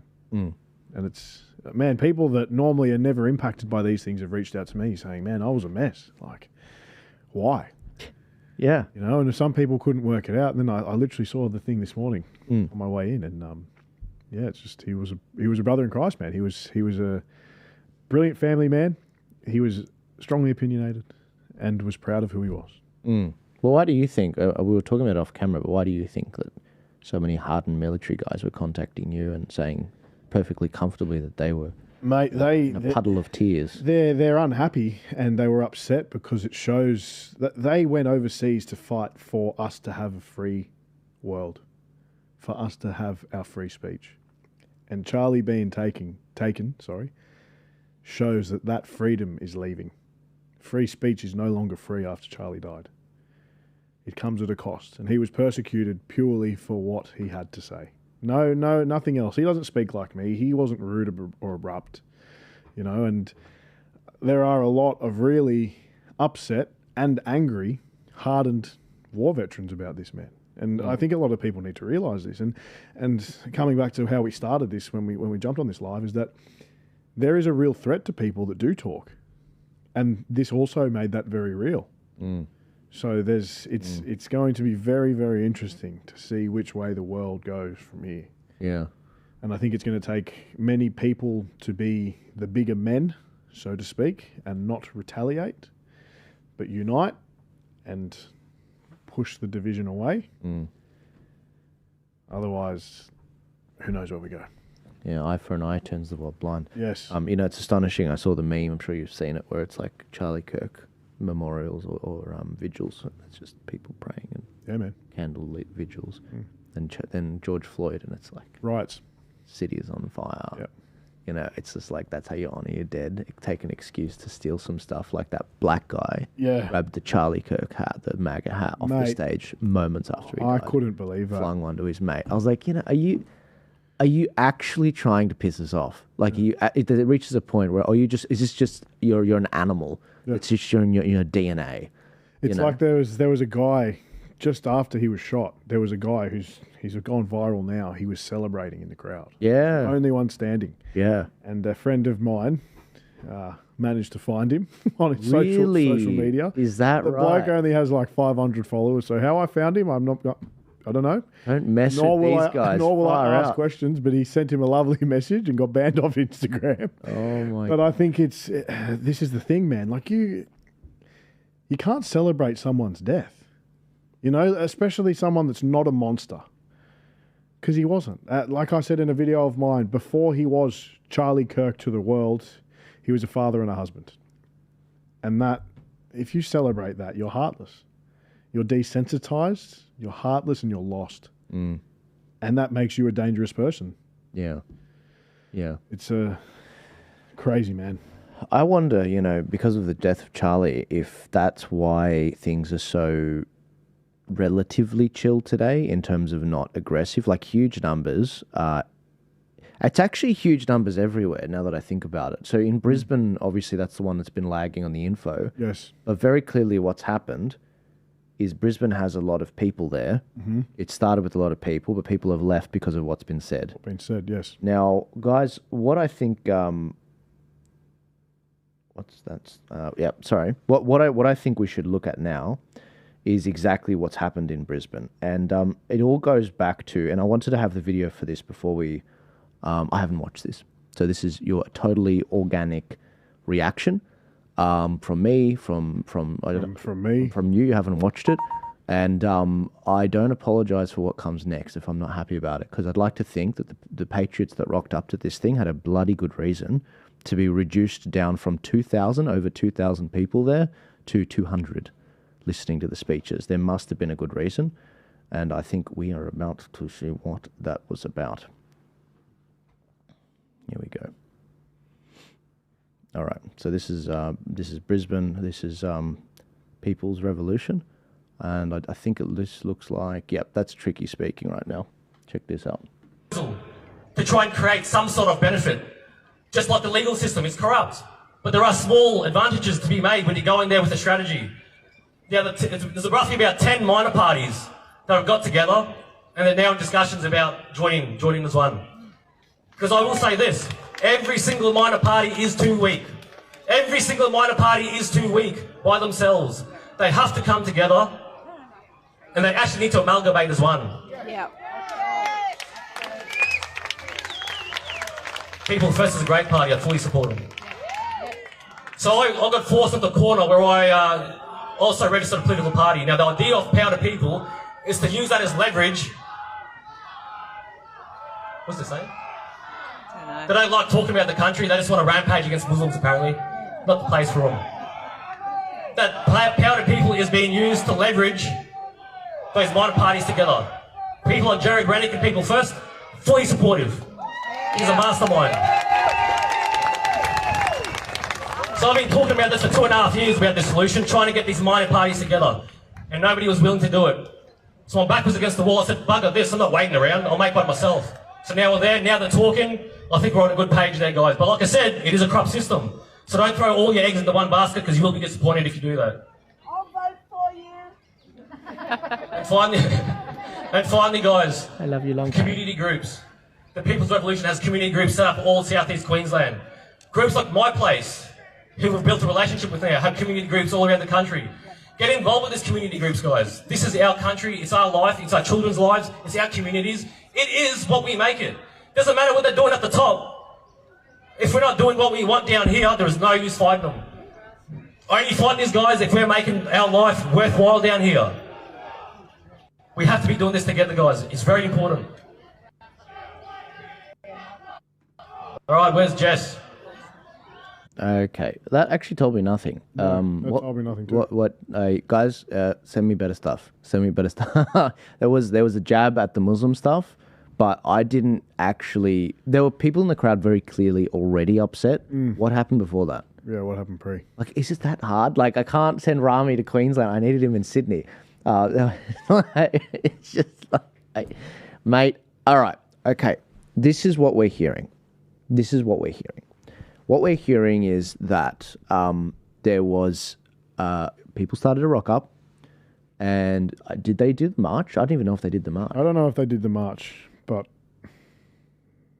we're hearing some interesting things in regarding to what was... All right, guys, I'm going to withhold my comments. I want some footage. Otherwise you're just going to hear it from Joel, and it's going to be Joel alleged. It's like, no, Joel showed footage, and then Joel commentated. I prefer it that way, because it's the journalism first, then it's the commentary. I'm not liking what I'm hearing, but I'm also not seeing what I'm hearing. Yeah, it's like, it's a bit... Seeing is believing. This is why you need streams. This is why you need people on the ground that are actually doing the work. And that's why we in Sydney, there's no doubt what's happening. In Melbourne, there's no doubt what's happening. In Adelaide and Perth, no doubt. We know what's happening. We know who spoke. We know what the plan is when it's wrapping up. I don't know. I don't even know if it's still going in Brisbane. I have no idea. I'm flying blind. And Brisbane had some great streams last time, and unfortunately they're not streaming this time, so we don't know. So look, as a result, I've got no choice but to go back to Sydney, because I think they've wrapped it up there, and play some more speeches. And then we'll go to Melbourne. And please guys, send me some stuff, joel@tpaust.com.au. We've had some moving speeches for Charlie, from Bernie Finn, from Graham Hood, even from Johnny Larder mentioning Charlie. And I'm going to continue these speeches. Sydney, it seems as though it's all done. It went well. And yeah, they thought it was very big. So I'm waiting for the drone footage, but drone footage has been confiscated by the cops. I'll try and get that.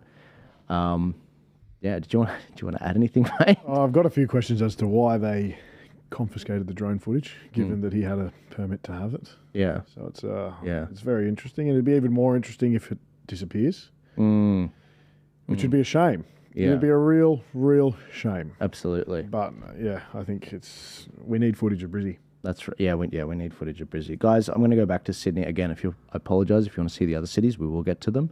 But this is where Sydney is at right now. Let's finish up the speeches. I think they've got about maybe two or three more speeches left. Check it out. He's going to sing for us. They want Hoodie to sing for Oh them. no, it's not a footy match, but we should sing the anthem, should we? Give him some more water. I don't know, is there a famous singer out there? Tina Arena, you out there? Delta Goodrum, you out there? Johnny Larder and Hoodie's here. Okay. Hoodie's singing. I want to sing one for old time's sake. I can't go to cities because they're all locked down. I can't hug me grandkids, they're in the next town. And even with a mask on, you can still see me frown. I still call Australia home. He's a natural. All right, join us for this one.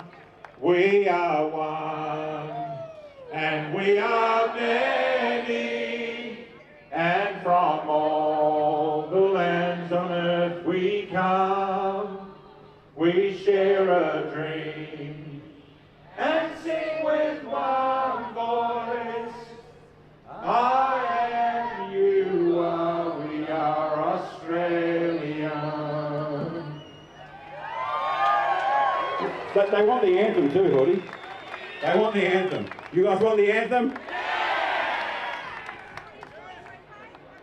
Australians, oh let us rejoice, for we are young and free, with golden soil and wealth and toil. Our home is good by sea, our land abounds in nature's gifts.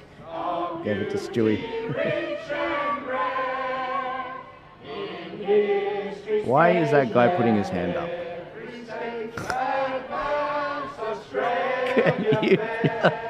I'm not saying anything. Oh, sick.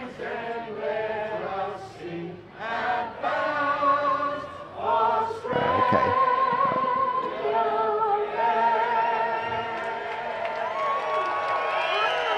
Are you ready? Aussie, Aussie, Aussie! Aussie, Aussie, Aussie! Aussie! Aussie! Aussie, Aussie, Aussie! Thank you, everybody. We're going to turn around and we're going to take some photos. There are 200 vests, yellow vests with today's event on it. A gift to whoever wants to take one home. So, memory of today's event. And as you're doing that, please make sure you pick up your rubbish. That'd be amazing. Thank you so much for coming. Michael Sims, we're going to take a photo. Do you want to say something? I just want everyone to know, because I've got received a few messages here, and as you might know, might be controversial, the Aboriginal, the First Nations people did a march around the corner. The media said we would clash, and they were against us and we were against them. We are not against them. Are we against the Aboriginal people? Yes, Are we against the that's First awesome. Nations That is a people? great message. Good on you, mate. Do we stand together? There we go, Australia. Media, you put that in. These people are not racist. They are not Nazis. Yes, there was Nazis last week. These people are not Nazis. Yes, they were. You love That's it. But not this week. Spread the word. Stand up for Australia. Raise your flags. I wonder where they got all those vests from. Everyone wave your flags back there. A good citizen helping out. There you go. Mate, that's the best thing you can do. To poll the audience when they're there.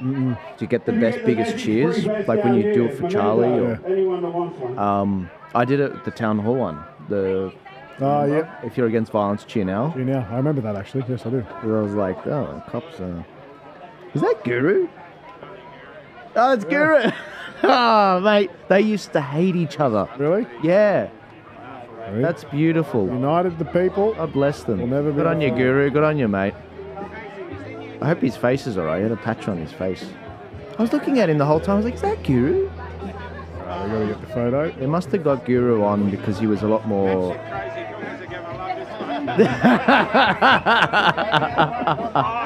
Good on you, hoodie. Bosie's going to love that one. That's funny. But I should have set it up a little bit for you. Oh yeah, no, a little bit. I mean, everybody's different, right? Everybody had their own little message.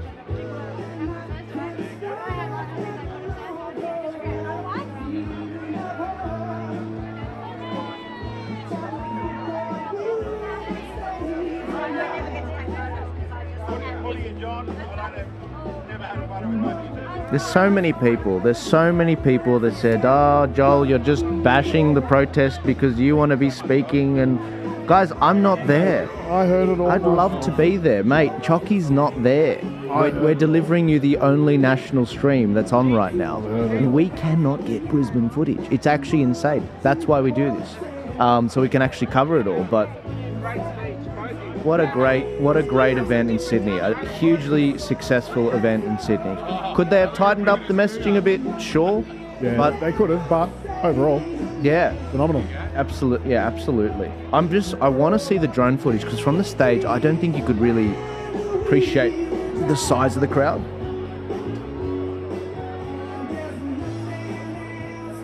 That's awesome. And you know what? My name wasn't mentioned once on that stage. And that's okay, because it was never about me, it's about the issues. This is something that I feel as though I need to touch on. Yeah. I have many people come at me quite often and they're like, oh, you just want to create a name for yourself and you...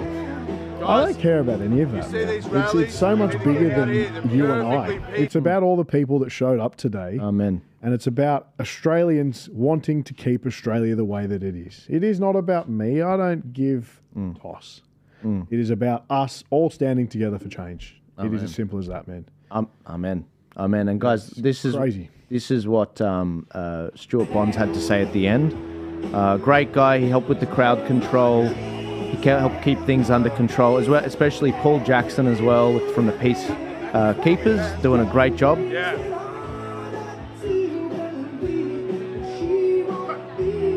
Look, guys, you see these rallies, you need to get out here. They're perfectly peaceful. They're a beautiful thing to be a part of. And this is a movement, right? This is the start of what is a peaceful revolution. You know, this is the art of the argument, like what Charlie Kirk sort of pushed forward. He was renowned for it, and this is what we see here in Australia.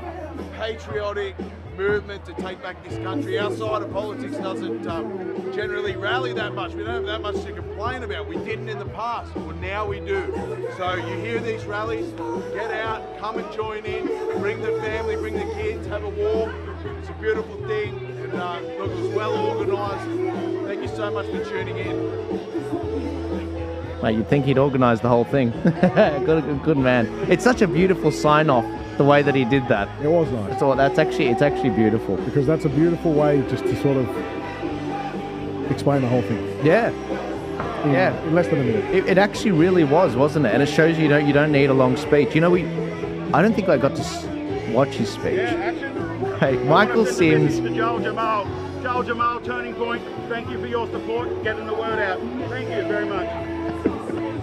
God bless you, Michael. Here I was thinking, I'm glad my name's not. Michael comes in. It's like, here I was sitting all magnanimously thinking, like, I got nothing to do with it. That's fine. I'm happy it's about the issues. Michael Sims rocks up. Mate, oh, here we go, hoodie. G'day everyone, and I hope you're enjoying this crowd as much as we have. We've had an awesome day today. It's been peaceful, it's been loving, the divisions are being healed. This government wants to divide and conquer us. We're not going to let them do it. We're not going to let them get away with it. It's time to pull together, come together in the name of God, and let's fight this battle together with Him. God bless you, Australia. You're really worth the fight. What a great... Another good one. Another good one.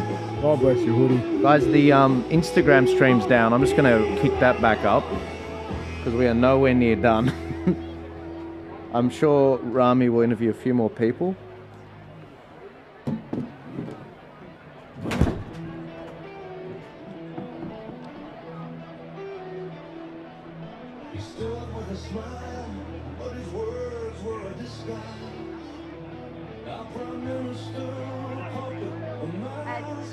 Thank you so much everyone who's been watching this. It's been an amazing day. As you know, police took me to the Supreme Court and they stomped on my head. We couldn't get across the bridge, but you know what? You never let anything stop you. Today we worked really cooperative. We've had an amazing turnout. We're so grateful everyone showed up. Thank you so much. I hope you heard all the messages today. The point is we're optimistic we can create change. It just means all of us have to choose to do something, and we've got so many friends here today. That was amazing. I have now officially retired from running rallies, but I am doing my actual full-time job. But I'm happy. If anyone wants to run a rally and know all the little tricky bits of what you have to do, give me a call. Thanks so much, guys. Bye.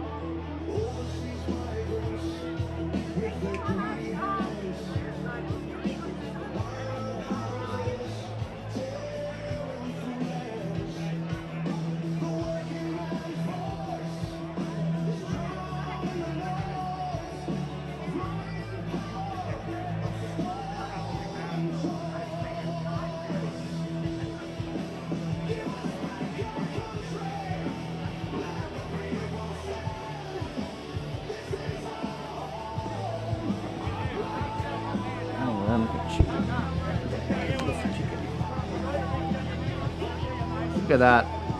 Look at that. Beautiful people all wanting to go out, meet the speakers, thank them for the day. Police, really well run. This is Australia. Like, this is actually Australia, how it's meant to be. This is a brilliantly done march.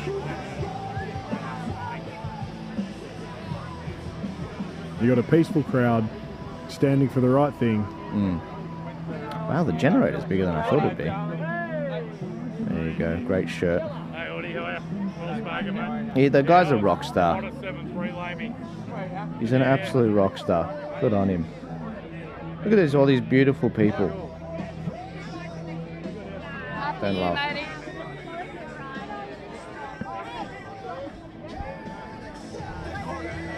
Let's just see if there's anything of note in it. Again, all of this footage will be out. Just want to see if there's anything of note, that because there's obviously other cities. You get people saying, That's it. Put the music on. Hey, Jeff. How you doing, Jeff? Good to see you, mate. You know, Jeff and I go back a long way. Like, we were in the first political party I was in, we were in together. Yeah, right. Yeah, that was when even Ricardo Bossi, we were all in the same party. It was the Australian Conservatives, Corey Bernardi, 2018, my first political party. I never voted Liberal, ever. Yeah, I went, that was my first party. Jeff's a great guy, a really good bloke. He used to always be in a three-piece suit. He's a funny guy. Who's this guy? Oh, I know this guy. Oh, that's We know your little secret, Anthony. Anthony Jim Sturmhelm. So he did the 360 shot of the 24th of July protest. There was a 360 shot that came out, so he gave it to me, and then I got it out. Wow. He's a great guy. So many good people. I mean, seriously. Everyone hanging out, not wanting to go, loving life. Beautiful. I swear this Aboriginal flag just seems to find its way into every frame. I want to know who's holding that thing, because they are an expert at just... Anyways. There you go. Mate, Rami, thank you so much. Guys, please, if you want to support Rami, go to Turning Point Australia. Go shoot us a few bucks. Rami's a good guy. He does a lot of this stuff on a completely shoestring budget for me. I want to pay him something properly for today. Standard rate is like at least $500, which I intend on paying him. But please support us. We went and bought a brand new vest for him so that he had a stable shot. That was $600. And he also got this internet thing which allowed you to have a really high quality stream. Please go shoot us a few bucks. We do this for free. If you can go to tpaust.com.au, that really helps offset that. And we don't have the problem that Brisbane had, where we actually have a good stream. And Sydney was the so far, from what I can see, the best one by far. And we have the receipts to prove it as well. And I'm going to get that drone footage. I got to get the drone footage off the police. So I'm going to fight for that, and I'm going to make a killer montage video so that you guys can have that and say, I was there to that awesome video, to the Warriors music, and we can go for there. And that's the thing, guys. Don't forget that last rally that we did. Despite me not being a part of any of the organising and just, mentioning it, we did a stream. We paid people to go out and stream Sydney. And we also did a montage video so that everyone could sort of feel like, yeah, okay, we're all part of it together. That's right. This is awesome. And that's the spirit. And that's why I love Mary Jane, what she did at this rally. She purely did it out of love and everything that she loves about this country. That's right. I want to now... move to... I really don't want to go to Melbourne because some of the... there's a lot of speeches. Like, we've done a lot of speeches. Is there anything you want to cover before we go to Melbourne? Not that I can really think of at the moment, man. Okay. Well, look, I am still trying to get you some reliable stuff on Brisbane, guys, and I'm waiting for the Adelaide stream to end, which is on Facebook, so that we can go and chop it up and everything. I'm still trying to get more on Brizzy. I'm getting plenty of messages. I do have Perth, but there's no rush because they're 2 hours. There's a 2 hour difference. So let's go back to Melbourne. Let's finish Melbourne off, and we'll go to the other cities very soon as well. Asian bloke with the... Praise the Lord! Okay. That's a nice beard. Those of you may or may not know, I still work with youth today, these days, but 15 of those years out of the 20 were spent in the education system. 10 of those years on an education department contract. I know how corrupt the education department are, and any teacher or any principal out there will tell you how much of a bigger bullies the education department are. So, homeschool your kids, absolutely. So, I've been campaigning against the sexualised indoctrination of our kids for the last 3 years. And on the back of what Bernie said, I'm going to give you another couple of examples. Now, this is what this government condones. This is what we've got to stand up for. So hear me out on this. And I'm going to give you parents some guidance on what you can do to help protect your children.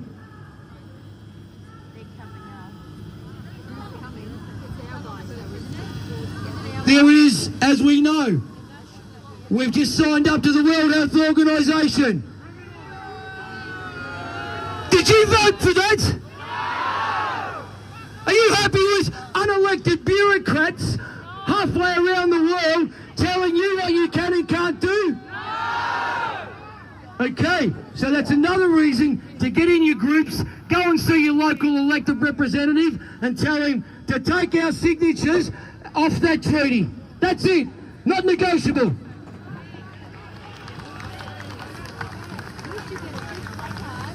That's something you can do. Now, the WHO has a handbook, the Standards for Sexuality Education in Europe. They implement the same over here. Part of those standards for sexuality education for ages 0 to 4, as stated by the World Health Organization, is early childhood masturbation. Disgraceful. If you don't believe me, it's in the document. You can see it yourself. Malcolm Roberts spoke up about this in Parliament about 3 years ago. One of the only things he's done good, but anyway, at least he spoke up about it. Also, I'm going to alert you to this. I've got to put the bifocals on for this, bear with me. It's not a good look, apologies. There's a website called raisingchildren.net.au. I would suggest you go onto this website and have a look. Now, once again, as they generally do, they make these things look all nice and warm and fluffy on the surface, so most people go, well, that looks okay. But when you do some digging, it's not okay. And she ain't right. It's a good old-fashioned Aussie saying. Is she right? She ain't been right for quite some time. Now, I was alerted to this. A parent informed me they were given an email link by the daycare centre about the 3.5-year-old daughter. 3.5-year-old daughter. No link. Sorry, only a link. No consent form. No prior knowledge. Just, this is what we are going to be speaking with your daughter about and teaching your daughter. In that email, it contained a link to raisingchildren.net.au. That's a site that's supported by the Australian Department of Social Services. Exactly. Wait until you read this. This was the advice given home to about a 3.5-year-old young girl. Your child may be very curious about bodies, their own and other people's. For example, you might find them looking at their own and other children's genitals.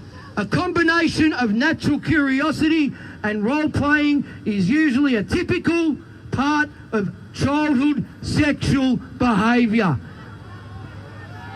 The government condones this. If you don't believe me, go to the website yourself. Child sexual behaviour should not be in the same sentence, especially to a 3-year-old. It's child grooming times 1,000. Now, Skivity. It gets worse. If you go onto the site, have a look at the preschoolers and toddlers section and click on development. It's got sexual development for 0 to 3-year-olds. This is what they state under 4 to 6. Don't believe me? Look at the website yourself. That one of the things that they think they can indoctrinate parents to believe and teach at these daycare centres and schools, looking and touching the genitals of familiar children or adults in a curious way in the bath or toilet. That's what this website states. Is that grooming much? This is what your government condones. State and federal. This site is supported by the Department of Social Services. Oh, it gets worse. They state playing games that involve being naked at 4 to 6. Exploring bodies which might include masturbating. 4 to 6.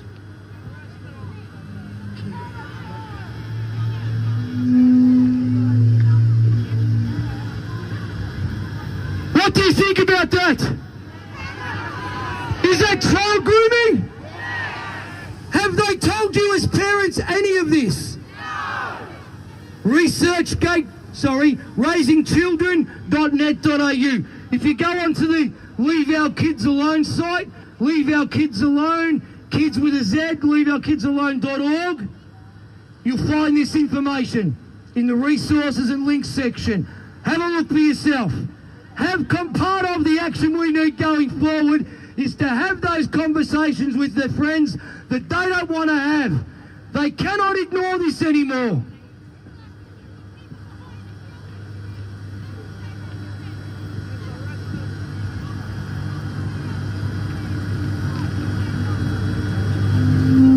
And one last one before I wrap it up.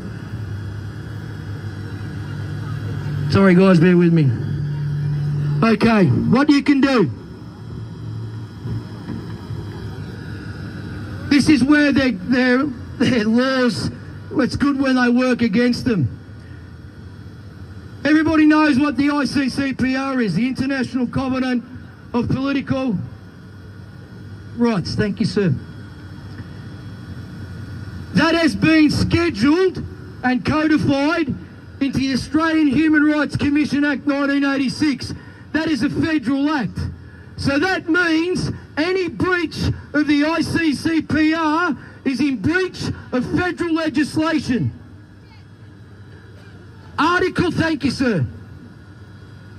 Article 18, Section 4 of the ICCPR states the following. The states parties to the present covenant undertake to have respect for the liberty of parents and, when applicable, legal guardians, here's the bit, to ensure the religious and moral education of their children in conformity with their own convictions. Is that black and white? So, when the schools tell you, no, we must confuse your 3-year-old or 5-year-old child or your child that they can be 752 different genders, indoctrinate them with this absolute sexual depravity for that age. When they tell you it's mandated, that's a lie, or it's compulsory, that's a lie. They have tried to indoctrinate you for far too long now as parents that they have more say than you over your child.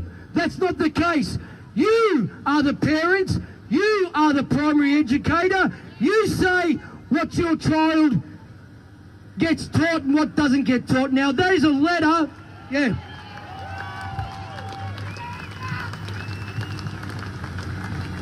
That is a letter that you can download from the website, leaveourkidsalone.org, kids with a Z. You can download, sign it and give it to your principal. Also it states on there that they are liable as well. So that means for what they teach. That means if your child suffers any mental health issues down the track for the content they were taught, you can sue them personally. Start letting them know that. That's how you push back. That's one of the ways you push back. Sorry guys, I was passed a note before I wrap it up. I passed a note to you by Jackie to have a look at the website about any all constitutional matters, constitutionwatch.com.au.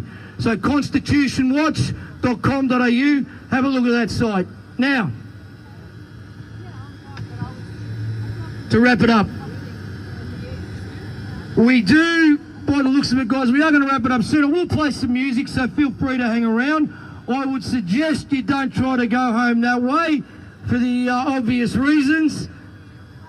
Pardon? I'll have a word to the sergeant. No, we're right that way? So we're right, yep, okay. So we are okay to, if you travel home, down Burke Street or down Spring Street that way. Okay, that's the two ways we can leave. Now, as I said earlier, this is just one of the many steps, and we have to get out of our comfort zones. Now, I know you guys are, and like I said before, I know you're tired. I know this has been a long journey. However, it's time to get re-excited again, because it's all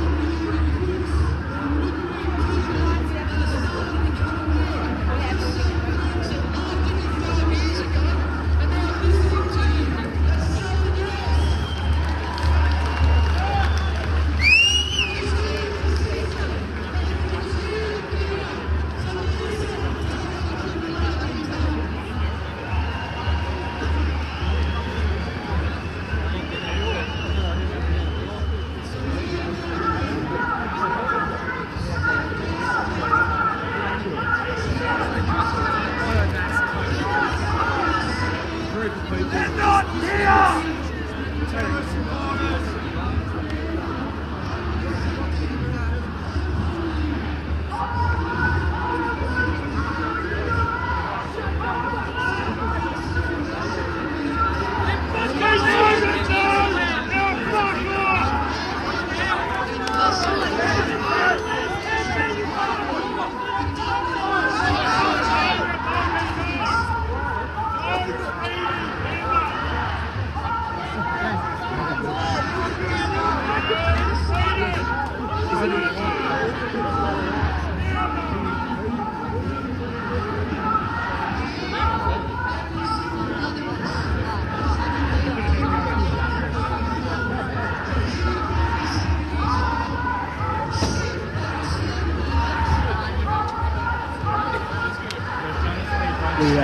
The police presence is insane.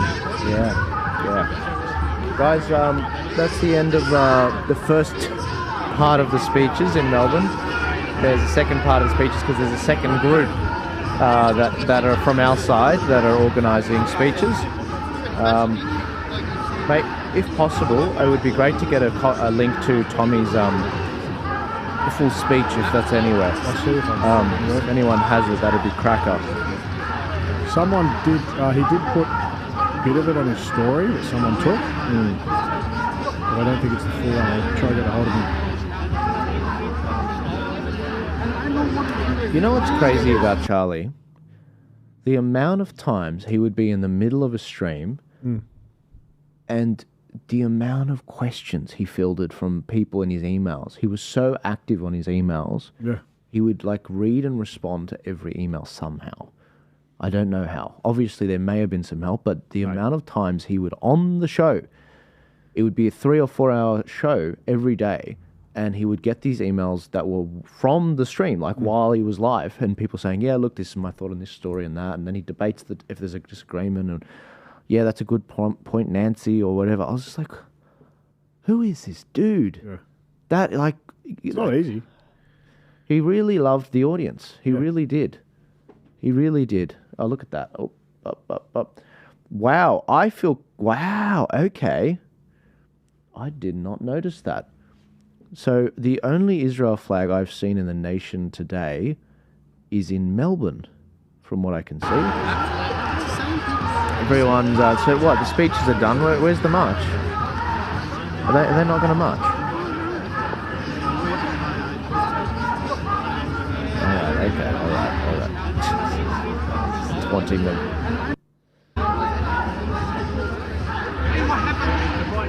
Oh, this bloke. I mean, he got hit in the mouth last time. He got hit last time. I was just like, why Star of David?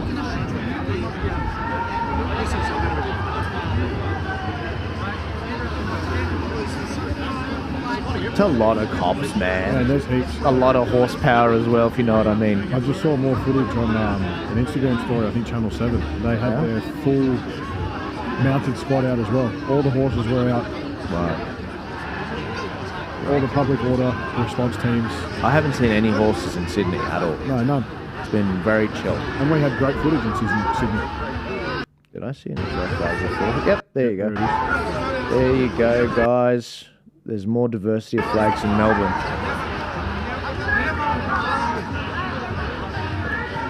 It's like I weighed in the other day about the whole Bondi Beach, Palestine. Everyone brought their Israeli flags. You're in Australia. Yeah, literally. You're in Australia, on an Australian beach. Yeah. Keep it bloody Australian. It's not that hard. Mate, Like, you're asking too much. What do you think? Is that our most iconic beach in the world? you know, like why do foreign wars need to spill onto our shores? Yeah. You know, why do we have to have civil unrest? And I've said it before, I'll say it again. The humanitarian side of things, I can most definitely understand. Not once have I condoned, and I have condemned what is happening when it comes to children being collateral damage in war. Yeah. It is sickening. It is twisted. What I can't get. Sorry, what were you going to say? Oh, I was just going to say that at the end of the day, irrespective of what we want to be happening, we should not allow civil face-to-face, toe-to-toes on our streets, man. Yeah. Over it. It is nuts. We are Australian.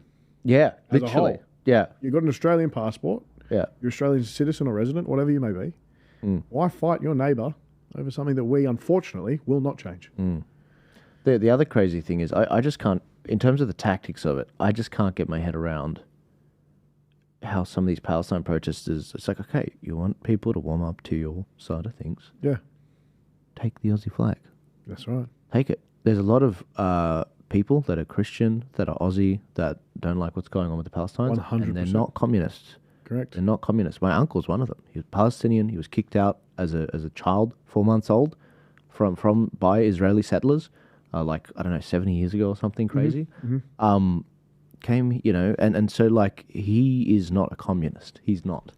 And if you want to win brownie points, why is it there's such an intolerance and people get beat up having an Aussie flag? It's because you're being run by communists. Yeah. And that's why Precisely. in the rally in Melbourne, where we saw this older guy that was beaten up, there was a great interview with him after the fact, but he tells the story. It was the Middle Eastern Islamist guys, not even Islamists, it was the Middle Eastern protest organizers of the Palestine group that were protecting him from the white communists. Like, if that doesn't tell you what you need to know about who's hijacked the Palestine rallies, I don't know what will. Yeah. There is legitimate reasons to believe X or Y in this country on most issues. I agree. And we're all Australians and whatever. There are good people. There are good people to the core that are on the Israel side or on the Palestine side. But the fact of the matter is, people are choosing sides when they shouldn't have to. That is exactly the crux of our issue. It is an opinion. It is an opinion. But we are all Australian, and if you're burning the flag, that's where it's like. That's the line in the sand. That is the big between the yes and the no. That's right. And when it comes to that, it's like that's why they attack the nation state with the referendum, with demonising the Anzacs, saying the Anzacs were racist, with what made Australia great to start with Christianity. It is the pulling apart of the social fabric that made this Australian nation or made so Australia great. Australia. Literally made Australia, which is why when we go in different places around the world, we get a certain reception. Yes. Like the Americans, like, oh, you're Aussie, yeah, man, you're really cool, man. I was like, yeah, man, look good. Yeah, that's us. I'm Aussie. Yeah, that's it. Even the eyebrows betray me. I didn't, I know I don't look like I came on the first fleet, but guys, I've got some more footage for you. Let's see where this Melbourne thing goes. I'm going to fast forward a bit so we can get you the spicy bits. And again, look, the police, they are crapping themselves. Like, no offence to the police, but your body language is not the same as the Sydney police. They're on edge. Definitely on edge. And look at these flags. So you got the Aussie flag with the Union Jack cut out. You've got the LGBT flag right there. That's another kettle of fish I could open. Aboriginal flag right there. And the Palestine flag, of course. But there's no Aussie flag because there's an intolerance. Okay, so here we are. We're seeing people. Wow, it's actually really difficult. They've got all those checkpoints. That's pretty cool. Have they fenced off the cafes? Looks like it. Or unless that's just... It might have always been like that. I think it's always been like that. Maybe in Melbourne I can... This person just walking through. Oh, okay, so this person actually went into the Palestine protest. Well, you've got some guts. I need to say this on this stream. Yeah. I say it on my own social media. Yeah. The fact the LGBT flag is in there. Yeah. It's the biggest contradiction that we could ever see. The reason why the LGBT people are not welcome in this part of the world that they are currently standing for. Now, like I said, I understand the humanitarian side of things, but these two do not go hand in hand anywhere in the world. If anything, they would cease to exist in other parts of the world that they're standing for. And that's something that these people will probably have to learn the hard way, because they're going to help these individuals come into some level of power, and then these individuals will turn around and wipe the floor with them. And that's fact. It's insane. It's ridiculous. It's actually nuts, honestly. And like chickens for KFC. Yeah. No, it's actually nuts. Okay.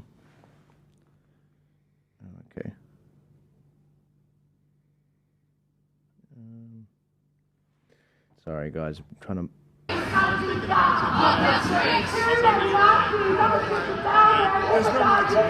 Trying to monitor a million things.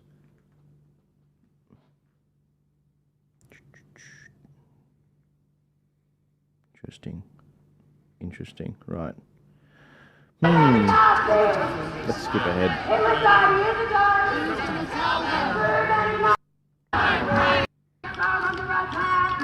Why does it do that? What is this chant?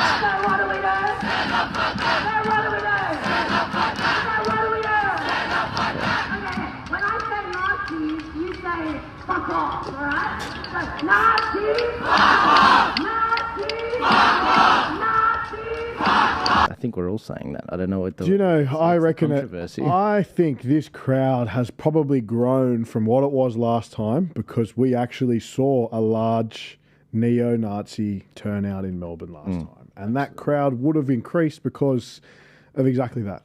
They didn't want that on the streets, and they got it on the streets. And here we are now seeing this. I mean, it's a shame because you watched in that crowd.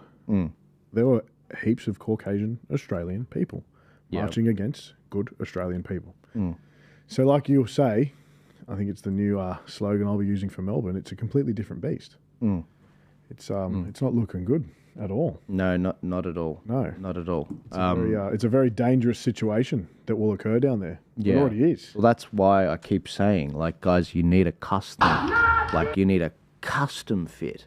Like, in Sydney and the other cities, you have, like, if you have great leadership, if you have great messaging, if you have, you know, proper financing to actually have a proper stage and sound system and everything, and crowd control, work with the police to organise a safe rally, it looks like Sydney. It looks like Adelaide. It looks like Perth.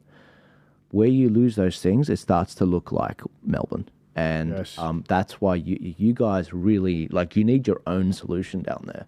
And I think I called about 20 people from Melbourne that were involved with this thing from both sides.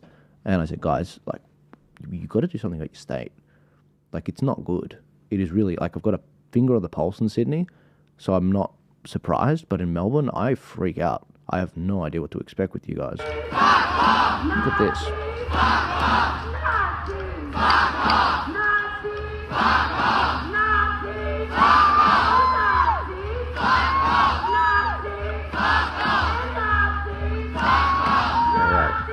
All right.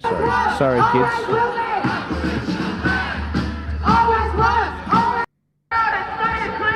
There you go.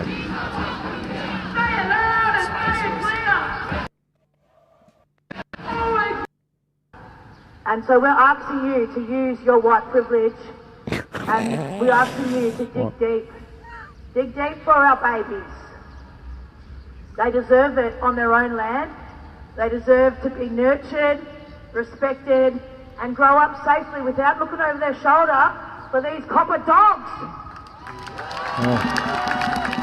Terrible. These dogs!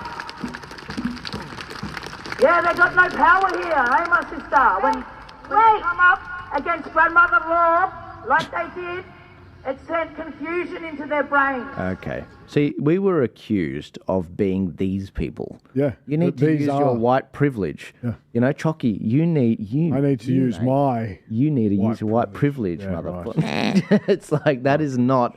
You know what's interesting, though, Joel? Yeah. No one else would be watching this footage of speeches from our side. So this actually gives our viewers and us insight into what these people, I'll rephrase, into how deranged these people are. You just heard her say, you have to use your white privilege, even if you aren't white, right? And then she goes on to boo-hoo the cops. Yeah. Old people's voices. Literally, this is what she said. And the spirits were right behind us, and so we need to carry that voice. I'm losing mine, but we've all got that one united strength to send them Nazis a proper message that they have no power here. They have no magic here. No magic, brother. Because they're not demonic, brother. And I'll walk all over country that I belong to with my head held high, and they'll never box me in, they'll never silence me. And the rest of us women, you know, we need every single person here to get behind blackfellas, to get behind the grandmothers against removal, so we can carry this legacy into the future for our children. This is what it's about, the future. the past, present, and drawing that into the future. And so we're asking you to use your white privilege, and we're asking you to dig deep. Dig deep for our babies. They deserve it on their own land. They deserve to be nurtured, respected, and grow up safely without looking over their shoulder for these copper dogs. Nasty dogs! Yeah, they got no power here, eh, my sister? When they come up against grandmother-in-law, like they did, it sent confusion into their brains.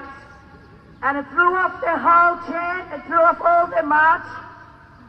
And you know, once we were warriors, well, we still got 9-foot digging sticks with the sharp end ready to defend ourselves. Anyone come in that space? That's why they're so incitement. long. Come so we on. can swing it and defend ourselves. And that's what we're going to tell them, you know. We walk, when they come up to Garrywurt, It's my cross. that's country that I belong to. That's my son and my big brother's country. They're the bosses up there. And all them old aunties, and they come up to Garrywurt. People know that as the Grampians. And they done their salute on our sacred sites, and they lit up the KKK cross down at the lake. Disgusting, very, very lost souls. So we had to go up there and we had to smoke these sites. We had to smoke our sacred sites that got desecrated. All right. We need to go to Camp Sovereignty now. This is why we went to turn and go to Camp Sovereignty, because the coppers are attacking our people. We want every single one of you down to Camp Sovereignty.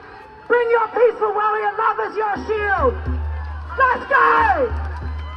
Mate, it's the orcs. That is a violent crowd. It is actually the orcs. Look at that. Look at that. Wow, she was smacked out. I'm sorry. Mate. It is the orcs of Isengard. Like, look at these people. You know what really bothers me? Right? Either the mainstream media did a phenomenal job on painting so many people as Nazis, but those people that we just watch, they don't watch the news, right? These people don't watch the news. So they have labelled everyone a Nazi. But that whoever is in that crowd streaming this, streaming both sides, God bless your heart. Mate, God bless your heart, and you stay safe. You have just blown the left. And you know what? Why, because we're so delayed, we aren't compromising their safety. No, not at all, which is great. I know, I was looking at the signs and it said the grandmother removal or whatever, but it doesn't tell me what it's Yeah, I don't know, how's that sorry. the crowd I just questioning what it is? film them.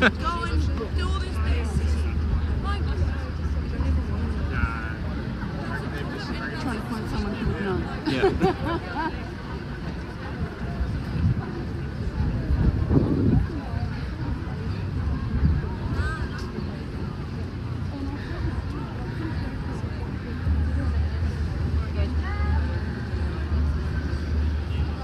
Crazy. Let me go ahead, guys. So they're all going to Camp Sovereignty. It just seems like a spur of the moment thing. They kind of rule the streets. All right, okay. So she's stuck on the side of the Palestine protest. And so they get to the point where they're walking past the... I don't know how this happens. I don't know how this happens. How do they cross paths so many times?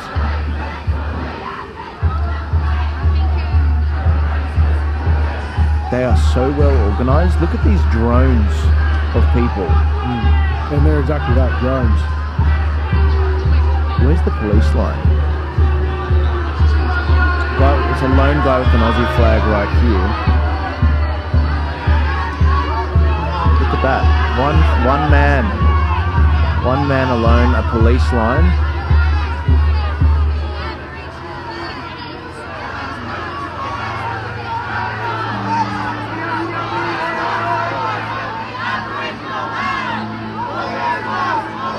See the mainstream media cameras as well. And they're going to paint them all negatively.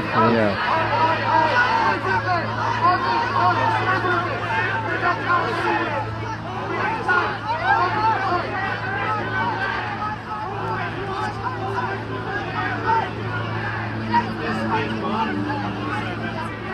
Look at the cops, man.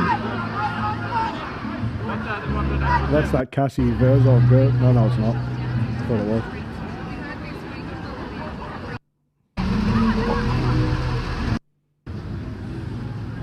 Mate, witchcraft. They all look like witches. Look at this. Mate, Melbourne is... I don't care what anyone says. I don't care how long you live there. Melbourne is a demonic place. I'm telling you. It's changed, man.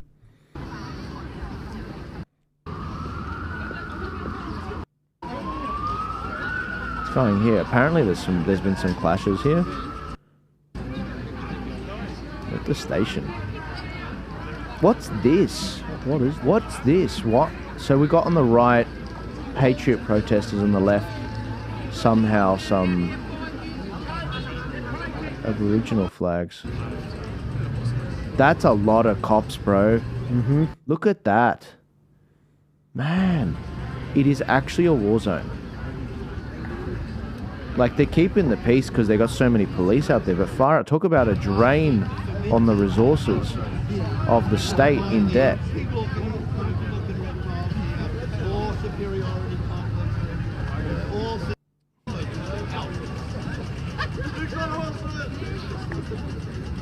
I mean, it's good they got good numbers for the nationalist guys, but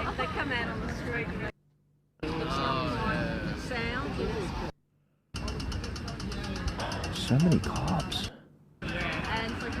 Look, I will say they're there for good reason. You can see how militant the other side is. Well, that was my complaint last time. It was they didn't have enough, and you know, but it's just the idea that it's become, that is where Melbourne is at, that it's become necessary.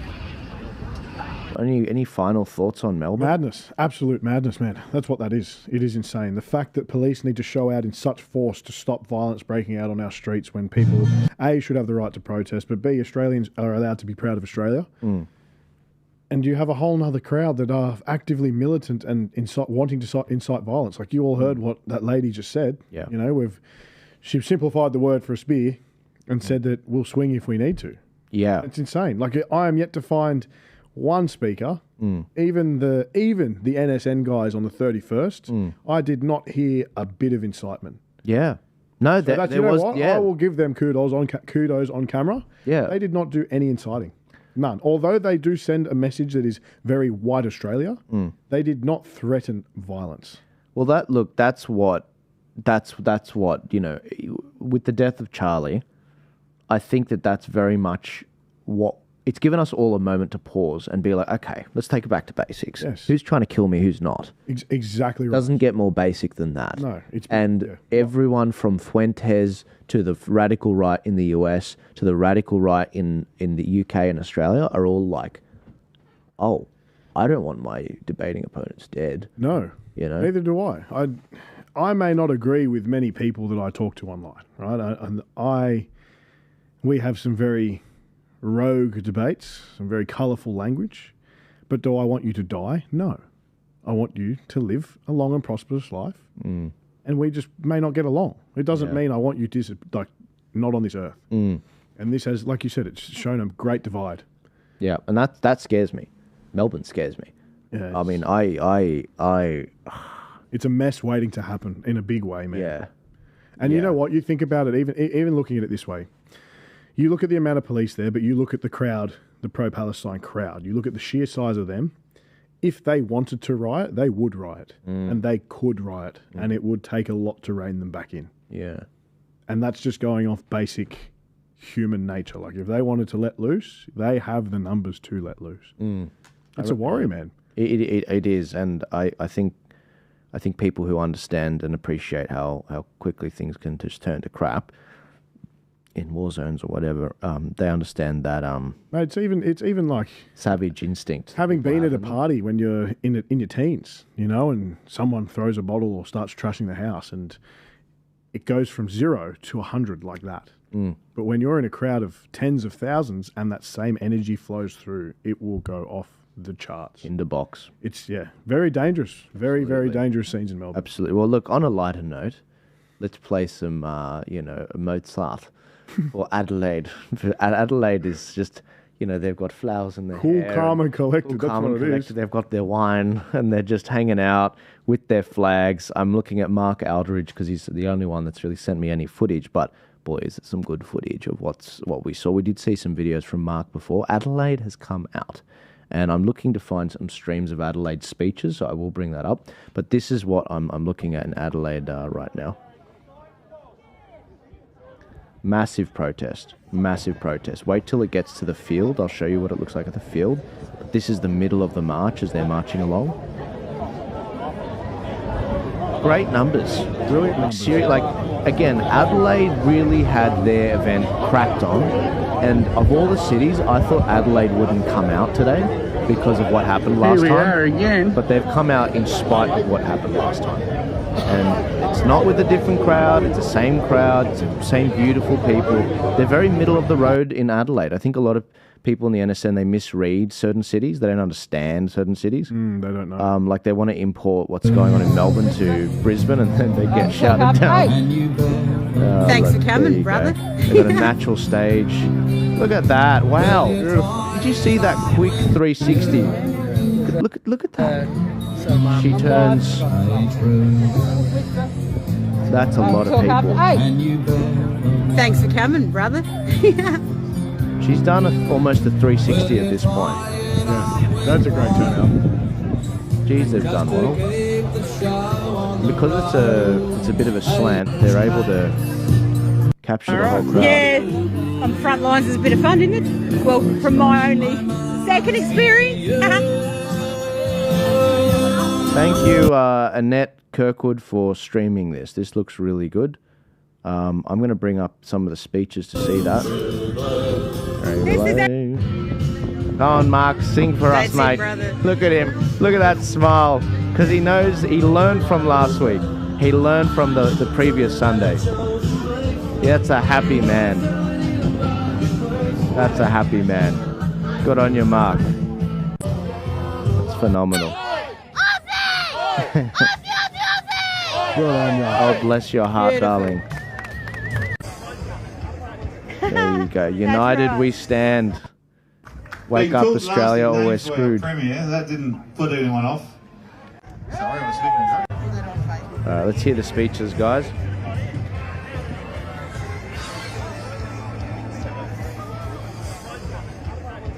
Just gonna see. All right, guys, they've got about 25 minutes of speeches. I'm going to knock this over. Event security, just stand around the front here for good luck. I don't think we have any problems today. Oh, that's good. Sorry, Good luck. Very fast. I'm a bit hyped up. Seeing so many fabulous Australians, South Australians in particular. Imagine that. And even after being called lasting names by our Premier, that didn't put anyone off. No media, Saturday, it's a Saturday. No media support of helping promote something like this. That's true. And No didn't media matter. support. No, none. Doesn't matter. Look None around you. at all. It's amazing. And Aussie,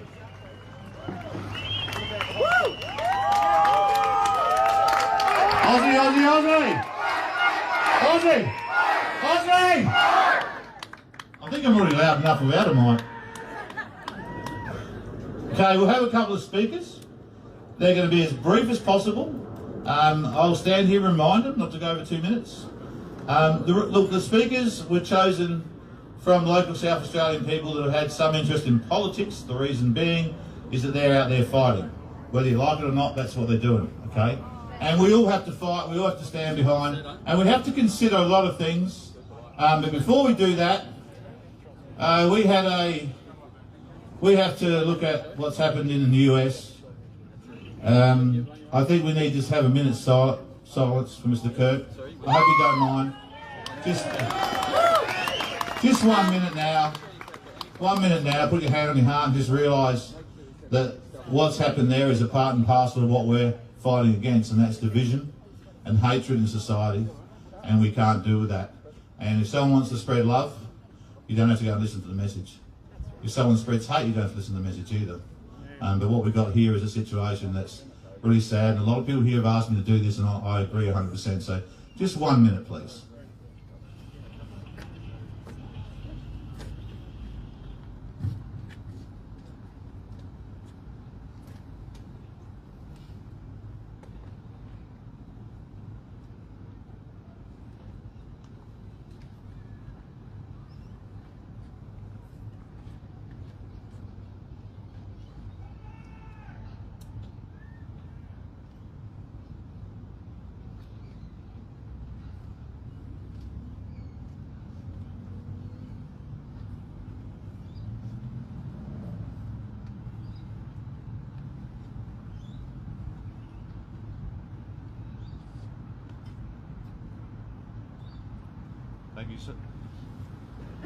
Thank you so much.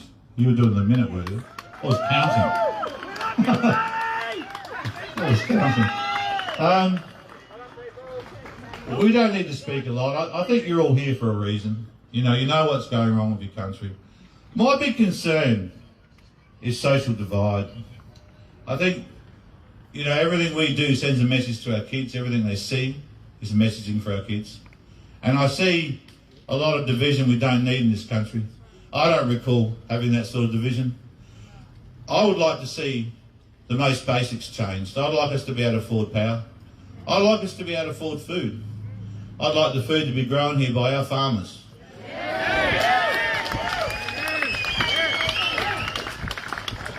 I'd like a government that protects our farmers. I'd like a government that wants to secure the community to make it safe for our kids to walk to school.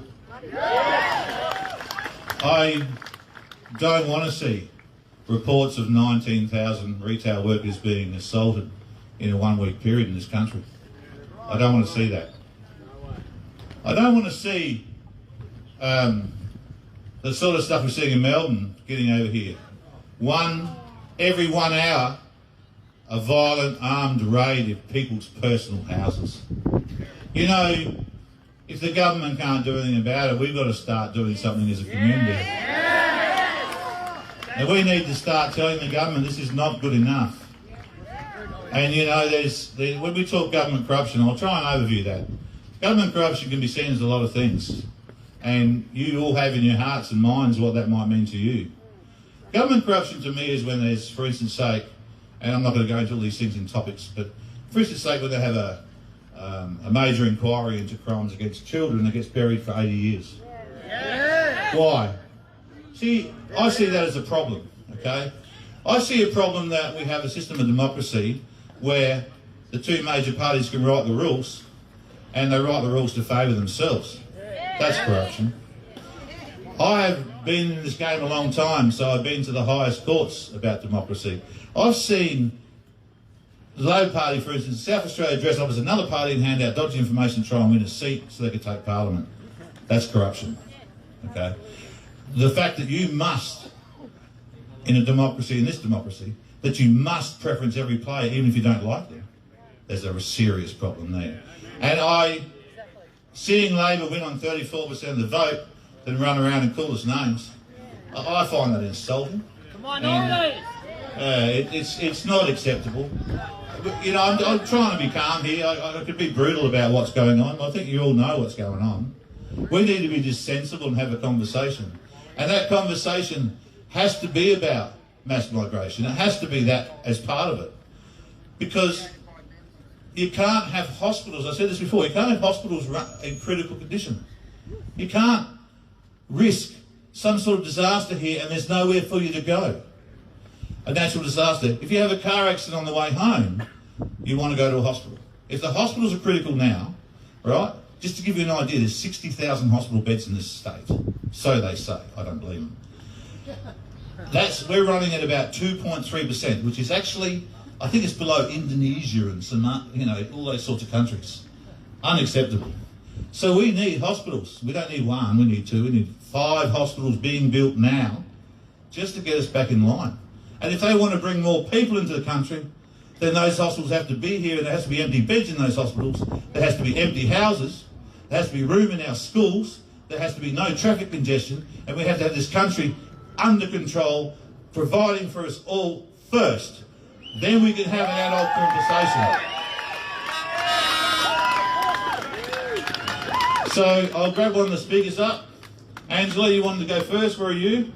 Angela's going to talk about something important, and I'll lead into it if you don't mind. When I first got in politics, I was sitting around at a family do, and my family are lefties, and, excuse me, sorry, and I was talking about the Environmental Protection Act, how it enabled the government to go onto farms and just bulldoze dams and these sorts of things, and I thought, that's incredible, how can that happen? And the people in the room, very tied up to Labor, said, that's not happening, and I said, what, so you don't even know the legislation you're passing in the House? They don't even know, mate. It's just sad. The hardest work for them is to cover up what they're doing so you don't know. Another drone, another day. Right. Here you go.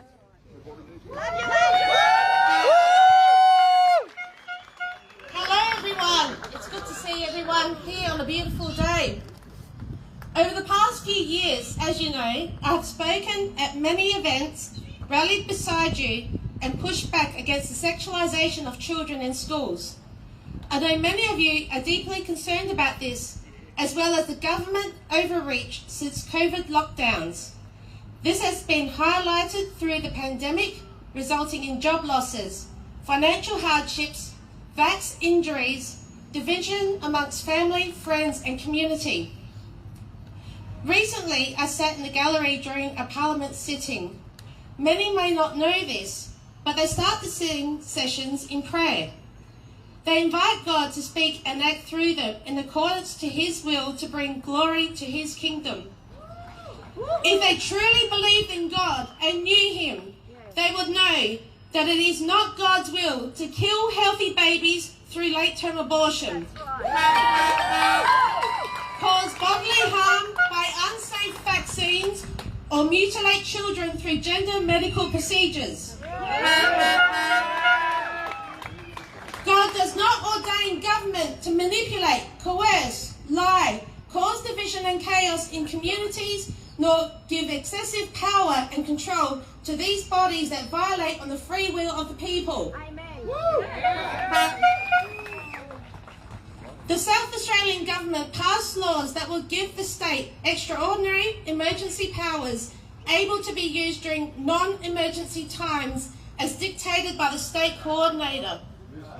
This gives the government new powers such as being able to remove, destroy any buildings, structures, vehicles or animals and subject people to a decontamination procedure, isolation, segregation, medical observations or diagnostic procedures. The legislation also says forcing disclosure of information overrides privacy protections and secrecy provisions in other legislation.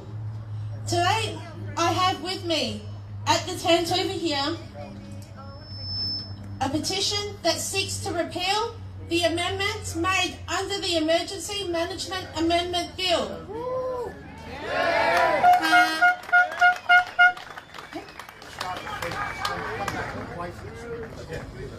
Who here has had enough of the lies, manipulation and coercion? Repeal the bill! Repeal the bill! Repeal the bill! Repeal the bill! Thank you! Repeal the bill! Oh, there's a lot going on. There's a lot going on. Mark, can you come up? Where are you? I saw you somewhere. Because the national rally included the WHO, I thought I'd get a guy that knows a little bit about it. Just a quick 2-minute speech so you understand. It's about bringing in a treaty which would give power to the WHO and the UN to dictate policy in this country, in this state, instead of having our health professionals do it. Here you go. Thanks, Mark. I'm actually not speaking directly for myself. I do know a little bit about the topic. I'm speaking on behalf of the Aligned Council of Australia. But I just want to say to all you amazing South Australians, what an honour it is for me to walk alongside you today. Everyday Australians, mums, dads, grandparents, small business owners that have been hammered to the wall by decisions made by this government. Everyday Australians you are, and we're all walking together, shoulder to shoulder, against a government that is unaccountable and not transparent, and we need to push back on that. So as I said, I'm going to read from a bit of a statement from the Aligned Council of Australia, and I'm proud to do it on their behalf. The role of the Aligned Council of Australia is simple: to shine a bright light on global decisions that quietly shape our freedoms at home, often without consent. ACA has been calling out the World Health Organization, the WHO, this body that declared COVID-19 a pandemic and made recommendations that our politicians followed without blinking. And instead of asking questions, our leaders nodded along like bobbleheads. But here's the kicker. the WHO's COVID response wasn't science, it was spin.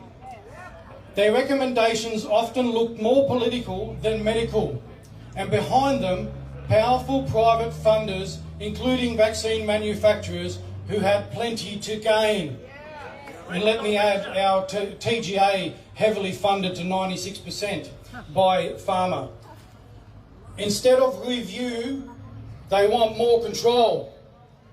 And that's where these new pandemic treaties come in. They're telling us the next pandemic is just around the corner. Fear porn every day. As if fear is enough reason to hand over your sovereignty. In ordinary times, these treaties demand surveillance of Australians, testing, tracing, tracking, mandatory sharing of samples with WHO labs, digital ID systems linked to vaccine passes, and government-enforced censorship of anyone who dares to question the narrative. Sound familiar? It's the same script we just lived through, but written in permanent ink. And I'm glad Angela went before me, and it was really well articulated, Angela, because I'm going to talk into that as well. And it's a message also for our South Australian police. You were on the front line during COVID lockdowns. You were you saw firsthand the consequences and fallout of those public health responses. And I suspect they affected you deeply as well, like so many of us. Under the new pandemic treaties, you could be required to physically restrain people so they can be forcibly vaccinated.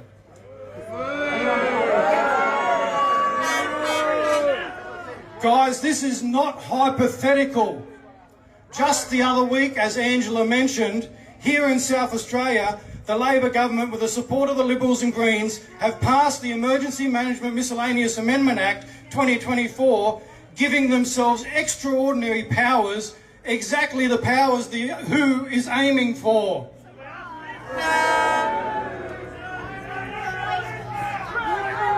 If we don't stand up now, we risk losing our most basic rights. Freedom of speech, freedom of choice, our personal autonomy, and even our national autonomy. My friends, these treaties and Emergency Management Act are not about health. They are about power, they are about control. We must demand that our leaders protect our rights, our voices, and our future. We must have decision-making by Australians, for Australians. Thank you, Adelaide. Let's keep fighting. Love you. God bless Australia. God bless South Australia. Brilliant. Is Tyler Green here yet? Tyler? All right. Song time. We'll put a song. Oh no, we'll just finish the speaking, then we'll put a song on. We can all chat together. Okay. Tom, can I have you up, Tom? Quickly. Look, there's lots of ways to fix the problems. One of the biggest ones we have is the system of democracy we're stuck with. Ground control's a major But don't give up. Never give up on changing the government. If you send a strong message, look, Labor got 34% of the vote. I'm pretty sure they're pretty upset by that. And you send a message. The next message has to be they get like 6% of the vote, and that's only from certain population growth. Oh shit! Did I say that out loud? And that's not. Now let me tell you something. I've got a lot of very strong people within my organisation, which I'm not going to talk about. It's political. They're of Indian descent, and they hate Albo. Just so you know, it's only if you first get here and you have no idea that you'd vote that way. Anyway. Tom, this is a quick speech. This is CIR, so have a quick listen. This is the methods adopted in some other countries where we get to have a say on all legislation. Whether we could ever get this adopted here is a different thing, but have a listen. Hello. Hi. It's time to modernise democracy. Most would agree there's not much value in voting for that party or that party. We end up with pretty much what we've got. Your vote doesn't really make a difference. But what if we vote on each bill that Parliament creates? What if we vote on each bill to approve or reject it? Then your vote matters. Okay. My name is Tom, and I'm part of a group who have a plan to make that happen. We have people in the crowd distributing flyers to promote direct democracy in South Australia for the next election in March. We need tens of thousands of people to register on our site to get our updates. Near the election, we'll contact all the candidates to find out who will sign a pledge to support a bill to bring in direct democracy. We will list those candidates on our website, and so before voting you can refer to the website to know who will support the proposal. There's more to the strategy, so look on the website. The first thing to do is to register. Then make this go viral. Share our site with all the contacts on your phone and computer. So give everyone in South Australia a chance to hear about this and become involved. We're making it easy for people just to send a few emails to the right people at the right time, telling politicians that we want this and that we will vote for the people who sign the pledge. If they want your vote, they have to sign the pledge. In Switzerland, they have something similar, voting 4 times a year, mostly by postal vote, on specific issues. Our proposal is for South Australia. Nice to see you again, darling. How are you? See, we find each other. We do. No sneaky legislation. No, Full transparency. Full accountability. Not just once every 3 or 4 years at elections, but every bill every 3 months. Make this happen in South Australia, other states will copy. This is real power, real people power, real democracy. The website is directdemocracyau.com. Thank you. Where there's a will, there's a way. Now, the other person who was meant to speak is not here, so I'm going to pretend to be Tyler for a moment. Tyler was going to speak on the topic of mass immigration, so I'll do it for you. You've heard me speak about it before, so there's not much to learn. And as I said at the very beginning, it's very simple stuff. When your kids have everything they need, when you can afford everything you need, when you have a house over your head, when the hospitals have got spare beds in case of emergency, and when you can go to a doctor and don't have to wait 2 weeks, we can talk about immigration. Until then, we have to end mass migration immediately.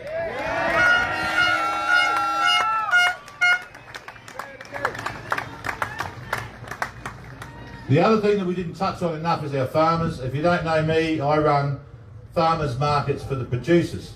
When I started to grow too big, I ended up in the courts here, the district court, in front of taking the councils to court, and I ended up in the High Court, and I lost. So to run a market for farmers to go along and sell their produce is no longer consent use in this state. No one helped me in the government. We will overcome and we'll keep going, but what we need is farmers are a primary issue in this country.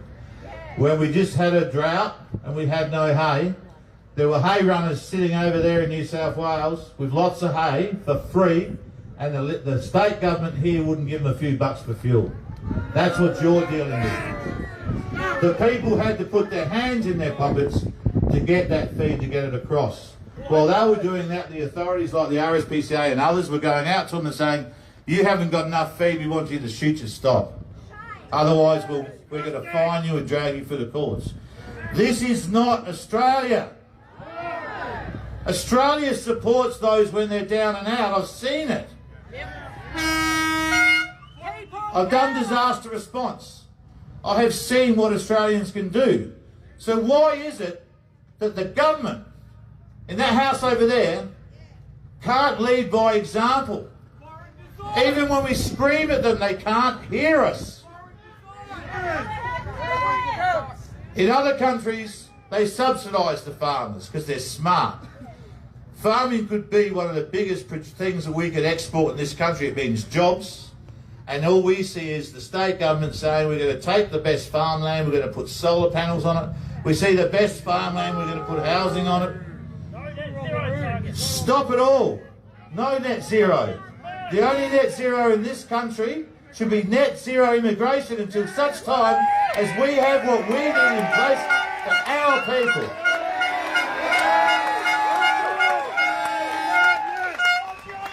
I love you guys, but you don't need to hear from me anymore. When you vote in the South Australian election, vote on good looks. Anyway, I'm not going to go there. I'm not here to push my personal politics. What this is about is you guys today. I hope you had a great day. I want to say thanks to the police. Unusual of me to be thanking the police, but they have been really good to work with, so please do.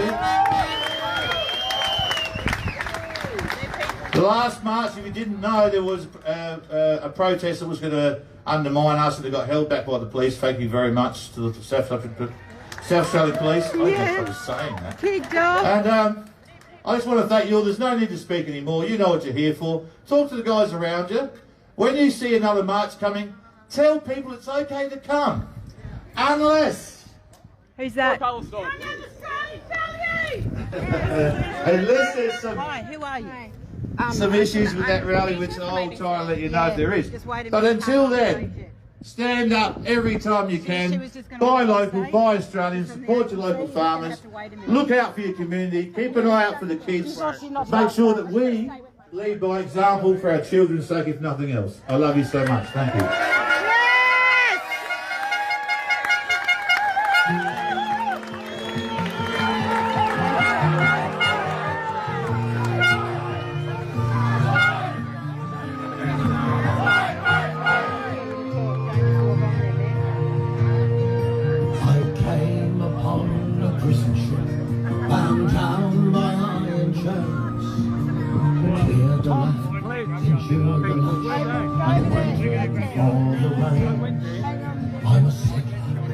I'm a farmer's wife on a giant. Mark will come. I'm not letting him over here, Mark. There you go, lovely. Discount. He'll come to you, sweetheart. Mark. That's the man there, Mark. Who saw the man alive. The girl became a woman.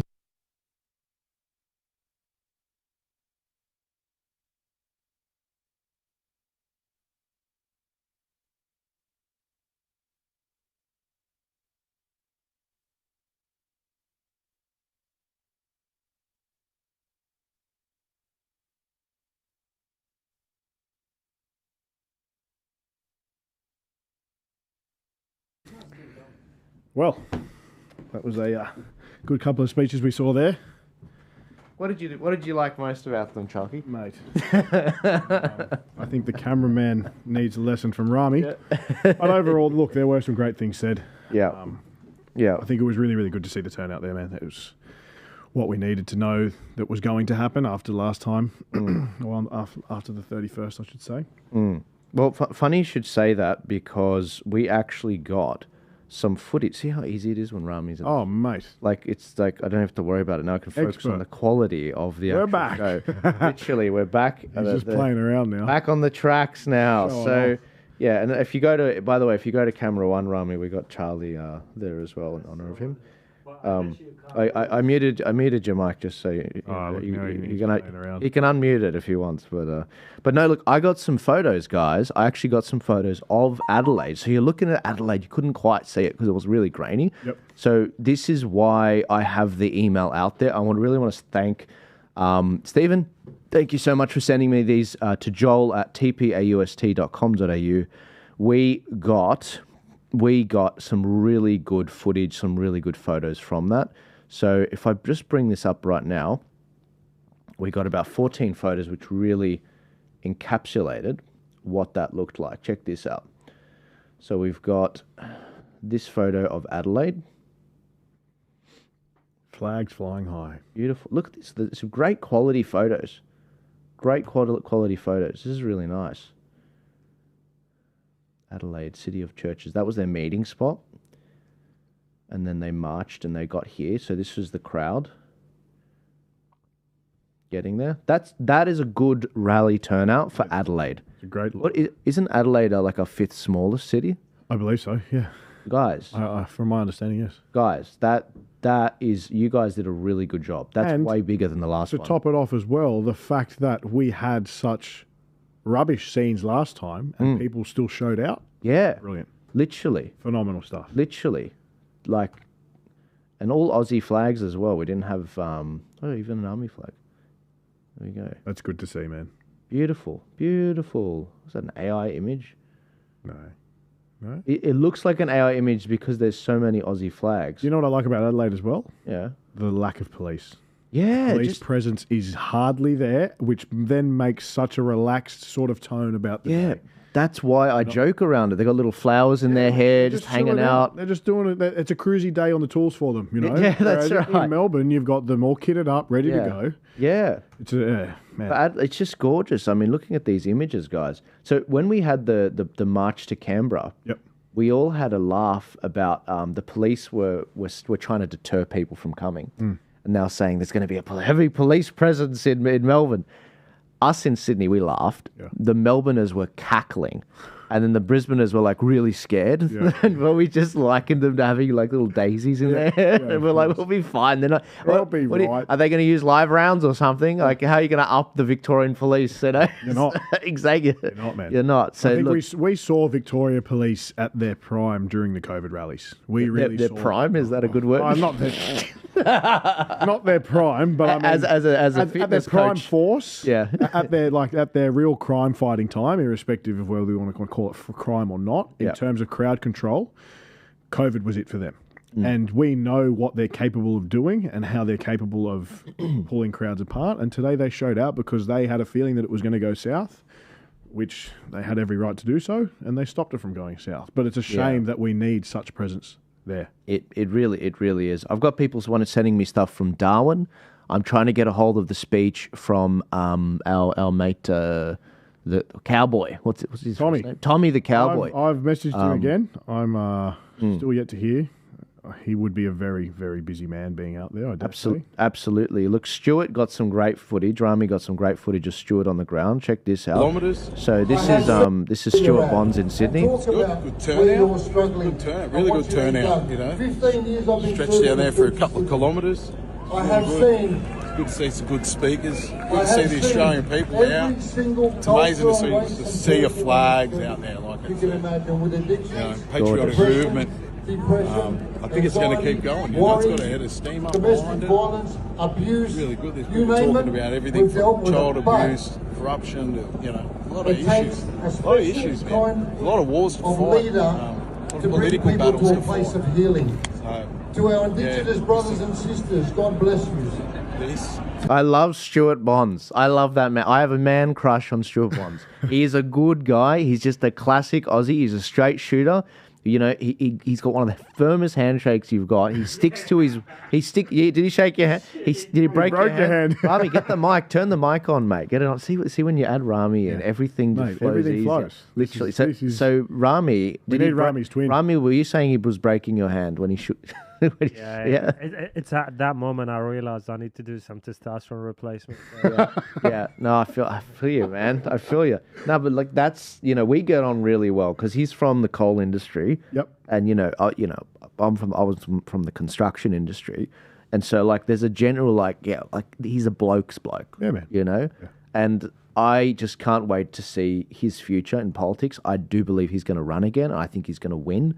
And I just think he's a real straight shooter. He had a lot of viral clips during the election from basically him just talking about things. But he's done a great job documenting these rallies as well. He understands optics. Yeah. He got some great photos of Sydney. If you look at his Facebook profile, look at that panoramic shot he got of Sydney. Again, guys, I will try to get you the drone footage of Sydney. It was a lot bigger than this.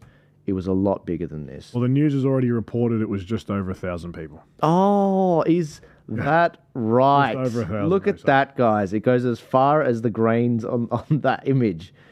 That's insane. Whose photo is that? Oh, that's one of his ones as well. This is one of his ones. Yeah. That's actually about 1,000 people. Just over 1,000. It's like 1,000 people in the front of the stage, let alone... That's insane. Yeah. What do you expect from the mainstream media? Yeah. Well, that's why we got viewers on here, guys. Like, share, comment... Get it out there. But yeah, I want to pull up some of the stuff I'm seeing on Instagram from our mates over in WA. We've got the Hard Yarns podcast. And actually, Tommy. Oh, I got Tommy. Guys, check this out from Tommy. So this was him talking at the rally there. So he's marching with everyone.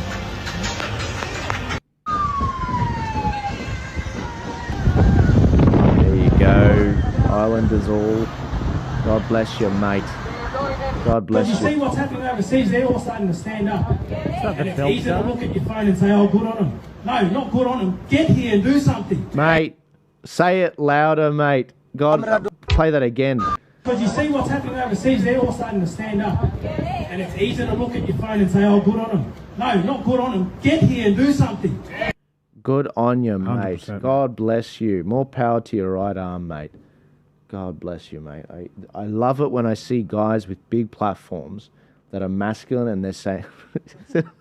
Here we go. No, it's going to become a meme. Joel's gay. You're going to walk right into it, guys. Look, society's been going like that, all right? And it's because men are getting more feminine and women are coming more into sort of the strong positions because the men their masculine energy. Literally. It's just the story of relationships. It's the story of society. When strong men do nothing, that's where women start coming into their masculine. They park their feminine. They come into their masculine because the men have their balls tucked away, and because they're not taking the lead and they're not actually stepping up. It's men that are the reason why this has gone down. So when I see strong guys not just enjoying the clicks, this guy has 400,000 followers.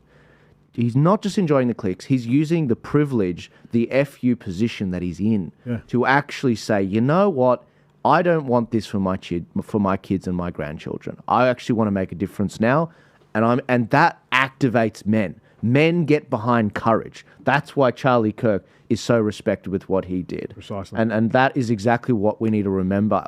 Not that I'm gay, okay? It's just that. You know, Chucky, save me here, mate. No, well, you're spot on, man. And I think a big thing here is that we do need more men speaking out. And I feel as though there are very few voices at this point in time on social media doing exactly this. And although, yes, it is one thing speaking on social media, another thing saying action, right?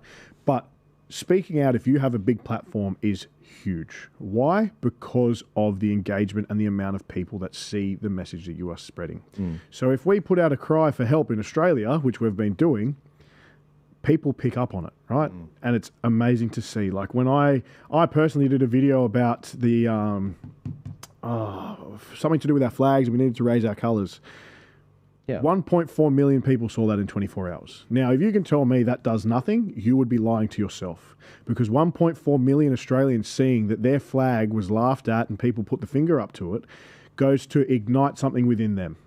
And that is what we need more of. So big shout out to Tommy, like I gave before. He's doing a great job. He stepped into this realm when he saw it getting a little bit out of hand. And he's copped all the threats that I've copped. He's copped all you're getting paid by these people, you're getting paid by these people. Let me assure you, we are not getting paid. And if you want to FOI it, go and do your freedom of information or whatever you need to do. There's no money. It's purely we are standing up for our children. And what I'm finding funny as well is that the people pointing fingers saying we're getting paid are probably the ones on payrolls. So find people that are willing to stand up for their families, stand up as strong men, and unite against whatever it is that we are currently facing. Absolutely. And that's my take from the controversial coach. Hey, and if you I'll don't, leave the rest out there. And if you don't like it, get some sushi. Get on the plane. Get on the plane. Mate, I've been texting Tricky to ask him. Oh, that's an interesting take. Well, I just want to know where, straight to the head. Well, straight to the source. Look, last time I did a stream, I called all the protest organisers, like we saw. Yeah, you had a yarn with streams, I recall. and whatever. And I said, look, this is what it looked like. Can you clarify and fill in the blanks? Yep. Now, I don't have to do that with Mark Aldridge. It was a great day. It was very clearly he was able to. The mics didn't cut out. He didn't feel like he couldn't do his. He did his thing. It was perfect. Yeah. But we literally have no idea. We've got nothing. What is going on in Brisbane? We have a lot of texts, heaps of messages, and a few videos of very, very angry people in the crowd booing and abusing Tricky, for want of better words. Yeah. Very, very, very angry, I will say. But no footage. And it's not for lack of no trying. real footage, I should say, because we had that little snippet that we showed before. Yeah, that's it. Exactly. And so look, at 8:42 a.m. I texted Tricky. I said, "Hey, is anyone streaming Brisbane that you know of?" This is like 2 hours before we streamed. Yeah. Now, so like we've been waiting, and that's 3 hours before 3 hours and 18 minutes before they actually started the rally. Just asking, is anyone streaming? You know, your account or whatever. Nothing. We showed a video. He put his happened. video up as well this morning. He put his video up. Yes. We showed that. And now it's at 2:30 when we're getting all these rumours coming in. This is 2.5 hours ago. 2.5 hours. Yeah, it's 10 past 5. Like, we've got to go home at some point, guys. Right. You know, I'm like, is the protest still going? Just trying to share. We don't even know if the protest is still going, if they're packed up and gone home. I dare say they're packing up from what we've heard. They must be out I reckon already. tail between the legs and going home, because some things were said that aren't flying with well, you'd be proud and you'd be posting. So, look, I did say to him 2.5 hours ago, hey, the protest is still going on, just trying to share on the stream. Let me know if you're down to jump on as a phone call, like interview. But Tricky, mate, pick up the phone. I have a video, people, from... Thank you so much for this. Okay, beautiful. I love my audience. Where from? My audience. Okay, I've got it right here. Brisbane? Brisbane. Oh, we're on. Now, I haven't watched this, guys. Neither have I. Literally just got this now. I think it's about to come in 2 parts. So I'm going to try and get the second part as well. Okay, this is good. All right, let's check this out. Here we go, guys. Brace yourselves. They're focusing on this one symptom. And I know a shitload of people here today went to those rallies. And that's awesome. I think he's talking about the 31st of August. But those rallies and that direction is problematic. Why? Only focus on one symptom. What's that symptom, guys? Immigration. That is their only focus on the symptom. Apparently everything else is a distraction. That's their words, not mine. It couldn't be further from the truth. In fact, it's a inversion of reality is what we're looking at here. Once again, it plays right into the PSYOP. I'm going to talk about the PSYOP very soon, because it is crucial at the moment that every single Australian understands how we're being played by the media and other people dropping messages. It's very important that we go through this. If we don't see it, it's game over.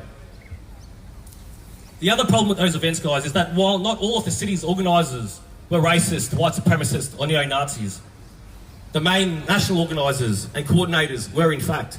Now that's not my opinion. That is proof. The proof is their own videos, their own audio recordings, their own posts, the comments. Do some research for yourselves and you'll uncover what I've uncovered. And that is why, brothers and sisters, I chose not to be involved with those marches. I don't need permission to run a rally in Brisbane. When the people come together, we run the rallies. It's because I uncovered what was happening, who was involved, that I pulled the pin and chose to speak out. And I've temporarily lost 35% of my following. And I knew that was going to happen, because it's going to take people some time. People adjust to things at different speeds. Eventually, everybody's going to see it. Now, guys, the main leaders of this place, they want a white Australia. If anybody here wants a white Australia, this isn't the place for you today, I'll tell you that right now. This place is about coming together, black, white, or everyone in between, all united.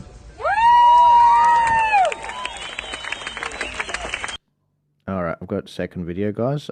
Part of this. Just coming in 3, 2, 1. Bam. Can I apologise for the live nature of this situation?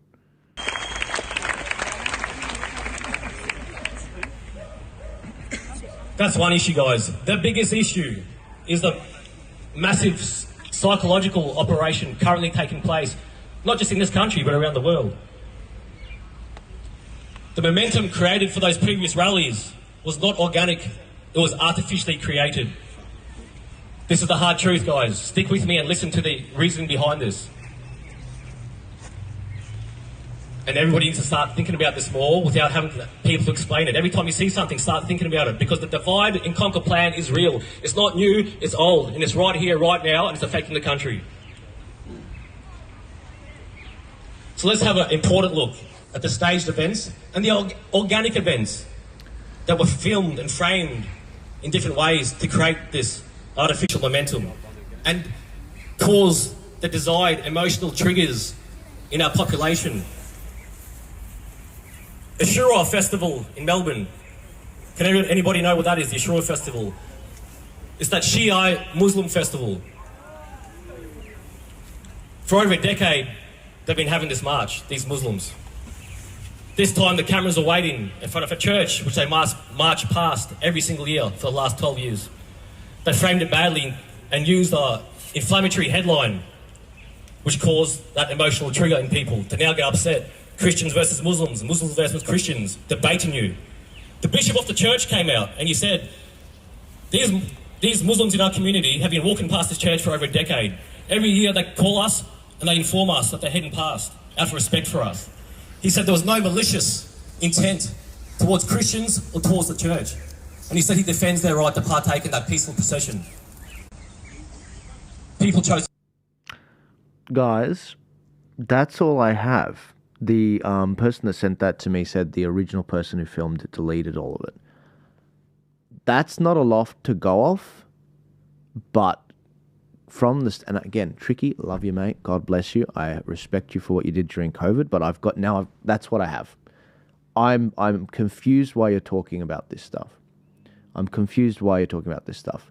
When you've got a rally which was branded, a rally against government corruption, and it has various things that the rally is going to talk about, whether it was reforming immigration, whether it was housing, cost of living, farming, among other things, it looks like you're just settling the past debates. That's what it looks like. Today wasn't about what happened on the 31st. Yeah. It wasn't. Yeah. In any way, shape or form. Look, in my humble opinion, I know Tricky's been in the game a long time, but why jump on stage? Remove yourself from the NSN. It's clear he's not NSN because he's dark-skinned for one, right? So you don't even need to do that. But then why say that immigration is not an issue pretty well? Because unfortunately, it is an issue. I'm not saying stop it, but we need to refine it. And we can get into that whole thing around the church all we like, but when we say cameras were waiting, the first bit of footage that came out was someone driving past and saying, "Oh my God." That's not a camera waiting. No. That's not 7 News standing in front of them saying, "And behind me we have people angry."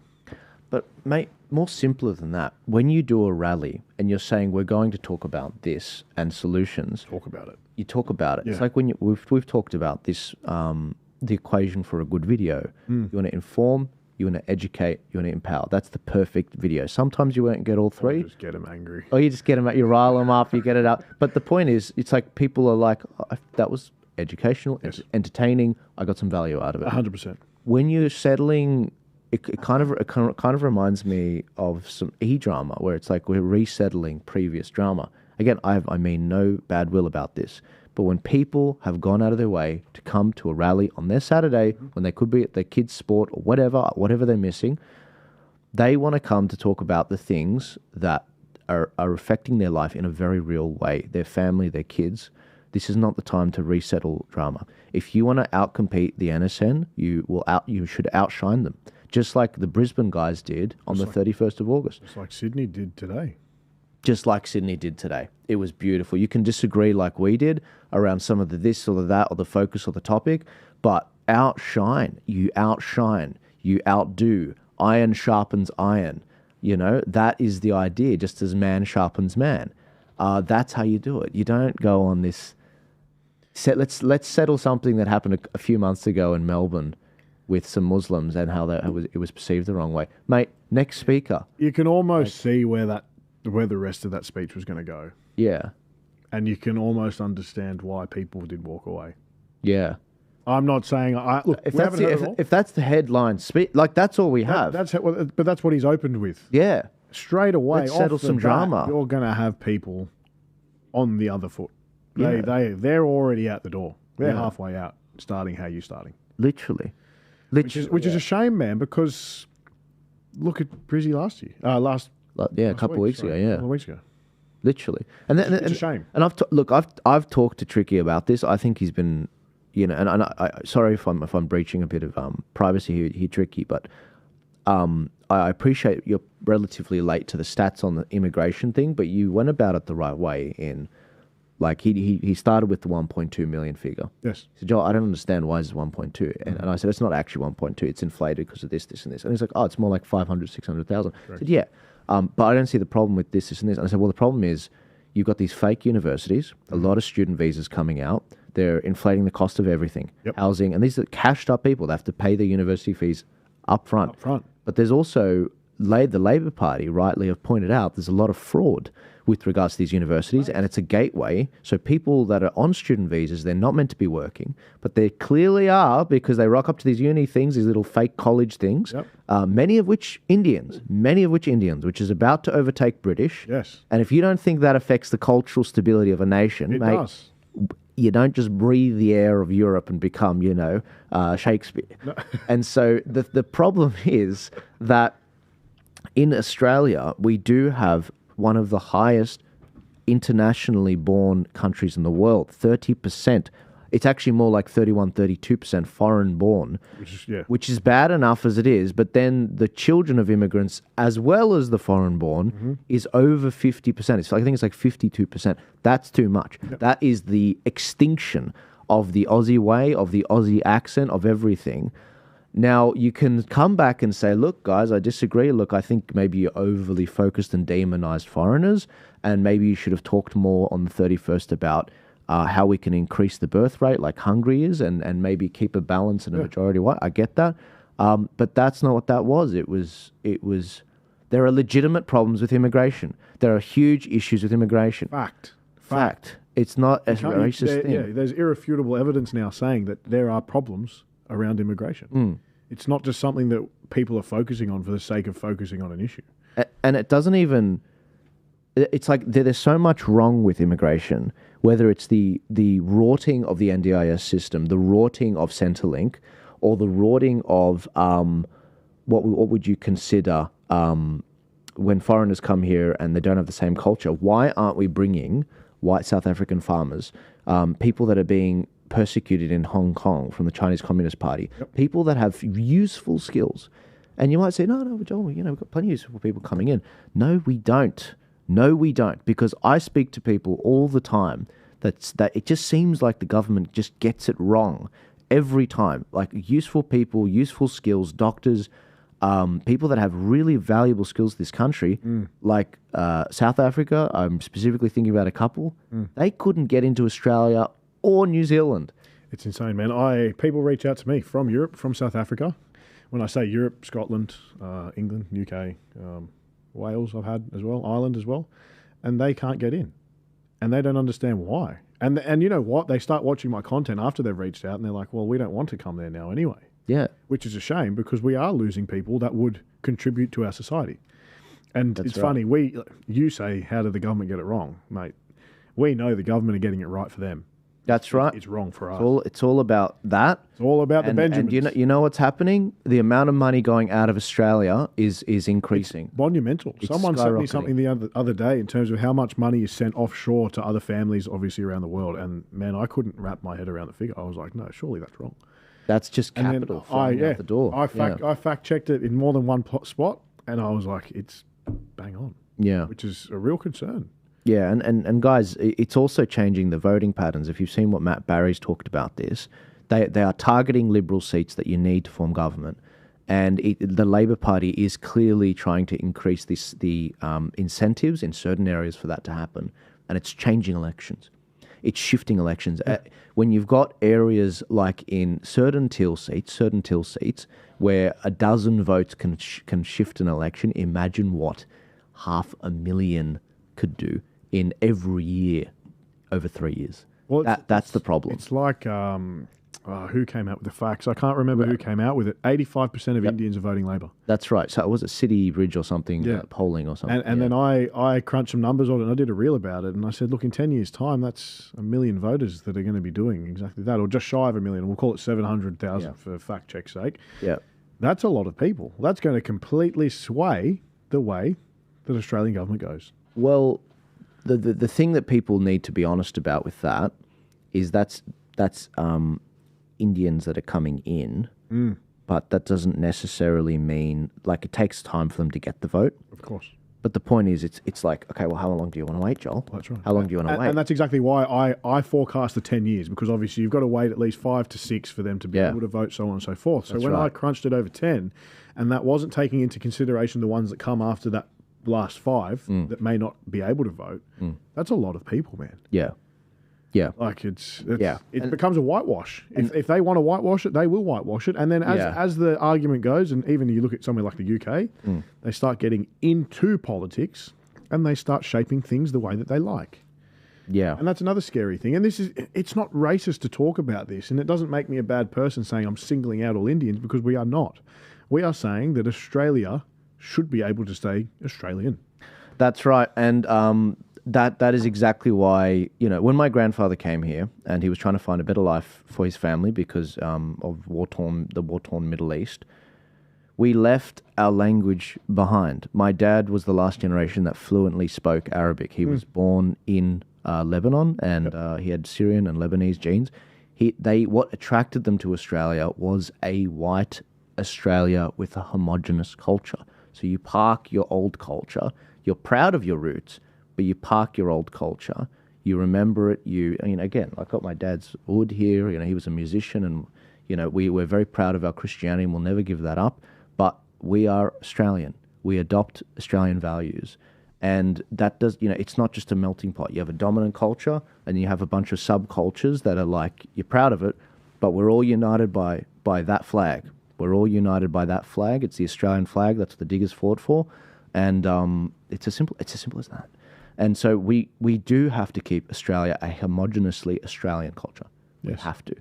Otherwise, it'll create instabilities that we're seeing. Now, look, I just got another link. Thank you, everyone that's been messaging me. I'm sorry that I can't thank you all because I don't know. I don't actually know if I can say your name publicly or not. But check this out. This is a link to the stream of someone that put it out. And push it in a positive direction. I won't play the full thing because we've already listened to 4 minutes. I've had threats of all sorts, direct to my phone, messenger, etc. But not just in here in Brisbane, nationwide, I've had to find ways to inspire others and make them realise how important it is that we harness the energy and push it in a positive direction. Because at the moment we have other groups popping up who have no idea that they are part of a psyop to divide the people. Well, they do know, and they're simply part of it. They think solely focusing on one symptom will yield good results. So much so that they have stated they are only focusing on the one symptom and that everything else is a distraction. They don't use the word symptom because I don't think they've actually worked out they are being distracted by this one symptom, and that by only focus on it, they will never find remedy. Much like modern Western medicine, it only focuses on the symptoms. It doesn't treat the underlying issues. Take eczema, for example. Well, you get eczema, that's a symptom. It's not a disease, it's a symptom. They'll treat the eczema with steroid cream. The steroid cream might have a temporary effect on that one symptom you're trying to treat, but it will cause other symptoms to pop up. And then you'll treat those symptoms with that synthetic petrochemical substances developed to cure people. And it'll be a vicious cycle, guys. The only cure is to look at the underlying issue and go at that. And that's why we're here today, focusing on government corruption, the government overreach, the foreign influence. These are the things that we need to get through our head, that we need to target and focus on. Now, some of the recent rallies, guys, like I said, they're focusing on this one symptom. Okay. And I know a shitload of people who are here today went to those rallies. All right, I think that's what the part we watched. This time the cameras are waiting in front of a church, which they march past church for over a decade. Every year they call us a peaceful procession. Okay, look, that's all I got. I want to see the whole thing. I want the rest of it. I just can't believe we didn't have a streamer. I should have spoke to someone. I'm trying to get some people that were up there on the phone, but they've obviously got to be. I'm trying to do the same thing. Yeah. Oh, what's this? Someone sent me another one. Let's make this abundantly clear.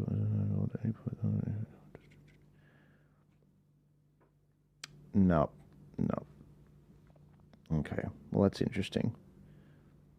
No, I've got nothing. I've got a video from Shallow Chow, who I'm trying to. Oh, mate. All right.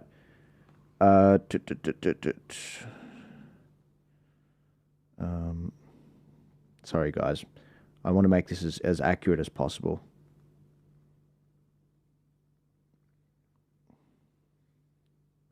All right, so I've got a video from Shallow Chow, and I'm going to play it, and then I'm going to bring him on the phone because he was actually there in the crowd to show support in solidarity. He wasn't getting his ego about him or anything. All right, let's check this out.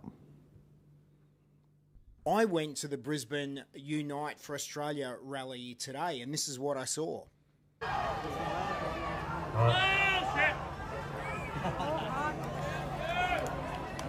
I had a 35-minute conversation with the main organiser of the Brisbane event, Tricky, on Wednesday the 10th of September. And we spoke for, like I said, over half an hour at length about my involvement with March for Australia and how the NSN weren't running the March for Australia in Queensland, and how my views and the movement's views on mass immigration would have an effect on the Australian economy and what would be the repercussions of shutting the gates. It was a civil discussion. Tricky took on board that I was definitely not a member of the NSN, and neither were the other leadership guys in Queensland. And yet, I went to that rally today, and the first thing he did in the first 10 minutes was point out to everyone that the Brisbane organisers were NSN. What the fuck? So I go along in good faith, waving my flag, thinking I'm doing the right thing to support, you know, the freedom movement and our rights in Australia, and got a fucking half-hour lecture about how everything about every other culture in Australia is good and better than ours. And then fucking the accusation that I'm in the NSN. And then so he slowly but surely managed to dismantle the whole fucking audience. There was about 1,000 people there, and I hung around for about an hour, and by then half of them had left. Half of them had left. Like, most people were just fucking peeling out, and they were horrified. He wouldn't call out immigration at all. All he would do was keep banging on about how we need more migrants to prop up the fucking economy, and that everything was a psyop. Dude, what the fuck, man? Like, you know, I spoke to you personally. The gatekeepers, and then they pass the tins around and they want everyone to donate cash, and then it was like, buy my merch, for fuck's sake. Anyway, October 19th, we're running the next March for Australia. And if you're sick of the gatekeepers, the bullshit, the lies, the fucking psyops to try and divide you and conquer you and keep you fucking guessing where your enemy is, don't look any further than those motherfuckers who ran that shit in Brisbane today. And Tricky, if you ever fucking call me and do shit like that again, dude, that's some fucked up, low-life, fucking backstabbing crap.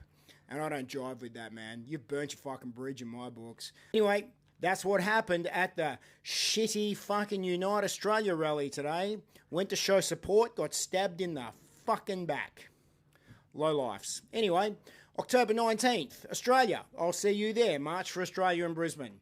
And I will be doing not a 40-minute fucking speech, but probably about 4 minutes of fucking, yeah, let's get off our asses and take this country back. See. God bless you, Scotty. I'm going to give him a call right now. He talks like I do. I'm all about that. That's, well, you know, I'm all about that. Mate, it's a real shame. I'm going to bring Scotty in, guys. So Scotty was the one who was just speaking then. Shallow Chow, you might know. Hey, mate, how are you? G'day, Joel. Yeah, not too bad, mate. Good. I'm just live right now. I've got Chocky here sitting with you. Mate, we're just sitting here. I don't know if you're watching the stream, nodding our head in furious agreement. You guys did a cracker job a couple of weeks ago, and we were a bit, from what little we could see from up the coast there, we're a bit perplexed by why he took it in that angle. Yeah, I'm a little perplexed as well, because we had a civil discussion during the week. Now, I've never spoken to Tricky before, and I don't know him. I've never met him. He got my number through a mutual acquaintance, and he called me. I called him back. And we had a 35-minute discussion. It was civil. It was understanding. It was, he didn't try to shill me for his march. He didn't try to sell me anything. It was really just a conversation about ideas. And look, anyone who's followed my content or knows what I do is that I want to talk about ideas, and I want to talk about how we find solutions to our problems. And so we had a good, deep conversation about the involvement, the leadership, my involvement, my business interests, where my positions are. And I did not expect to go there today and listen to that. And neither did the crowd, mate, because there were some pretty upset people there today. Well, that's what we're hearing. We're hearing there was roughly about 2,000 people to start, and by the time he'd finished speaking, there was about 200 left. Was there anything can you clarify something for us? Because we can't find the footage of this. At the start, when he did a moment of silence for the diggers, did he also conflate that with the dead in Gaza? Like you do it at the same time? Yeah, it was a mass minute silence for literally every issue and cause, could possibly think of, the good guys, the bad guys. And look, the Middle East, there are no good guys and bad guys doing it. That's a blood cult that's never going to stop killing each other in our lifetime. Well, there's things that happen all around the world every day. Well, absolutely. And I don't care. Look, I mean, and I cop a bit of flack for this, but I have zero interest. If it's not Australia first, I don't care. I only care about this country, and I only care about what we need to do to sort out our problems here. Exactly. One of the reasons we have so many crazy ideologies floating around the place and pushing people to the fringes is because people have given too much interest into shit that has absolutely nothing to do with us. Nate, I'm in furious agreement, and I'm totally behind you for, again, I know what I'm getting in Brisbane. I know exactly what I'm buying. It is not a blank check. I pray that you are behind it in Queensland. I pray that you have the same A team that you did last time. I'm fully behind the 19th of October, was it? 19th of October, March for Australia. Look, we learned a lot from the last one. And look, credit to Tricky for, honestly, making that video was a bit of a cathartic release for me. But also I need to acknowledge, right, let's be clear about this. One of the reasons that we got out of COVID lockdowns and got rid of the mandates here in Queensland during COVID was because of the fantastic work that the People's Revolution group did with Tricky. I still proudly have a couple of their T-shirts. I went to all the rallies and I was a big fan, because it helped galvanise us and get the people on the streets and showed this the shitty Labor government that we had at the time that the people could push. And so, he helped us a lot. And so it was, I've always been a big fan. So, yeah, look, October 19th, and I don't want to tear people down unnecessarily, but that was uncalled for today.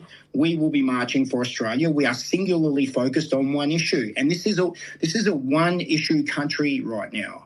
Your country is being undermined. Your GDP is being wrecked. Everything is becoming unaffordable. And that's all because we allow the government to prop up this economy with a fake GDP number, pretend everything's fine and put Band-Aids on it instead of actually fixing the structural issues. And Australians have had enough. And that was clear today. You should have heard the people around me, and they were all saying the same thing. We heard them. Mate, we wanted to see more, and I'm just sorry that we didn't organise to have someone stream it so that we could actually have an accurate view of what, I have about maybe a grand total of 5 to 10 minutes of the whole thing. I don't even know if it's still going on right now. I have no idea. Yeah. Hard to say, mate. Look, there would have only been 500 people left by the time I walked out, so right. It's gone. Well, look, mate, we're more strength to your right arm. Your leadership up there is very welcomed. And look, that is not the situation we saw in other cities. Brisbane was an outlier. Sydney, they came out in strength. Adelaide was strong too, man. You got to remember, they tried to take the stage there, and some good, strong Adelaide alphas stood up and they held the ground there and didn't allow that to happen either. You got some good guys down there as well. Hey, listen, there's good guys in Melbourne and Sydney too, and let's not forget. Don't get me wrong here. I'm not going to give the NSN any bloody praise at all, right? Because I've been copping shit from those guys for the last week and a half now. That wasn't much fun either. But Melbourne's a cesspit of problems, dude. I don't see how you solve the issue down there and have a peaceful march for Australia. It's just not going to be possible in that culture down there right now because, they've allowed it to be subverted by so many other interests. And the state government is absolutely corrupt to its core. At a boiling point. Well, mate, what we were saying earlier, and again, I don't know how long we've got your ear for this podcast, but we were chatting about that before. The equation for every place other than Melbourne seems to be the same. You have great leadership. You keep it to one issue. You make sure it's very clear about everyone being welcome, and announce the speakers, be transparent about who is actually running the thing. But Melbourne, you're right, it is a basket case. We need a level of unity in Melbourne that we don't see anywhere else in Australia with our side, because it is such a dangerous, we can't stuff it up. Otherwise people can get hurt, people can get killed. I'm really worried about Melbourne. I probably talked about literally 20 people. I've talked to 20 people in the last week about how concerned I was about today, just because of the disunity down there. And look, disunity means death.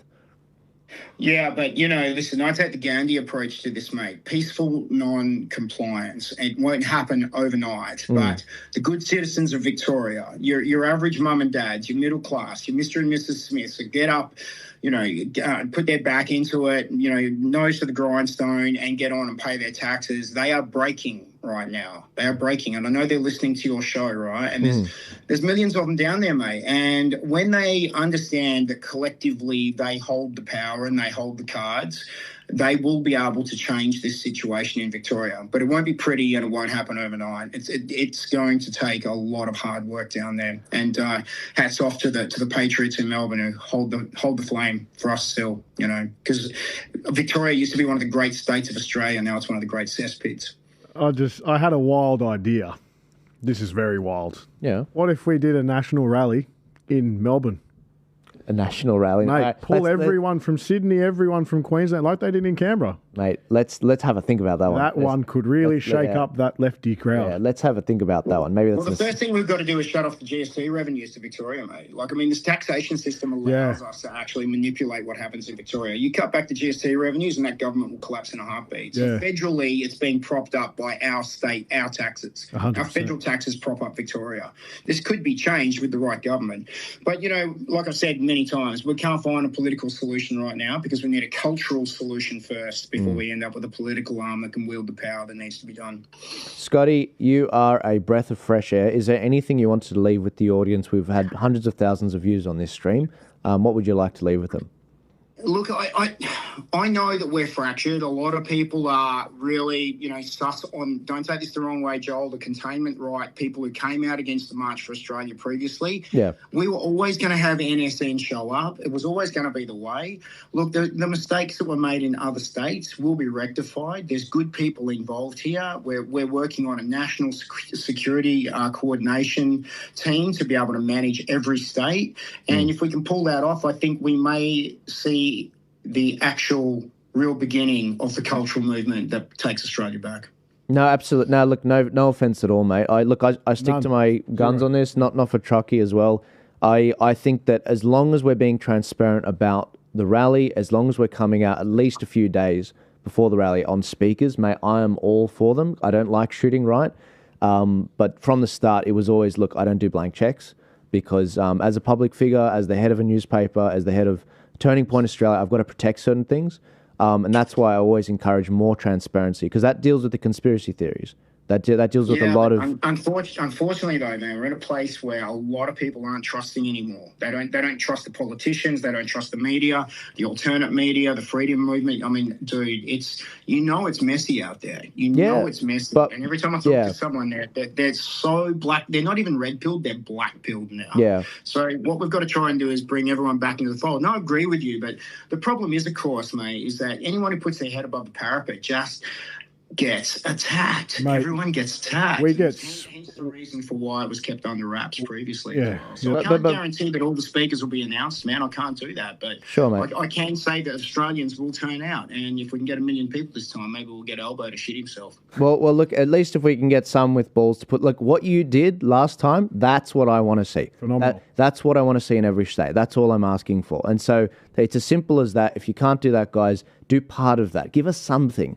But when we get nothing but Beck's name 3 weeks before the rally and she's on record inciting violence, which she apologised for, that's where I was coming from. And she apologised for it. God bless her.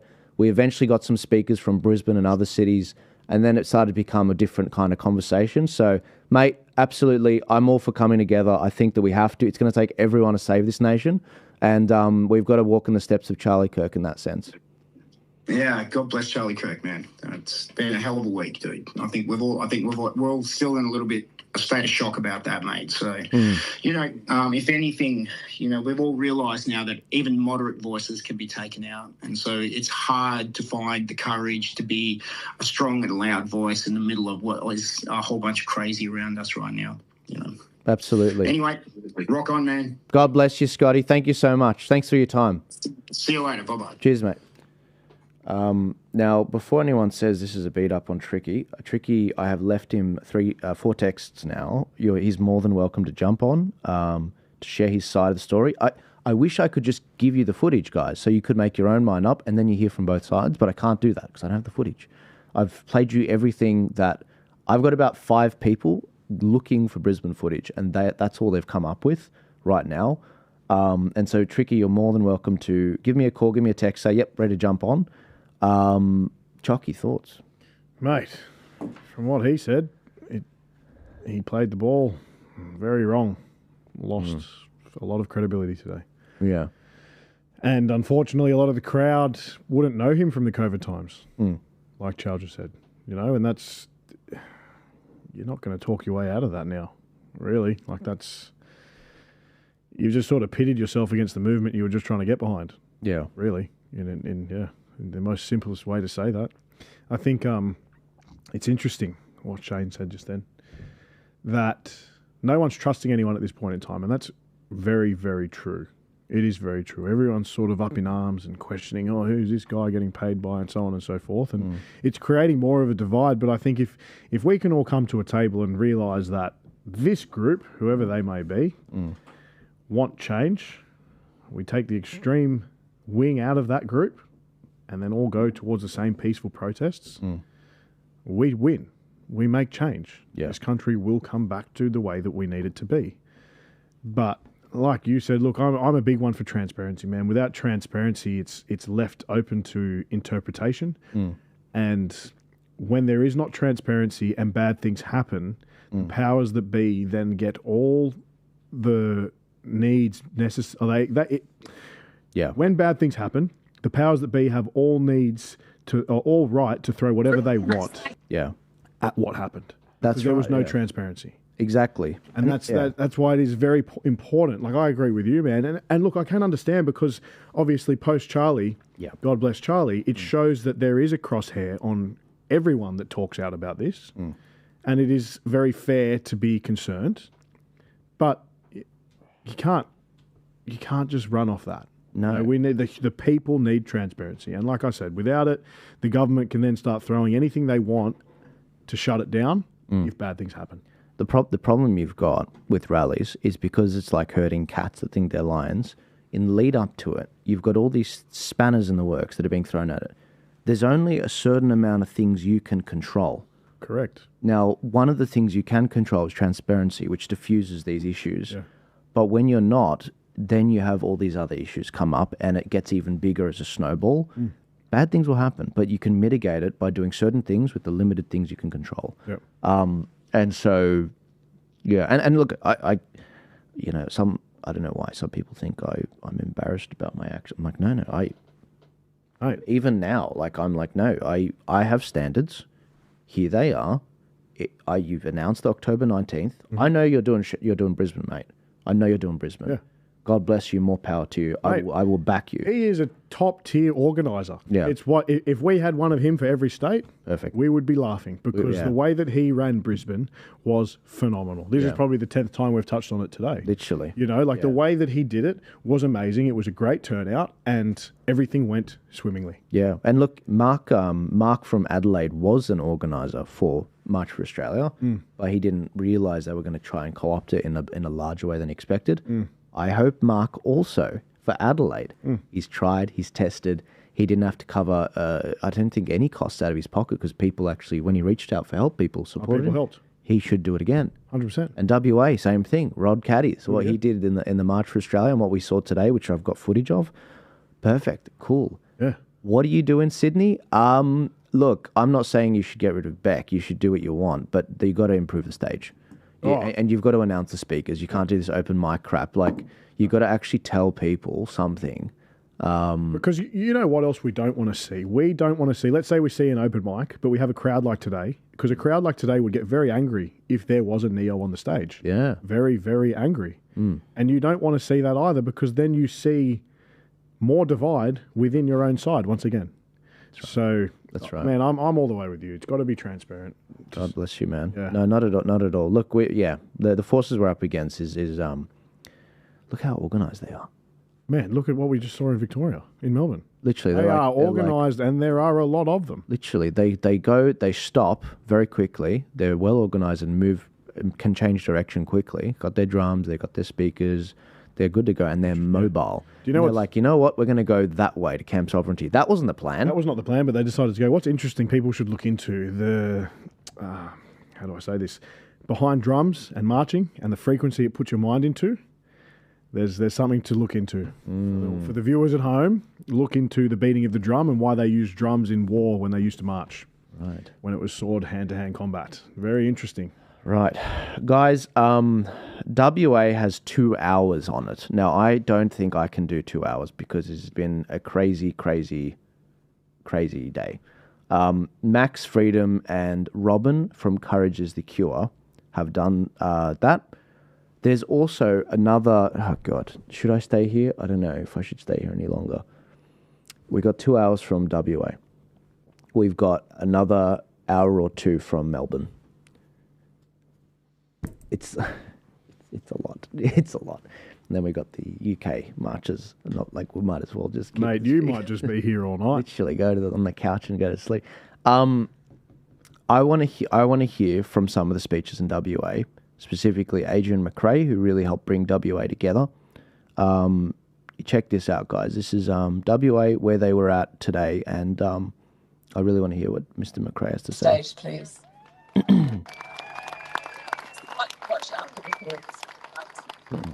This is from Max Freedom in WA. Robin from Courage the Cure also. Can you hear me okay? Yeah. Well, this is the most Aussie flags that I've seen since... last weekend. No, I wasn't here on the 31st, but certainly the most I've seen since Anzac Day in Gallipoli in 2003. So if you would indulge me, I'm going to get everyone with a flag, if you can wave it in the air, and I'm going to take a photo of you guys from up here. Awesome.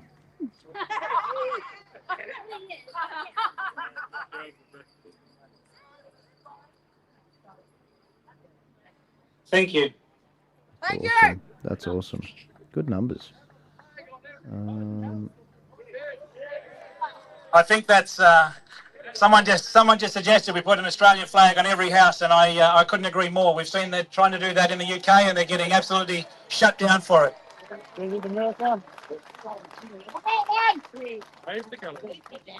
Look, it's really encouraging to come up here and see. You know, we just get every way of shutting down Australian pride and a bit of patriotism. And and coming down from Port Hedland, we don't get to see crowds this size and certainly this many Aussie flags in one place. It's really uplifting to know, and certainly on the 31st, many of you were probably there as well. It's a really wonderful feeling to know that we've still got genuine Aussie patriots that are proud of their country, proud of their flag, proud of our culture, and proud of what our ancestors have built in this country.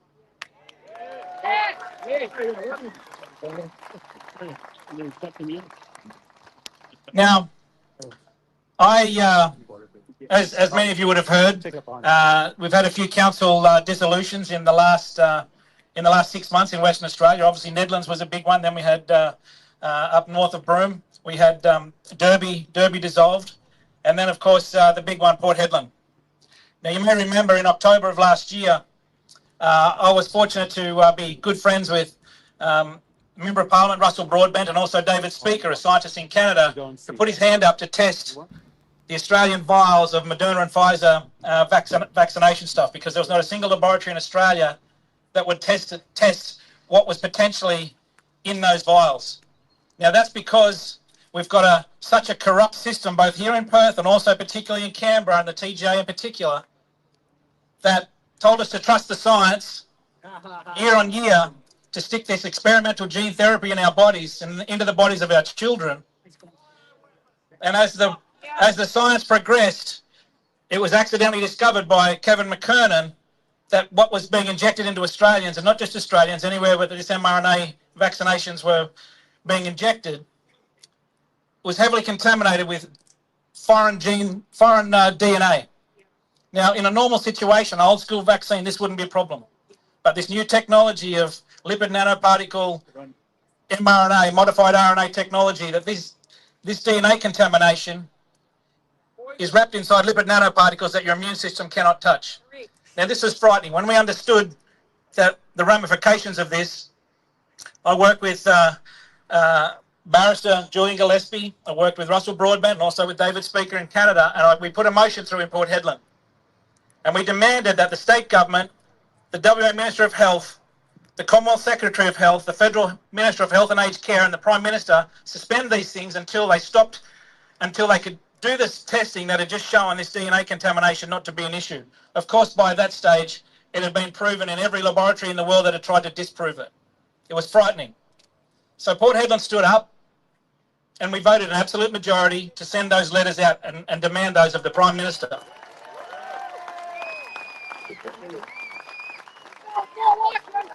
Now, as many of you would have seen, that caused a massive reaction from the Premier of WA in particular, because he was the Health Minister of this state when those mandates were rolled out on us, and he was pushing that snot into the arms of every man, woman and child in this wonderful state of Western Australia. And of course, he first came after the council. He told the council in Port Hedland that we need to stick to our knitting. That, of course, offended every councillor in the state, because councillors, as many of you would know, we don't get paid much money, $10,000 or $20,000 a year for a full-time job that you really it's the one level of government that you are actually giving your full service to the community. Now, that pissed off councillors around the state, so instead he targeted his attack on me, because I had the temerity to go to Russia with Julian Assange's father to the BRICS conference, because we wanted to see world politics and the change in world politics taking place with the big BRICS conference that happened in Kazan. Of course, I absolutely got belted for that, and I've copped it pretty hard all across the media, not just here, but all around the world. I've had something 250 million plus views, most of them positive, but a lot of in the mainstream, particularly aggressive portrayal of who I am, what I stand for, and Channel 7 calls me a domestic terrorist. Now, I want to have a bit of the crowd engagement. I'd like just quickly, how many people here have not been to a rally in the last 5 years that are sort of standing up for these Australian rights and freedoms? How many haven't been to one? I'd like to say welcome. Thank you for being here. This is it's wonderful that so many of you have come out and now starting to see, particularly with what's happened with Charlie Kirk.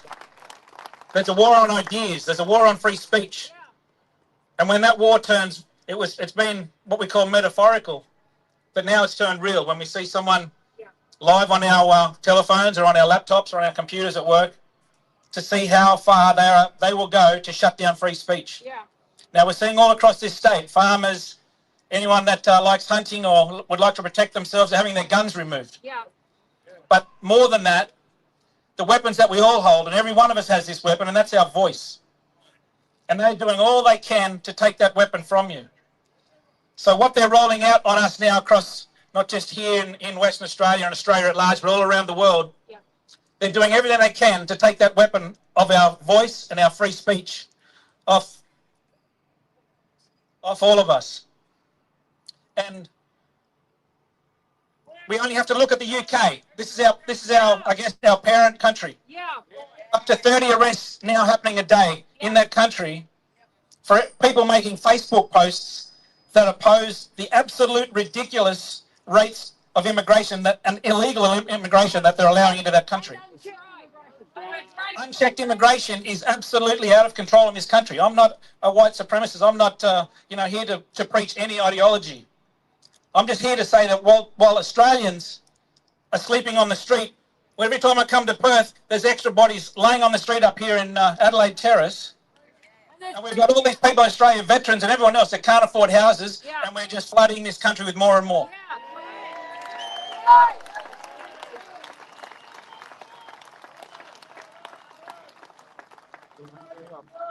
It's an absolute disgrace, and this is coming from both sides of government. This isn't a a left and right. This isn't red and blue. This isn't Labor Liberal. This is as Malcolm Roberts always says, it's two cheeks of the same arse.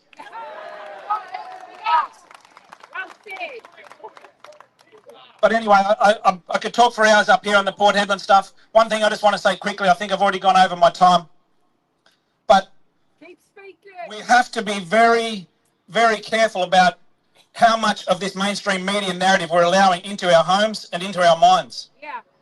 Because I've already met one of the Channel 7 guys here today, and I'm sure he's a lovely guy.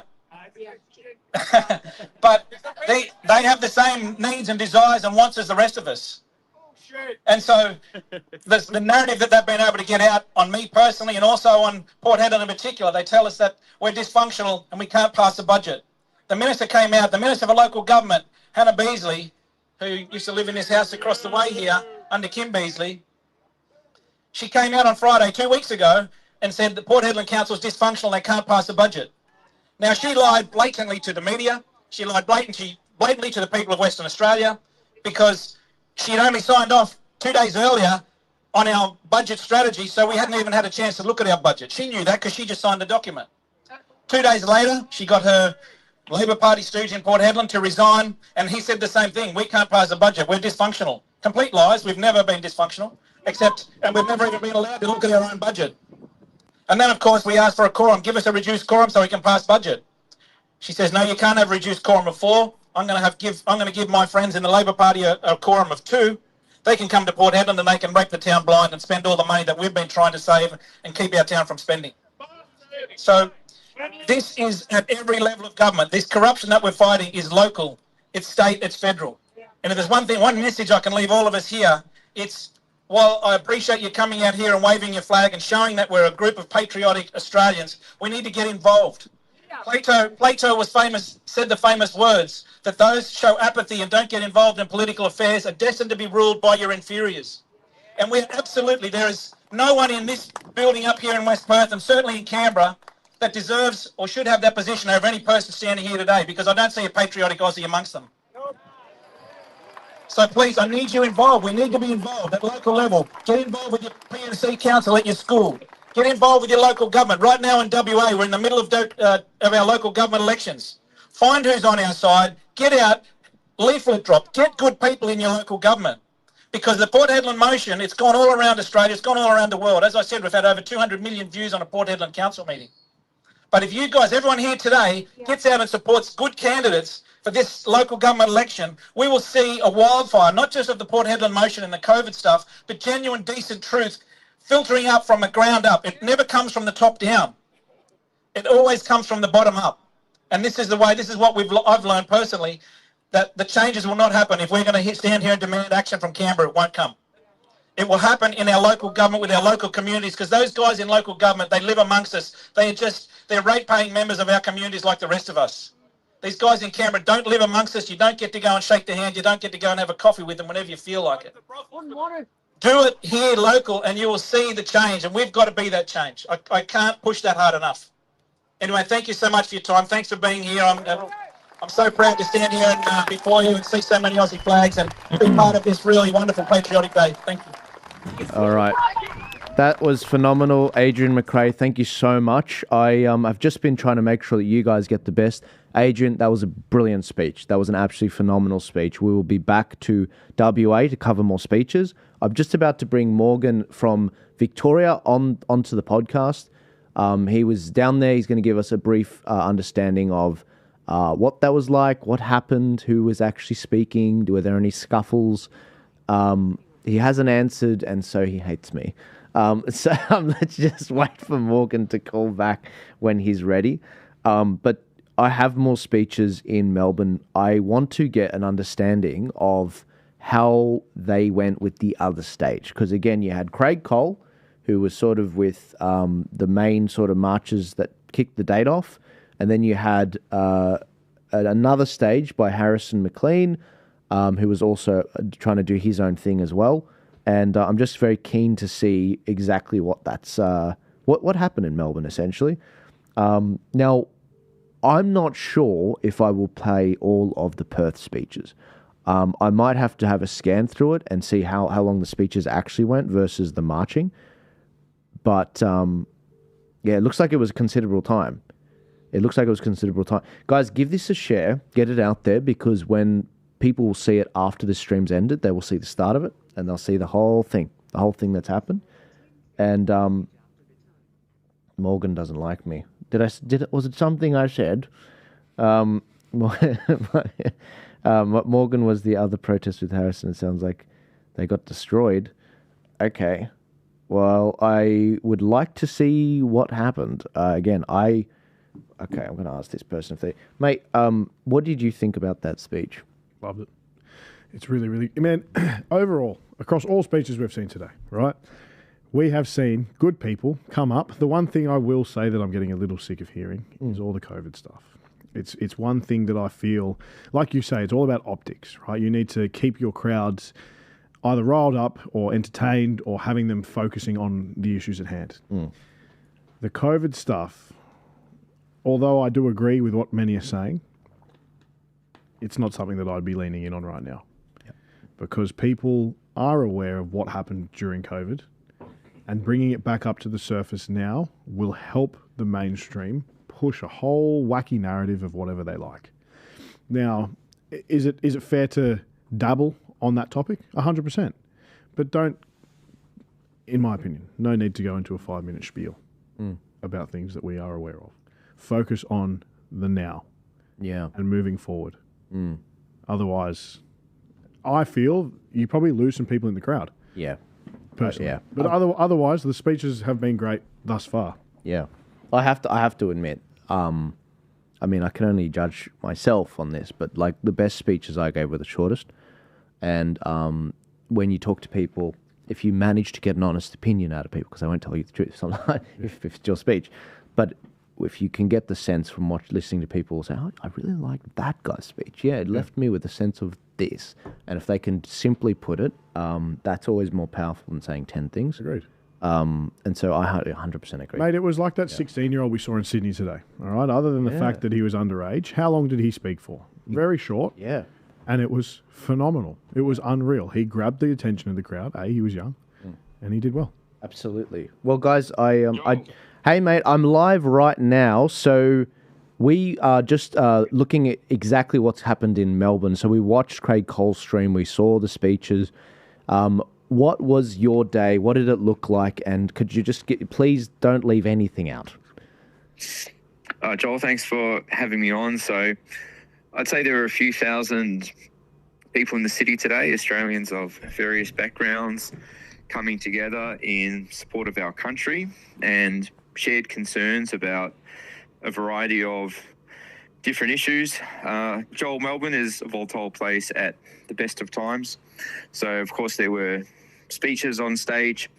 There was also a march at one stage or another which went through the city. The group was unfortunately splintered along the way. At one stage, I believe that there was a face-off between patriotic Australians and the radical left, and of course the violence being instigated by the radical left, of which it most usually is, and another group that ended up making their way to Flagstaff Gardens, where there were some other speeches. So all in all, it was a bit chaotic. Lots of police. We saw public order response out in force, and the mounted unit was out, and some scenes reminiscent of the COVID days. But all in all, I think that Victorians are getting their mojo back.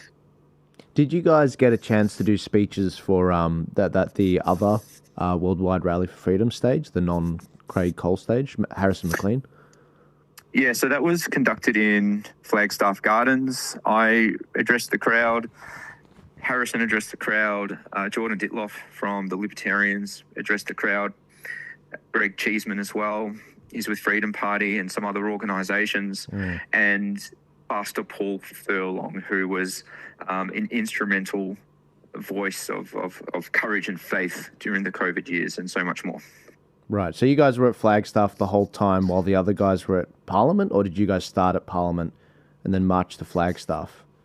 No. So there was an entire rally that took place at Parliament House. And then a couple of hours later, there were secondary speeches at Flagstaff. Right. Yeah. So there was a march. Lots of people walked through the city. But there was some confusion and disjointment, and it's very chaotic because there were also 4 leftist groups that came together that were threatening violence, and there were scuffles and things like that, and it was just They were at Flinders Street, right? They were at Flinders Street Station. I believe that they started there, but they made their way through the city, and friends of mine and people sent me photos and reports of masked far left people hiding down alleyways looking to, I suppose, confront unsuspecting people holding Australian flags and things like that. Melbourne, man. It's really weak. Very weak.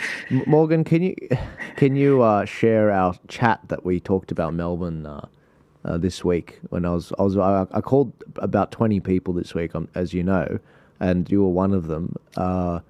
And again, I did not really care about your stage that you were working with, obviously to help Harrison McLean. I did not care that Craig Cole had his own stage. I was really concerned about your safety. Did you share that going into this weekend? Yeah, I'm not going to lie. I was apprehensive because there's so many dynamics at play in Victoria. It's a very volatile place. I'd say Victoria is the most radicalized state in the entire country. So today had all the ingredients for, I suppose, violence, disruptions, and potentially something very unfortunate occurring. So making my way in today, I definitely thought there was a possibility of such occurrences. But for the most part, I think Victoria Police did a good job keeping different crowds separated from each other. They were out in force. Public order response was out in major force, and as I mentioned, the mounted units. So despite having the ingredients for some pretty violent scenes, in the end, I believe it was a fairly tame day. Right. There are some people that made the point that there was a mention of Desi, the guy that killed the 2 cops. What was his name? Desi Freeman or something. What was that about? We didn't play it on the thing because I think we didn't want to watch all the speeches in Melbourne. But was that like a sovereign citizen that got up and spoke?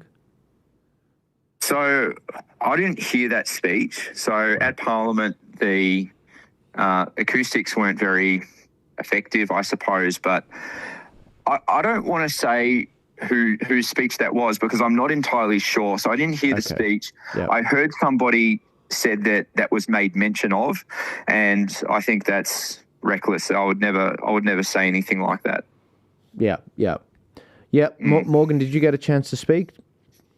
I spoke at Flagstaff Gardens, so it was really nice. I have not conducted a public speech for quite some time, but I just took a look inside of myself and some friends. We said a prayer beforehand. I went out there, I spoke, and basically my message was I guess, around unification, and we all have a duty to do more. I paid a tribute to the late Charlie Kirk, and I also mentioned Irina Zarutska and really tried to emphasise to the public that we have a duty for the loss of these incredible people to not be in vain. And the general public and people listening agreed and appeared to me to be very motivated to do more for the cause of freedom and for the sake of saving the West. Yes. Well, look, I really appreciate you saying that about Charlie. Just so you know, I just confirmed this now. There's actually going to be a memorial for Charlie in Melbourne tomorrow at 2:30. It's being organised by an awesome group down there. And I've just shared that to the Turning Point Australia Facebook page. It'll be at the Victorian Emergency Services Memorial down there. And look, mate, I encourage you to go down there. I'm sure they'd give you a word to say some nice words for Charlie, an opportunity to say some nice words for Charlie. Be very welcomed if you're able to make it. But there's a lot of groups that have been moved clearly by Charlie Kirk, and they're very keen to repay that debt, say something to him that perhaps they never got the opportunity to. Yeah, he was he was a giant, and at 31 years of age, his wisdom was far beyond his years. And the murder of Charlie Kirk, the assassination, I think has touched the souls of millions upon millions of people. And I think whoever was behind this assassination, I'm not just talking about the shooter, but the movement, the cause, they may have considered this horrendous attack a victory, but I think it's going to blow up in their faces, because I've never witnessed so many patriotic, good, decent people as motivated as they are right now to essentially continue the work that Charlie started. And if he could speak to us, I have no doubt that his advice would be for us to not sit around feeling sad or sorry, but to get out there and continue the fight for freedom and righteousness. And it's very, very sobering, but that's what I see happening. I really appreciate you saying that. A lot of people want to do the same, and there is also a Remembering Charlie Kirk vigil in Brisbane, guys. If you've just tuned in, 6:30 tomorrow as well. I've shared this to the Turning Point Australia Facebook page as well as the other one. There are a lot of people that want to come out, and I do believe there's also another one in Spears Point Park in Bullaroo, New South Wales. And maybe Newcastle as well. So it's probably gonna require another post. But Morgan, I respect you. I respect what you've done in Victoria, the service that you've dedicated. I'm looking forward to chatting to you very soon about your upcoming elections late next year. I'm very excited about those chats, and more power to your right arm, mate. Thank you, Joel. You're doing an absolute wonderful job. I appreciate you having me on, and I'm looking forward to speaking to you and working together in the future. Thank you. God bless, mate. Thanks so much. God bless you. God bless you, mate. Thank you, Morgan. He's a good guy. Great bloke. I'd like to see his speech, so I'm going to try and get a recording of that for you guys. But Melbourne. These are two different groups. Craig Cole, Morgan Jonas with Harrison McLean. Two different groups. They should have been together today. There's no reason they shouldn't have been together. Marching together, protecting each other. I'm hearing reports that, as he admitted, they got split up, and it sounds like people got beat up from what I'm hearing from other people. I'm hearing the same whispers, yet to see footage. Like, these are our family, guys. Like, you wouldn't just sit around and let your brother or your sister get beat up. That's what it sounds like is going on down there. It's that dire. It's a real shame. It's a real shame. It's crazy to think it's an Australian state. Yeah. It's like, it's like they're on the brink of a Cronulla riots every weekend, which is insane. It's just... It's no way to live, Nah, man. These people that counter rally must really hold some hate. And imagine living in that frequency or realm every single day, hating everyone around you. I just can't imagine them sitting around and having breakfast together. No. Like, what are you talking about? It'd be horrible. It's so hateful. They're just it's literally just sharing memes of Charlie Kirk dying or something. So that's your small talk. It's crooked. You know what I mean? So crooked, man. I just can't imagine. But maybe it is like that. Maybe they really don't have much better going from that. All that binds them together is hate. I don't know. I have no idea.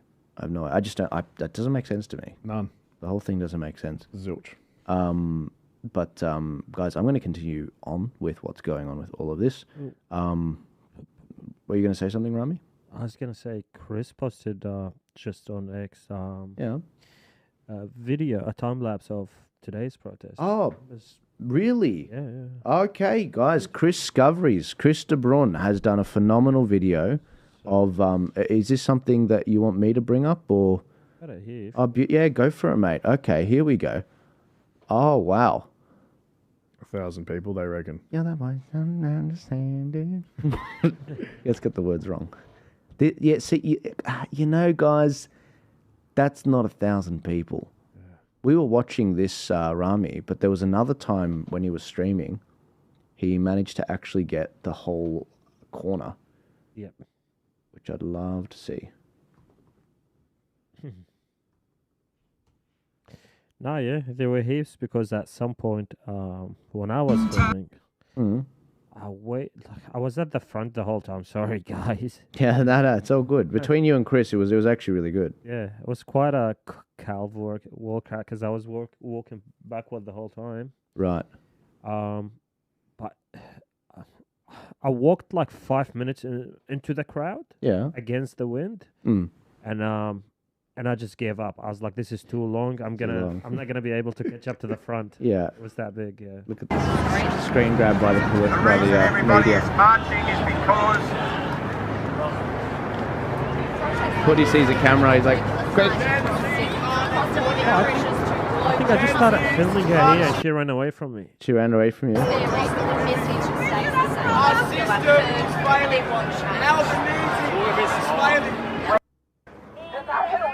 All right, so you guys turn here. She might have been before this. Yes, this was the part. All right, mate. Rami. This is the moment you all need to see with Sydney. Until I get the drone footage, this is what you need to see. So they start turning left.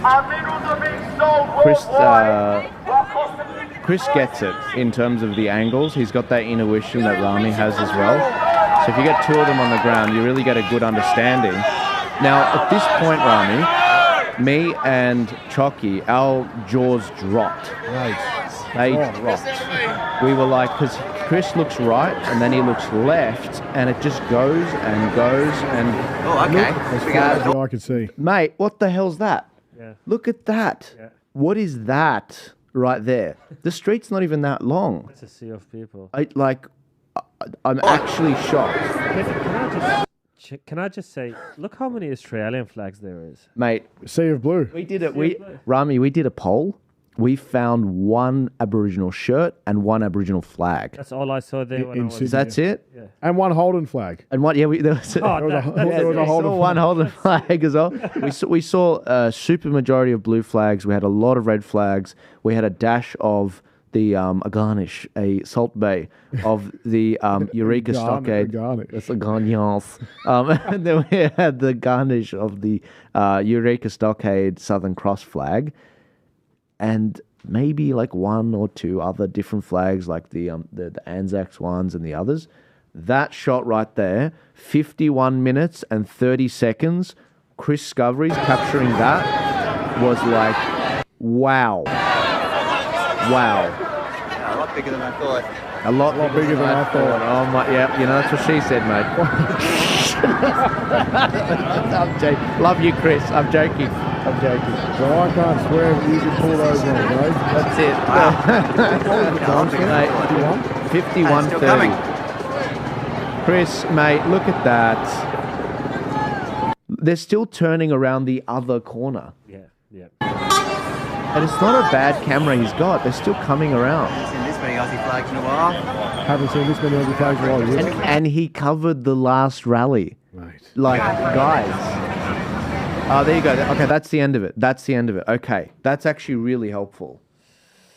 I spoke to the pilot today who was flying the drone, and you guys know what happened, right? The drone, yeah. Yeah, so the drone got we picked up on that and we broke that. But yeah, so what happened on the ground? So what he told me is that he got the footage. He said he couldn't believe how many people were there.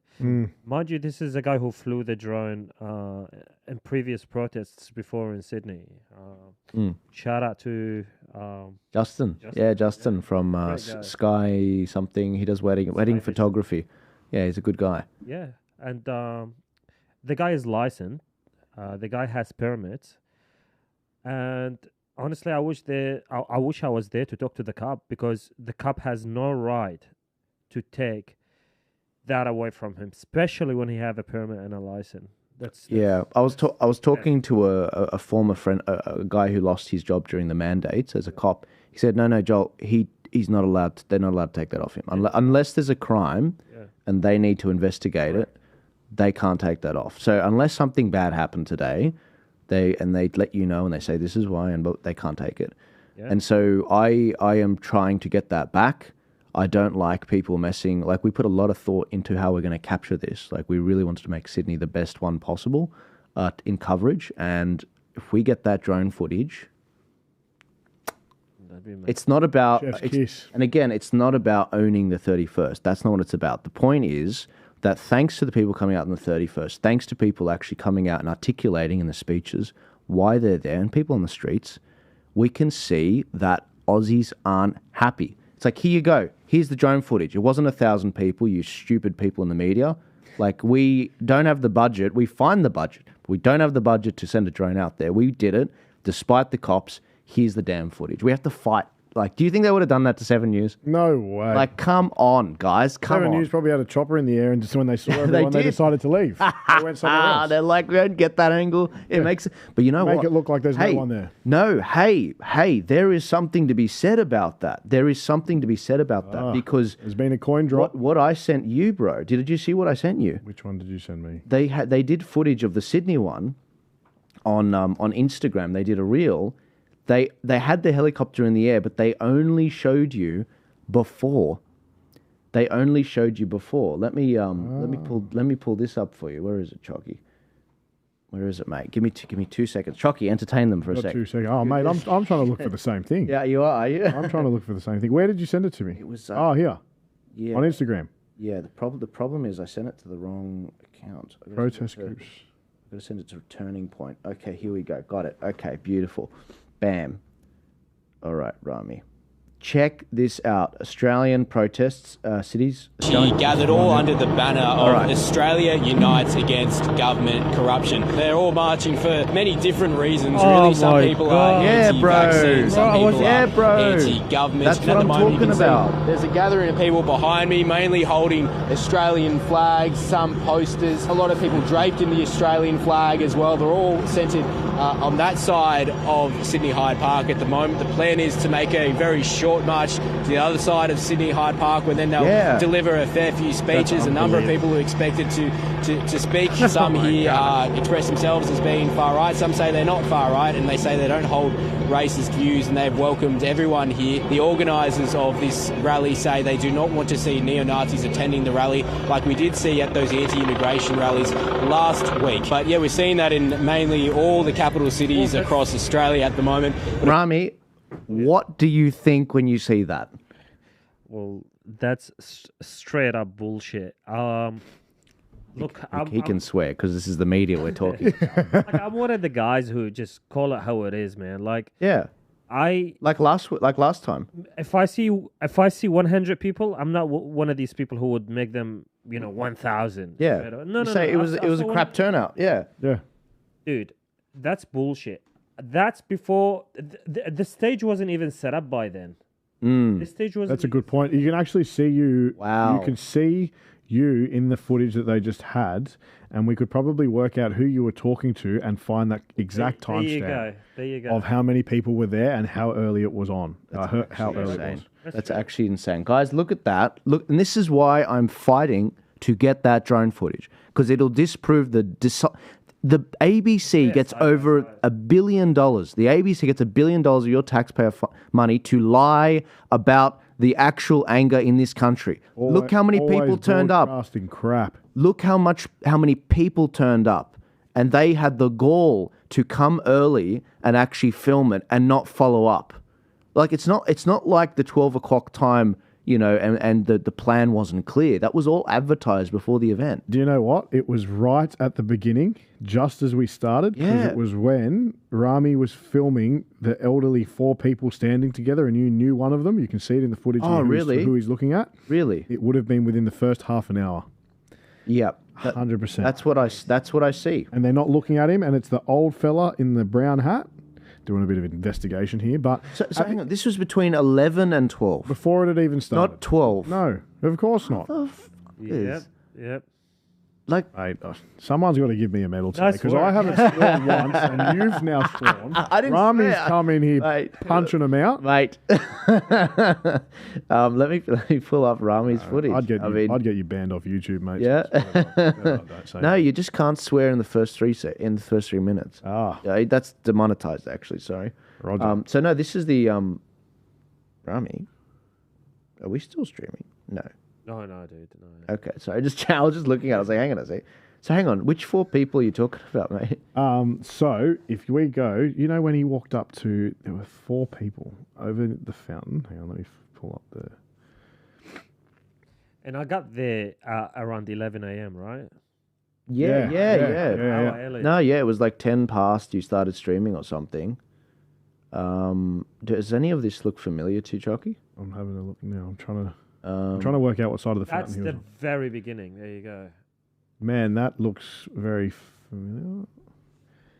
So you're pointing. Keep going. I want to know these bastards.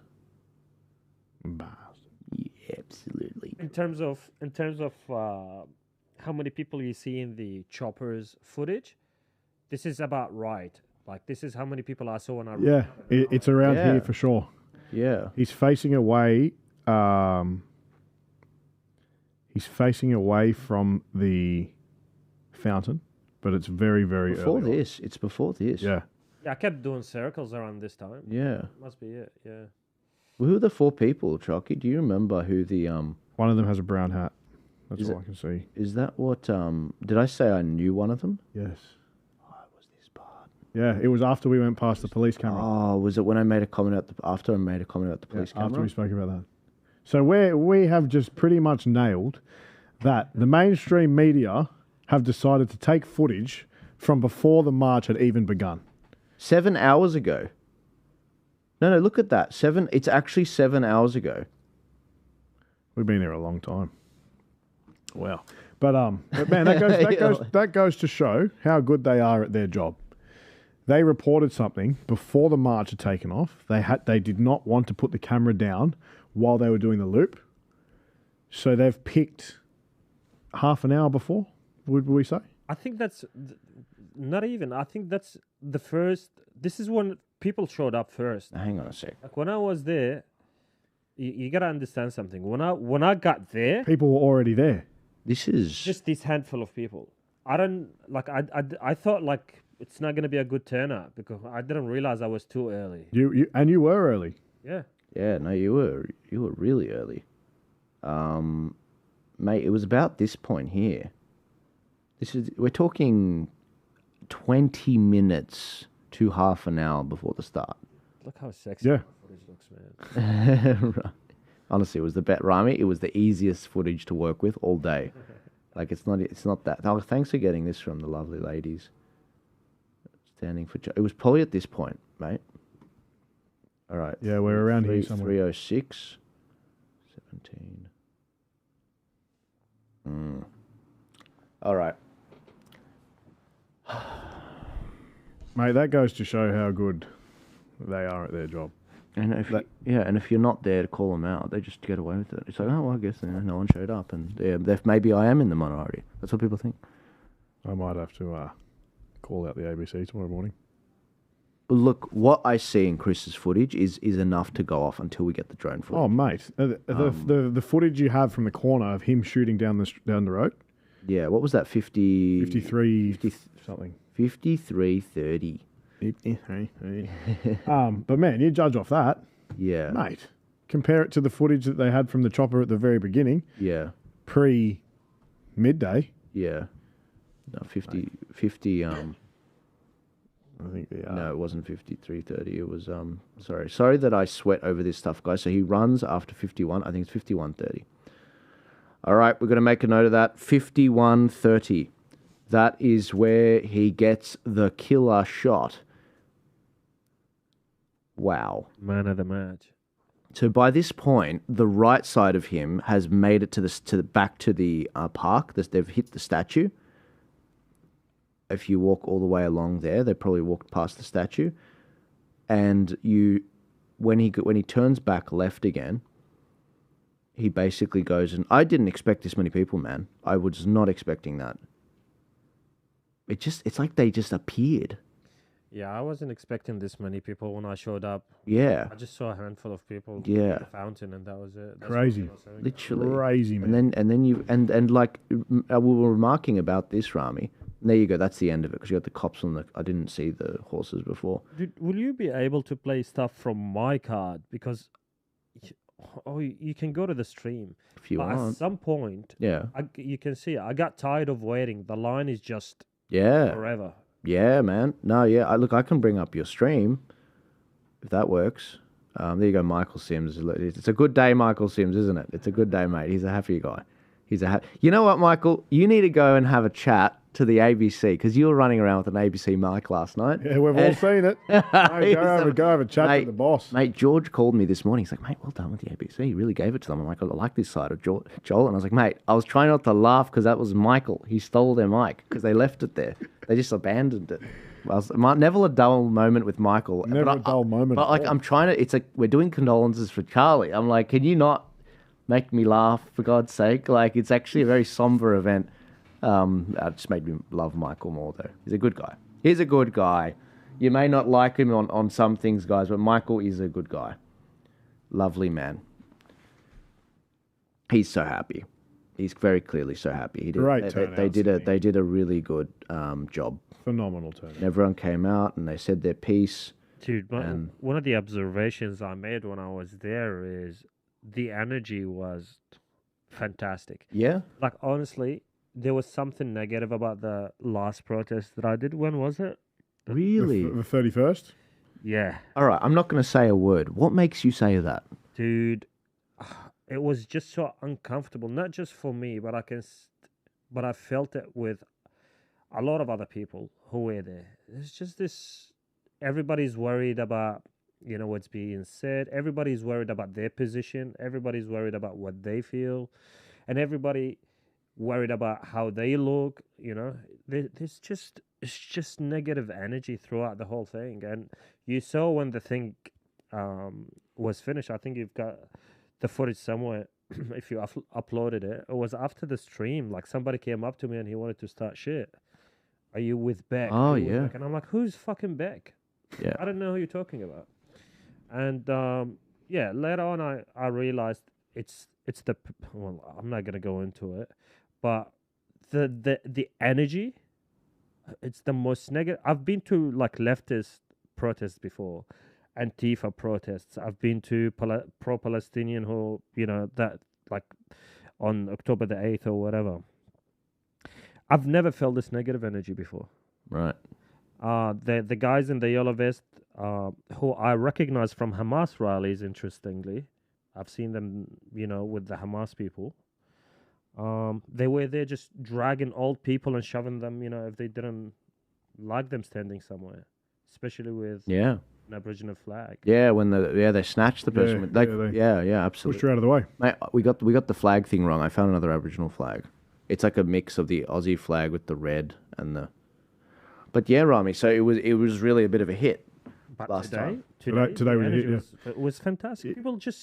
People just want to like, they all on the same page. That's the lovely thing today is, forget about the COVID stuff. There's a lot of people,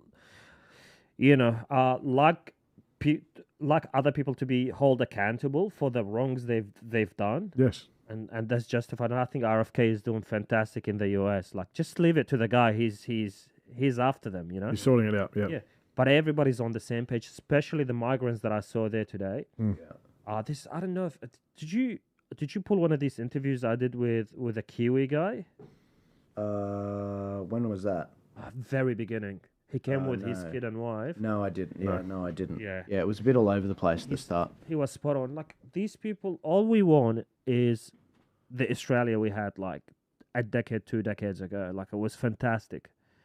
That's all we want. And no one is getting affected as much as migrants who are already here. Yeah. That's been here. They came here to running away from. They came here for a better life. They came here for a better life. And like, I'll give you an example, man. Like, I'm Assyrian. My community came here running away from ISIS.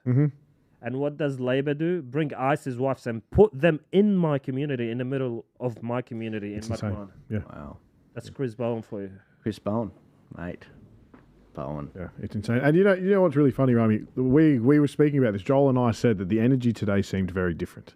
It was uplifting. Everyone was happy. Even the police weren't on edge. You could see like they were very relaxed, laid back. They were talking to one another. They were having their own little chats, and they were talking to the crowd as well. Yeah. Whereas you go back to the 31st, and man, you could see the energy was off. People could feel the energy was off. I've spoken to heaps of people that went, and they said, "Yeah, look, it was good, but it didn't feel right."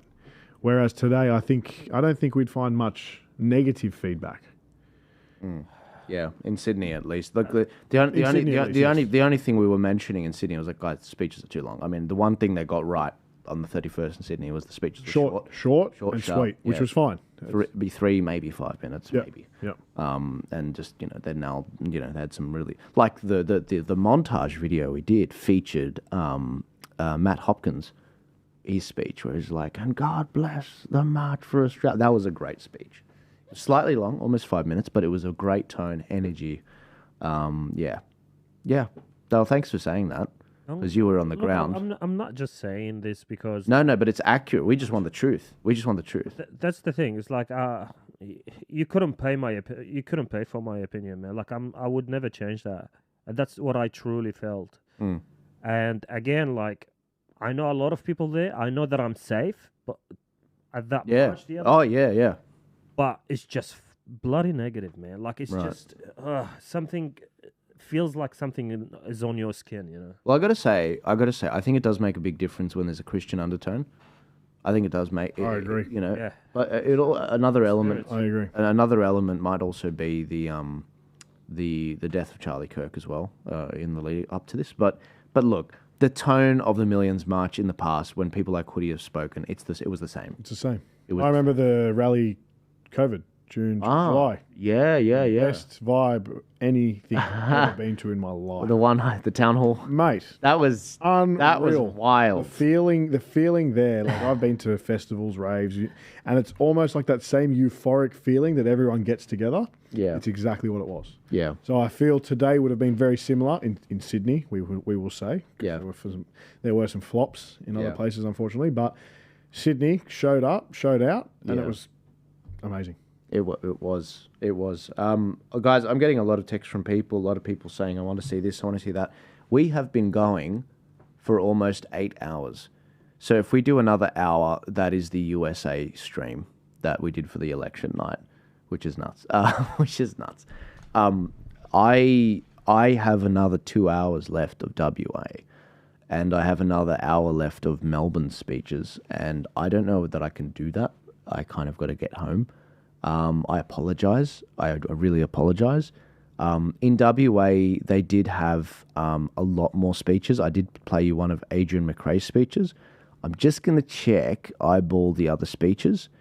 If you want to go and see the other speeches, Robin from Courage is the Cure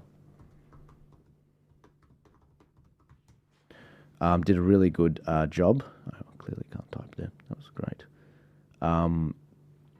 And I want you to definitely check those out if you're in WA. WA came out. And we are going to actually do a montage video of all the cities. Somehow this stream ended up being longer than the last one. Somehow. Maybe it's because there was a lot more... it was a lot easier to find streams. There was shorter speeches, but... Yeah, very clearly. Here you go. Here's Robin. Courage is the Cure. Buddy Robin here from Courage is the Cure. Welcome to the live stream from Perth. God bless you, Robin. Australia Unites. Little carry bags. Oh, beautiful. Oh, look at that.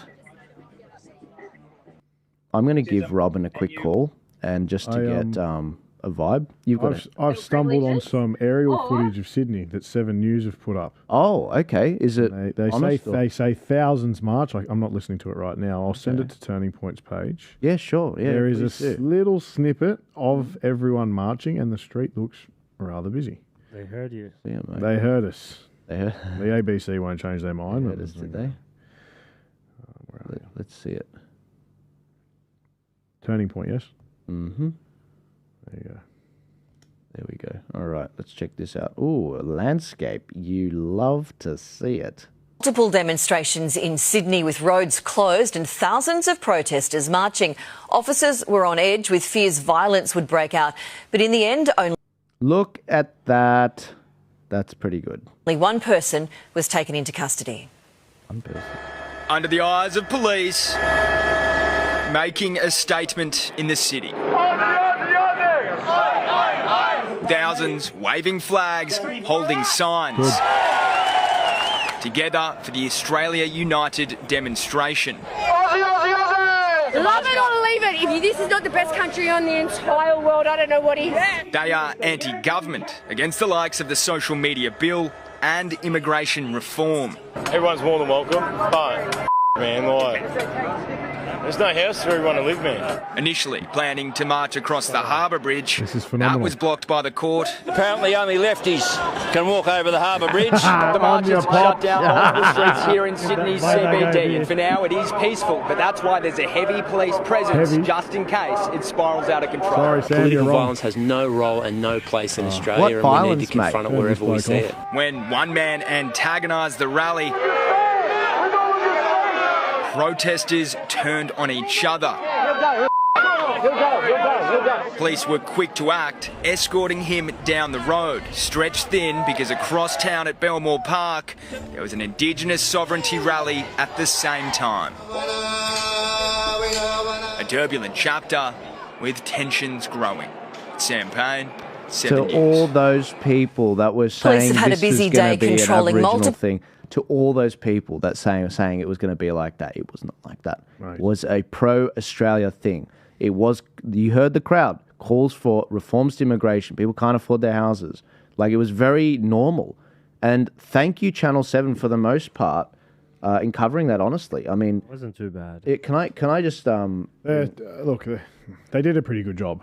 Yeah. Other than saying that heavy police presence, obviously they got no idea what... Well, I want to play that part back again. Love it or leave it. If this is not the best country on the entire world, I don't know what is. They are anti-government, against the likes of the social media bill and immigration reform. Everyone's more than welcome, but man, like, there's no house for everyone to live, man. Initially planning to march across the Harbour Bridge, that was blocked by the court. Apparently only lefties can walk over the Harbour Bridge.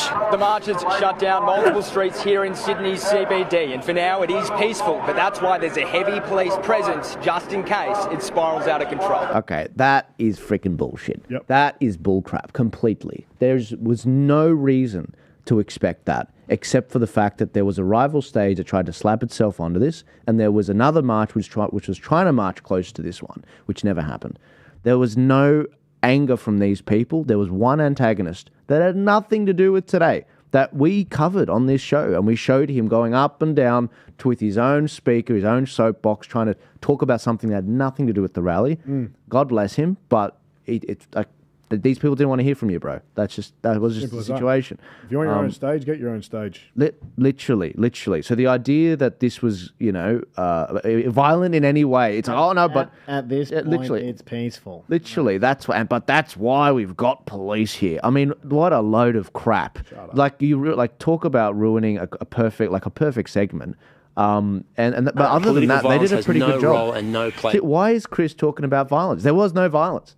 There was a big fat zero of violence. We just did the whole stream.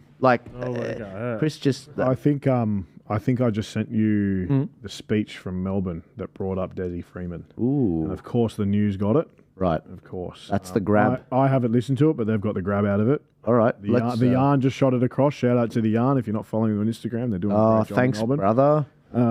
But yeah, he said this is the speech that the woman gave about Desi, and then he said, I knew that would happen. Good evening. Warring protest groups have again caused weekend chaos in the heart of the city, with hundreds of police called in to keep the... Can I just say, I think this is good because it's good for people to see, okay, that was the whole day. Now let's see what little snippets they get out of it for a 2-minute video. Peace. Shoppers, traders and tourists were caught up in the drama, but despite the extreme show of force, there was still spot fires of violence. It was a power keg waiting to explode. Wow.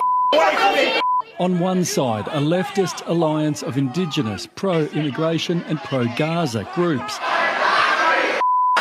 On the other, right-wing, anti-immigration, anti-government protesters. We're Australian, mate!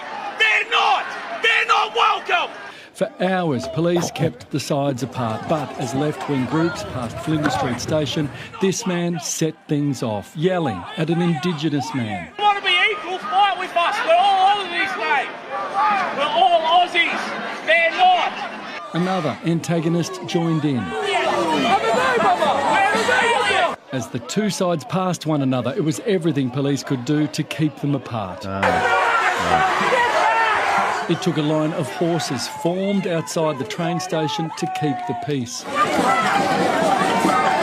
This man got too close and copped a face full of pepper spray.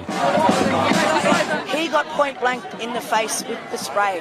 Like, as close to me and you, just went pfft. A few hundred metres away on Swanston Street, two Indigenous activists confronted another man. Indigenous activist, he's a white boy. Police pushed him into a restaurant outside for his own Eljana. safety. How fitting.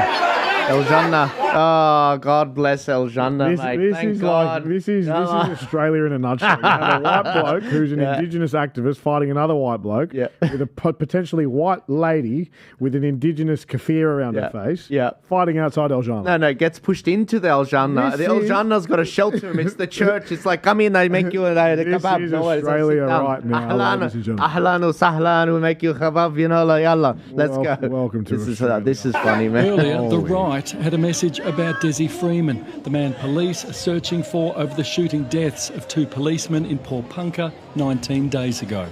We also need justice for Desi. Desi Freeman was a good man. Oh, no. Jackie Dundee. Shut up.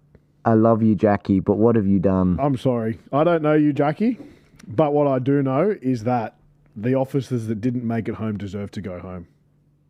So I'm flat out saying nah. Again, we don't know anything about what happened. Where did the footage go from the cops? Where is the transparency around this thing? Why is it taking so many weeks to get any answers on this? Plenty of questions. But the idea that we need we need justice for Desi, but like we need transparency around the whole situation. That's probably we need justice for Desi. Yeah. Like that just makes you we need justice. hard. We need justice for the whole situation. Like, we need transparency for the situation. And don't get me wrong, even former ADF members that speak to me have questioned a few things around it. Yeah.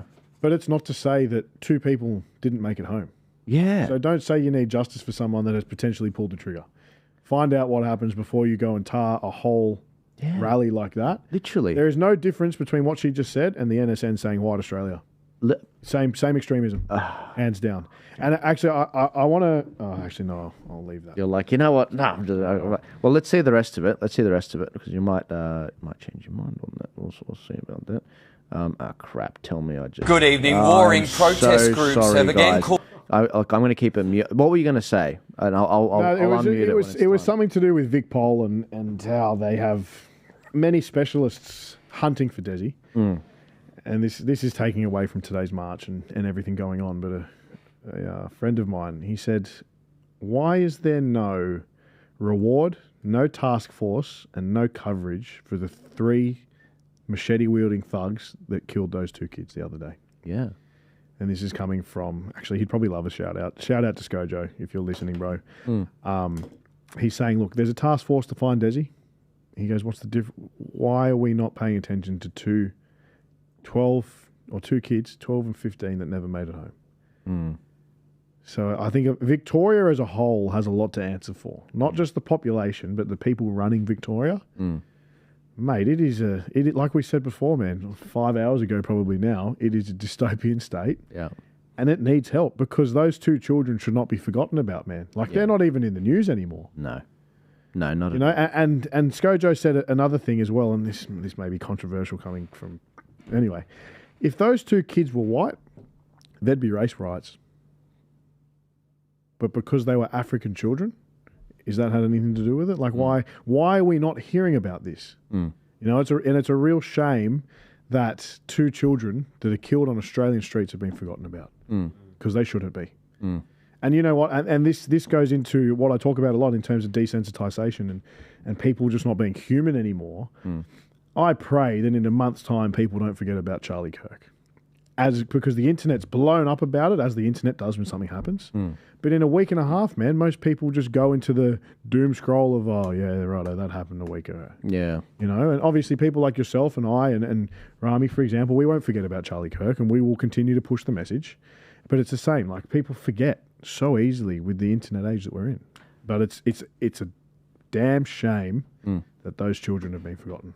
It's like, where's the allocation of resources there, guys? Mate, why is there not a reward looking for the pieces of work that did this? Yeah, is the case closed? Is it done? No, you know, it's not. No. It's like there's a job to be done. They should be behind bars. They should be off the streets. People should be finding them now.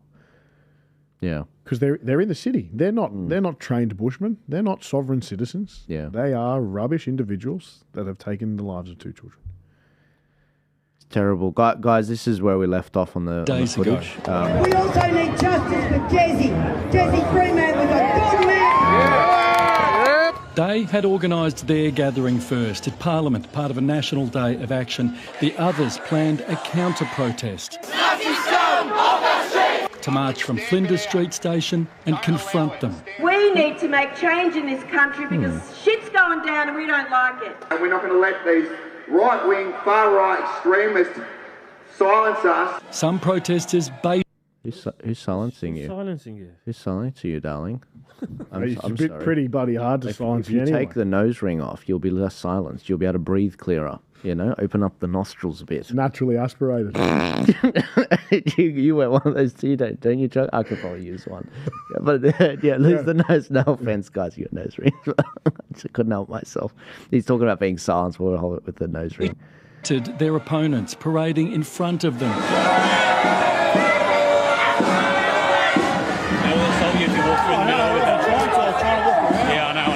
The riot squad was brought in and heavily armed officers among the reported 600 plus members from across the state. 600 members of police. We had only 100 in Sydney needed. This is the waste of resources. And we didn't even see them dressed up in riot gear. Yeah. We saw obviously our crowd control would have been there in the overalls like we saw.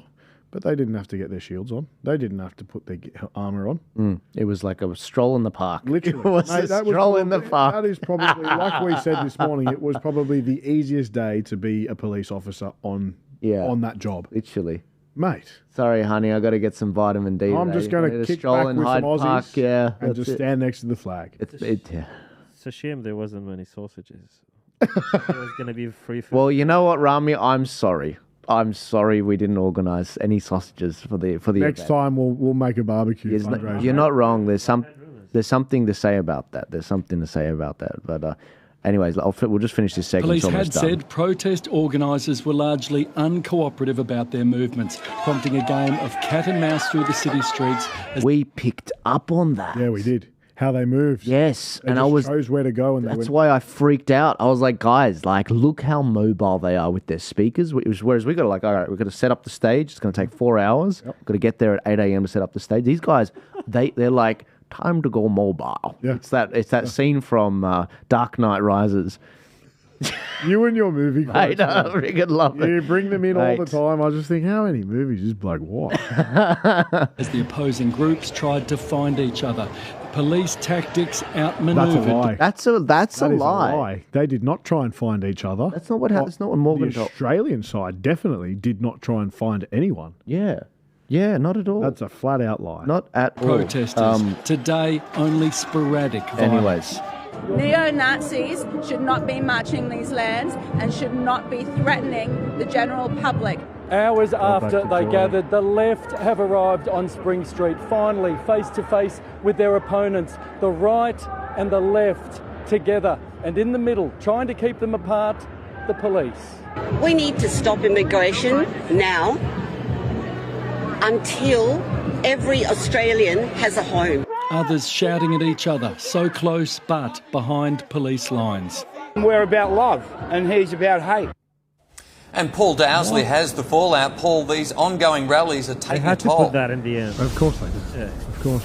Mike, it's not just a strain on police, but the Lord Mayor says it is also hurting city traders every weekend. Police say the crowd today in total was about 2,500, just one arrest, 29-year-old man in relation to criminal damage. And reports today that police have had to divert tens of thousands of officers' shifts to handle these protests at a cost to taxpayers of around $7 million.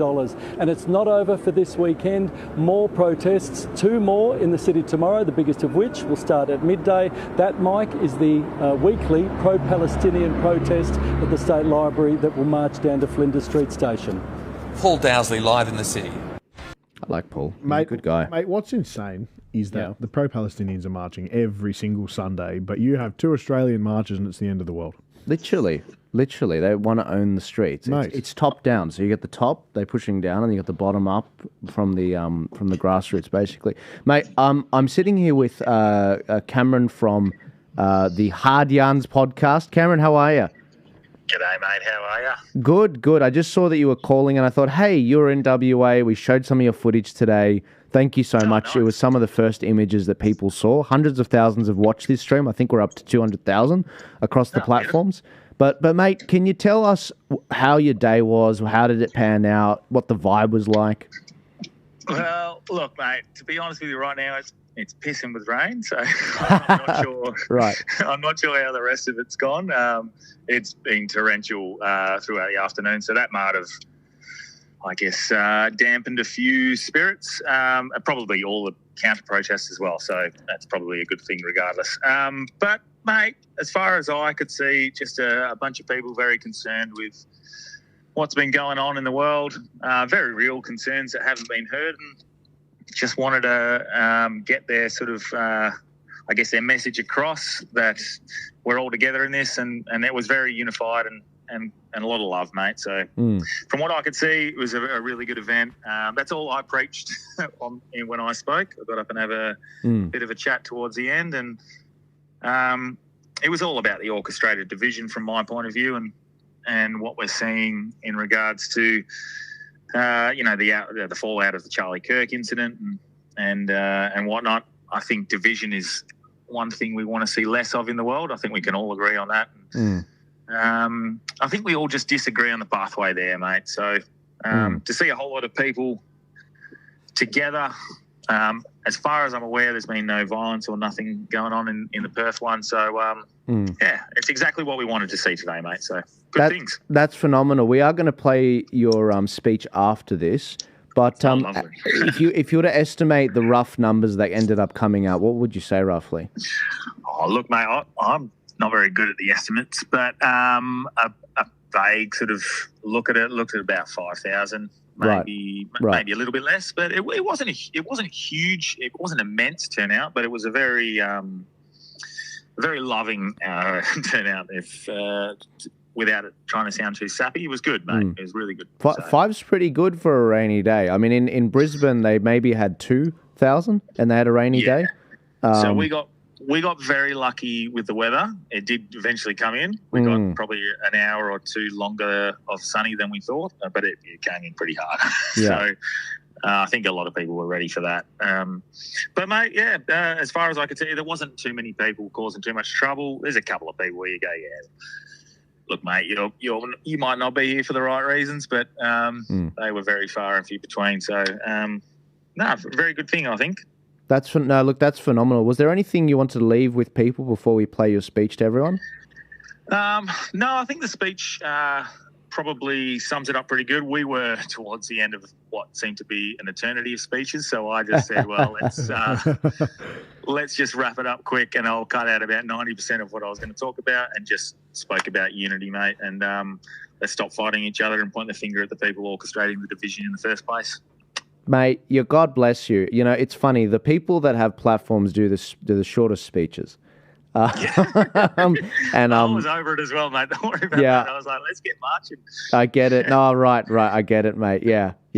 Look, let me play. I'm going to play your speech, but I want to thank you so much for coming on last minute, Cameron. Guys, this is the Hard Yarns podcast. Go check them out on Instagram. Go check them out on all platforms. Phenomenal podcasts. Yeah, phenomenal. That's Chocky speaking, by the way, brother. I love Chocky. We've been messaging a bit, and Champion. Sam and yourself. It's a good community we're building amongst us all, mate. So 100%. let's keep it going, I reckon. That's it. Good on you, mate. God bless you. You have a good day. Good weekend, No worries. actually. No worries, mate. Thanks for the coverage as well. You guys are doing great things. Oh, thank you. Not at all. Not at all. Thank you, mate. See you, mate. Ciao. Legends. See ya. All right, guys. We're gonna. It is a very short speech. I think it's like 2 minutes.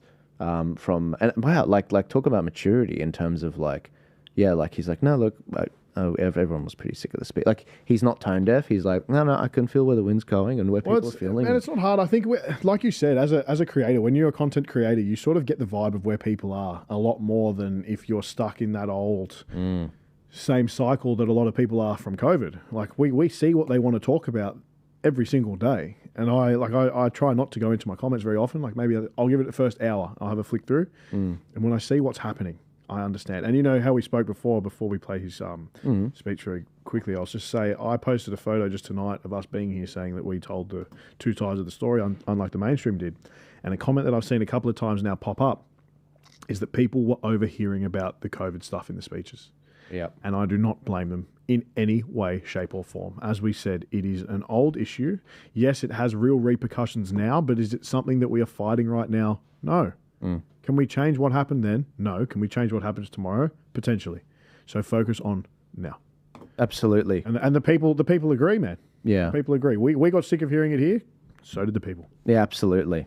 And I think that's why it's gone on so long, guys. Like, this is we are going to run out of space in about 28 minutes of the recording device, which is insane. Like, this is going to be as long as the US election stream, which is nuts.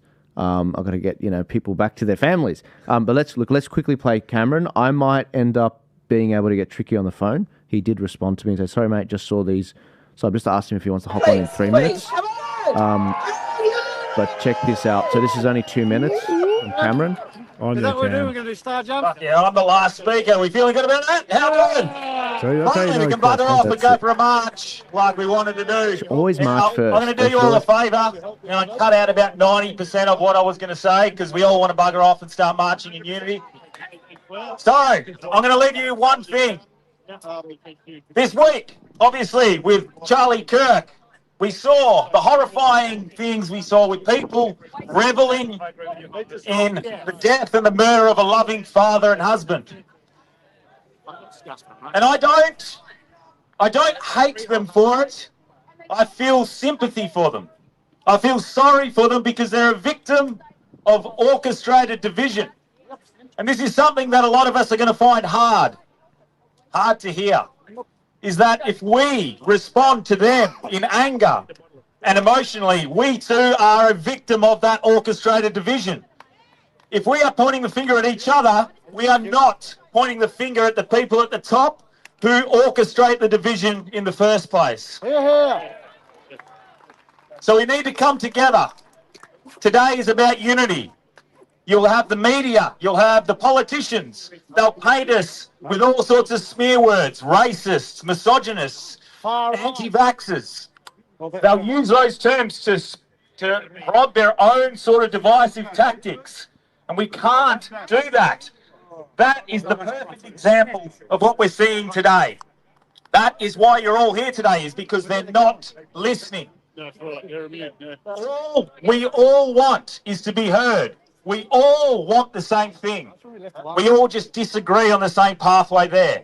So today when we march with unity, march with pride, march with love, but make sure we don't get sucked into any violence, any divisive tactics, and we all unite to beat what we call the state who are influencing all of this division. Thank you very much. God bless him. Enjoy your march. God bless him.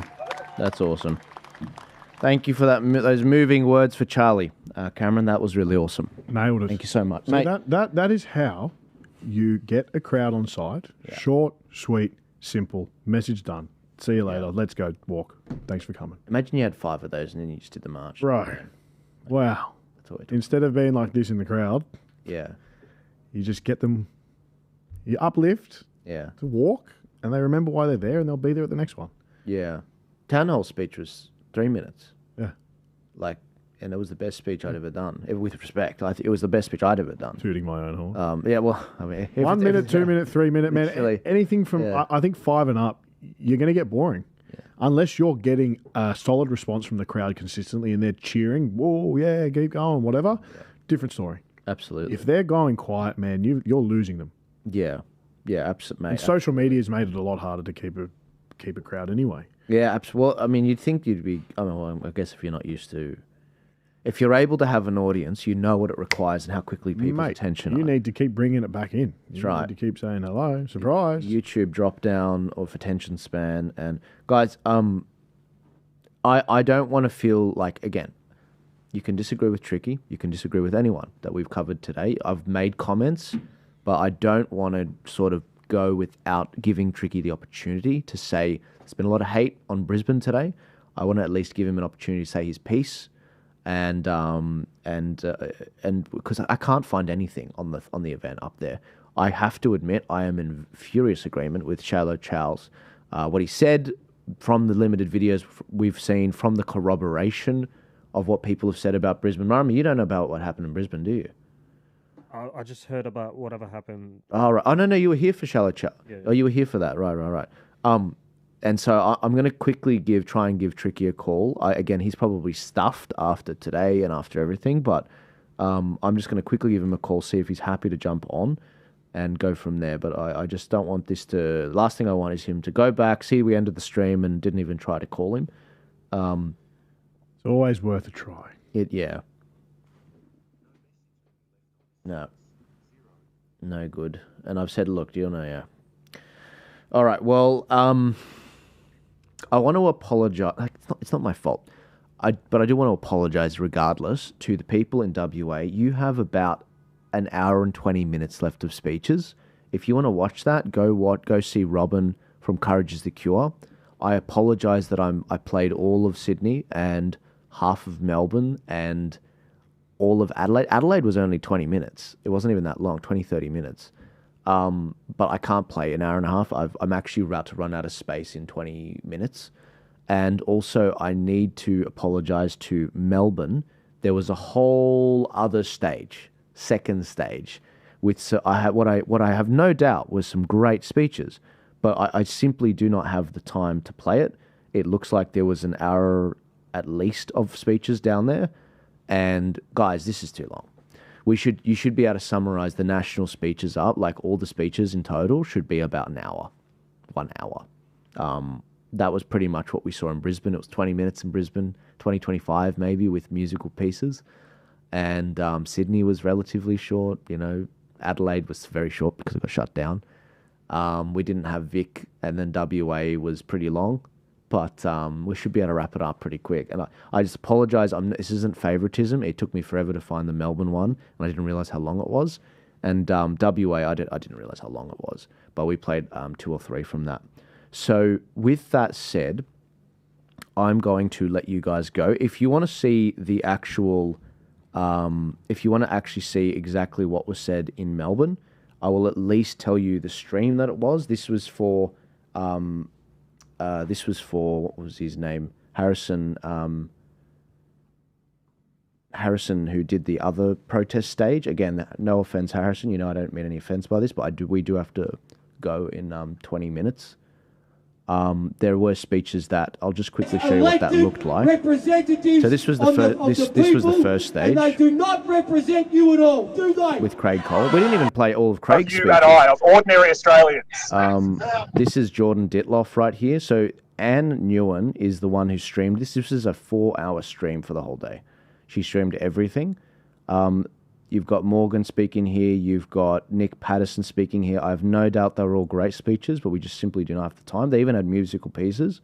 So if you want to watch that, please go to Anne Nguyen. I apologize I can't play all of this. But I want to thank you all. I want to thank you all for tuning in. We didn't get Tommy the Cowboys speech, did we? No, we didn't. I'm still yet to hear back from him. He's probably had a huge day, man. I'm sure if we get it, it'll be clipped, and then we can put that out there, and 100%. We'll share it to Turning Point Australia. If you really want to get those, just email me, joel@tpaust.com.au. I'll share all of this stuff from the day. If you do any montages, happy to share it. We're going to get a montage made up once we get the drone footage, hopefully in the next day or so. But Chocky, mate, I want to thank you for coming in. Mate, thanks for having me. I hope you've enjoyed. We went pretty hard. We went all the way for the first one. We went balls to the wall for my first live ever. Yeah. We've done 8 hours. Yeah. No, it's actually crazy. I'm surprised you survived this long. Oh man, I have to talk for a living. Well, we're just hanging out. Yeah. We're just hanging out in the war room. This guy's complaining about, being on the chair for 8 hours. Yeah. Poor Rami, you were next, Rami. I wanted to thank you for going out. It was unreal. It was unreal. Yeah. Rami, you did a great job in Sydney, man. And Yeah, man. Credit where credit is due. You made our job so easy. Oh. For Sydney. Mate, this chair did a really good job. Absolutely, man. No, not at all. Look, Rami, you did a great job. And please, thank you for everyone that's been donating. Thank you so much for sending that. We'll send Rami to a very reputable masseuse that can make sure he sorts out all the niggles and all the niggles and knots in his back and shoulders. That's it. Dig in the elbow and walk on his back. I know a quite good chiropractor. I need some chiropractor. So yeah, good. Well, please donate, guys. Definitely donate in that case because they don't usually come cheap. I'm not sure how much it's. Carl, there's a few people that have messaged me now. Actually, there's a lot of people saying, "Well done on the stream. 8 hours is nuts." Graham Hood, thanks for the visit, Joel. How did you go around all the cities? Honestly, if I was to wrap it up, and you're welcome to throw in whatever you want, Chocky, Brisbane was a disaster. Yeah. It was an absolute disaster, and it was so bad. It was so bad that either people are going to come out in greater numbers or less numbers because of what they saw. They'll come out in greater numbers if it's Xiao Chow. If it's Xiao Chow, I think his credibility has just shot through the roof. It's gone massive. I'm fully behind him. Even in my comments from the photo I chucked up tonight, everyone said Brizzy was a flop. Yeah, that's just flat out. They just said it was a flop. Yeah, big flop. So unfortunate, but moving around the rest of the nation. Yeah, well, Sydney was huge. Sydney was huge. It needed some work on the messaging in terms of the speeches and the, I think, and I guess it's tough when you've got a gaggle of different organisers that are different organisations because they want to add their own spin, add their own thing in there. Naturally. And fair enough. I do think there is strength in having one main topic and then having related things that make sense to be related to the topic, like immigration is a great one. And Melbourne, it could have been worse in terms of safety, but it seems to be fine. I might be dead wrong, and I might get some footage of people being beaten up, but it was nothing like 2 weeks ago. Nothing. Overall, it seemed tame, irrespective of the sheer numbers from the far radical left, we'll call them. The police did a fabulous job, man. They hats off to them.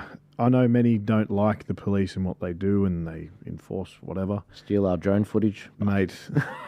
In Melbourne, they did a great job of keeping them apart because that could have been very dangerous. It could have led to some really sad news. Yeah, and it didn't. That's right. I'd prefer the MSM to spin stories about whatever they want to spin instead of saying there's been a fatality or a fight that's landed someone in hospital and they're fighting for their lives. Yeah. Yeah. Man, hats off to the police. South Australia was huge. I mean, for their numbers, it was actually larger than the last time. Yep. And they got to do their speeches. It was short, sharp. People were energised. They did a great march. I didn't get the footage from Darwin. Someone was going to send me footage from Darwin. I didn't see it. But Darwin did very well from what people were sending me. And from Tommy the Cowboy, it looked like... what's that area that he Mackay near George looked great. Christensen looked phenomenal. Looked unreal, man. Yeah, I mean, I didn't even know there was a Mackay one, and they managed to put a poster out. And the WA was freaking awesome on a rainy day, especially. Yeah. The idea that people 5,000 was.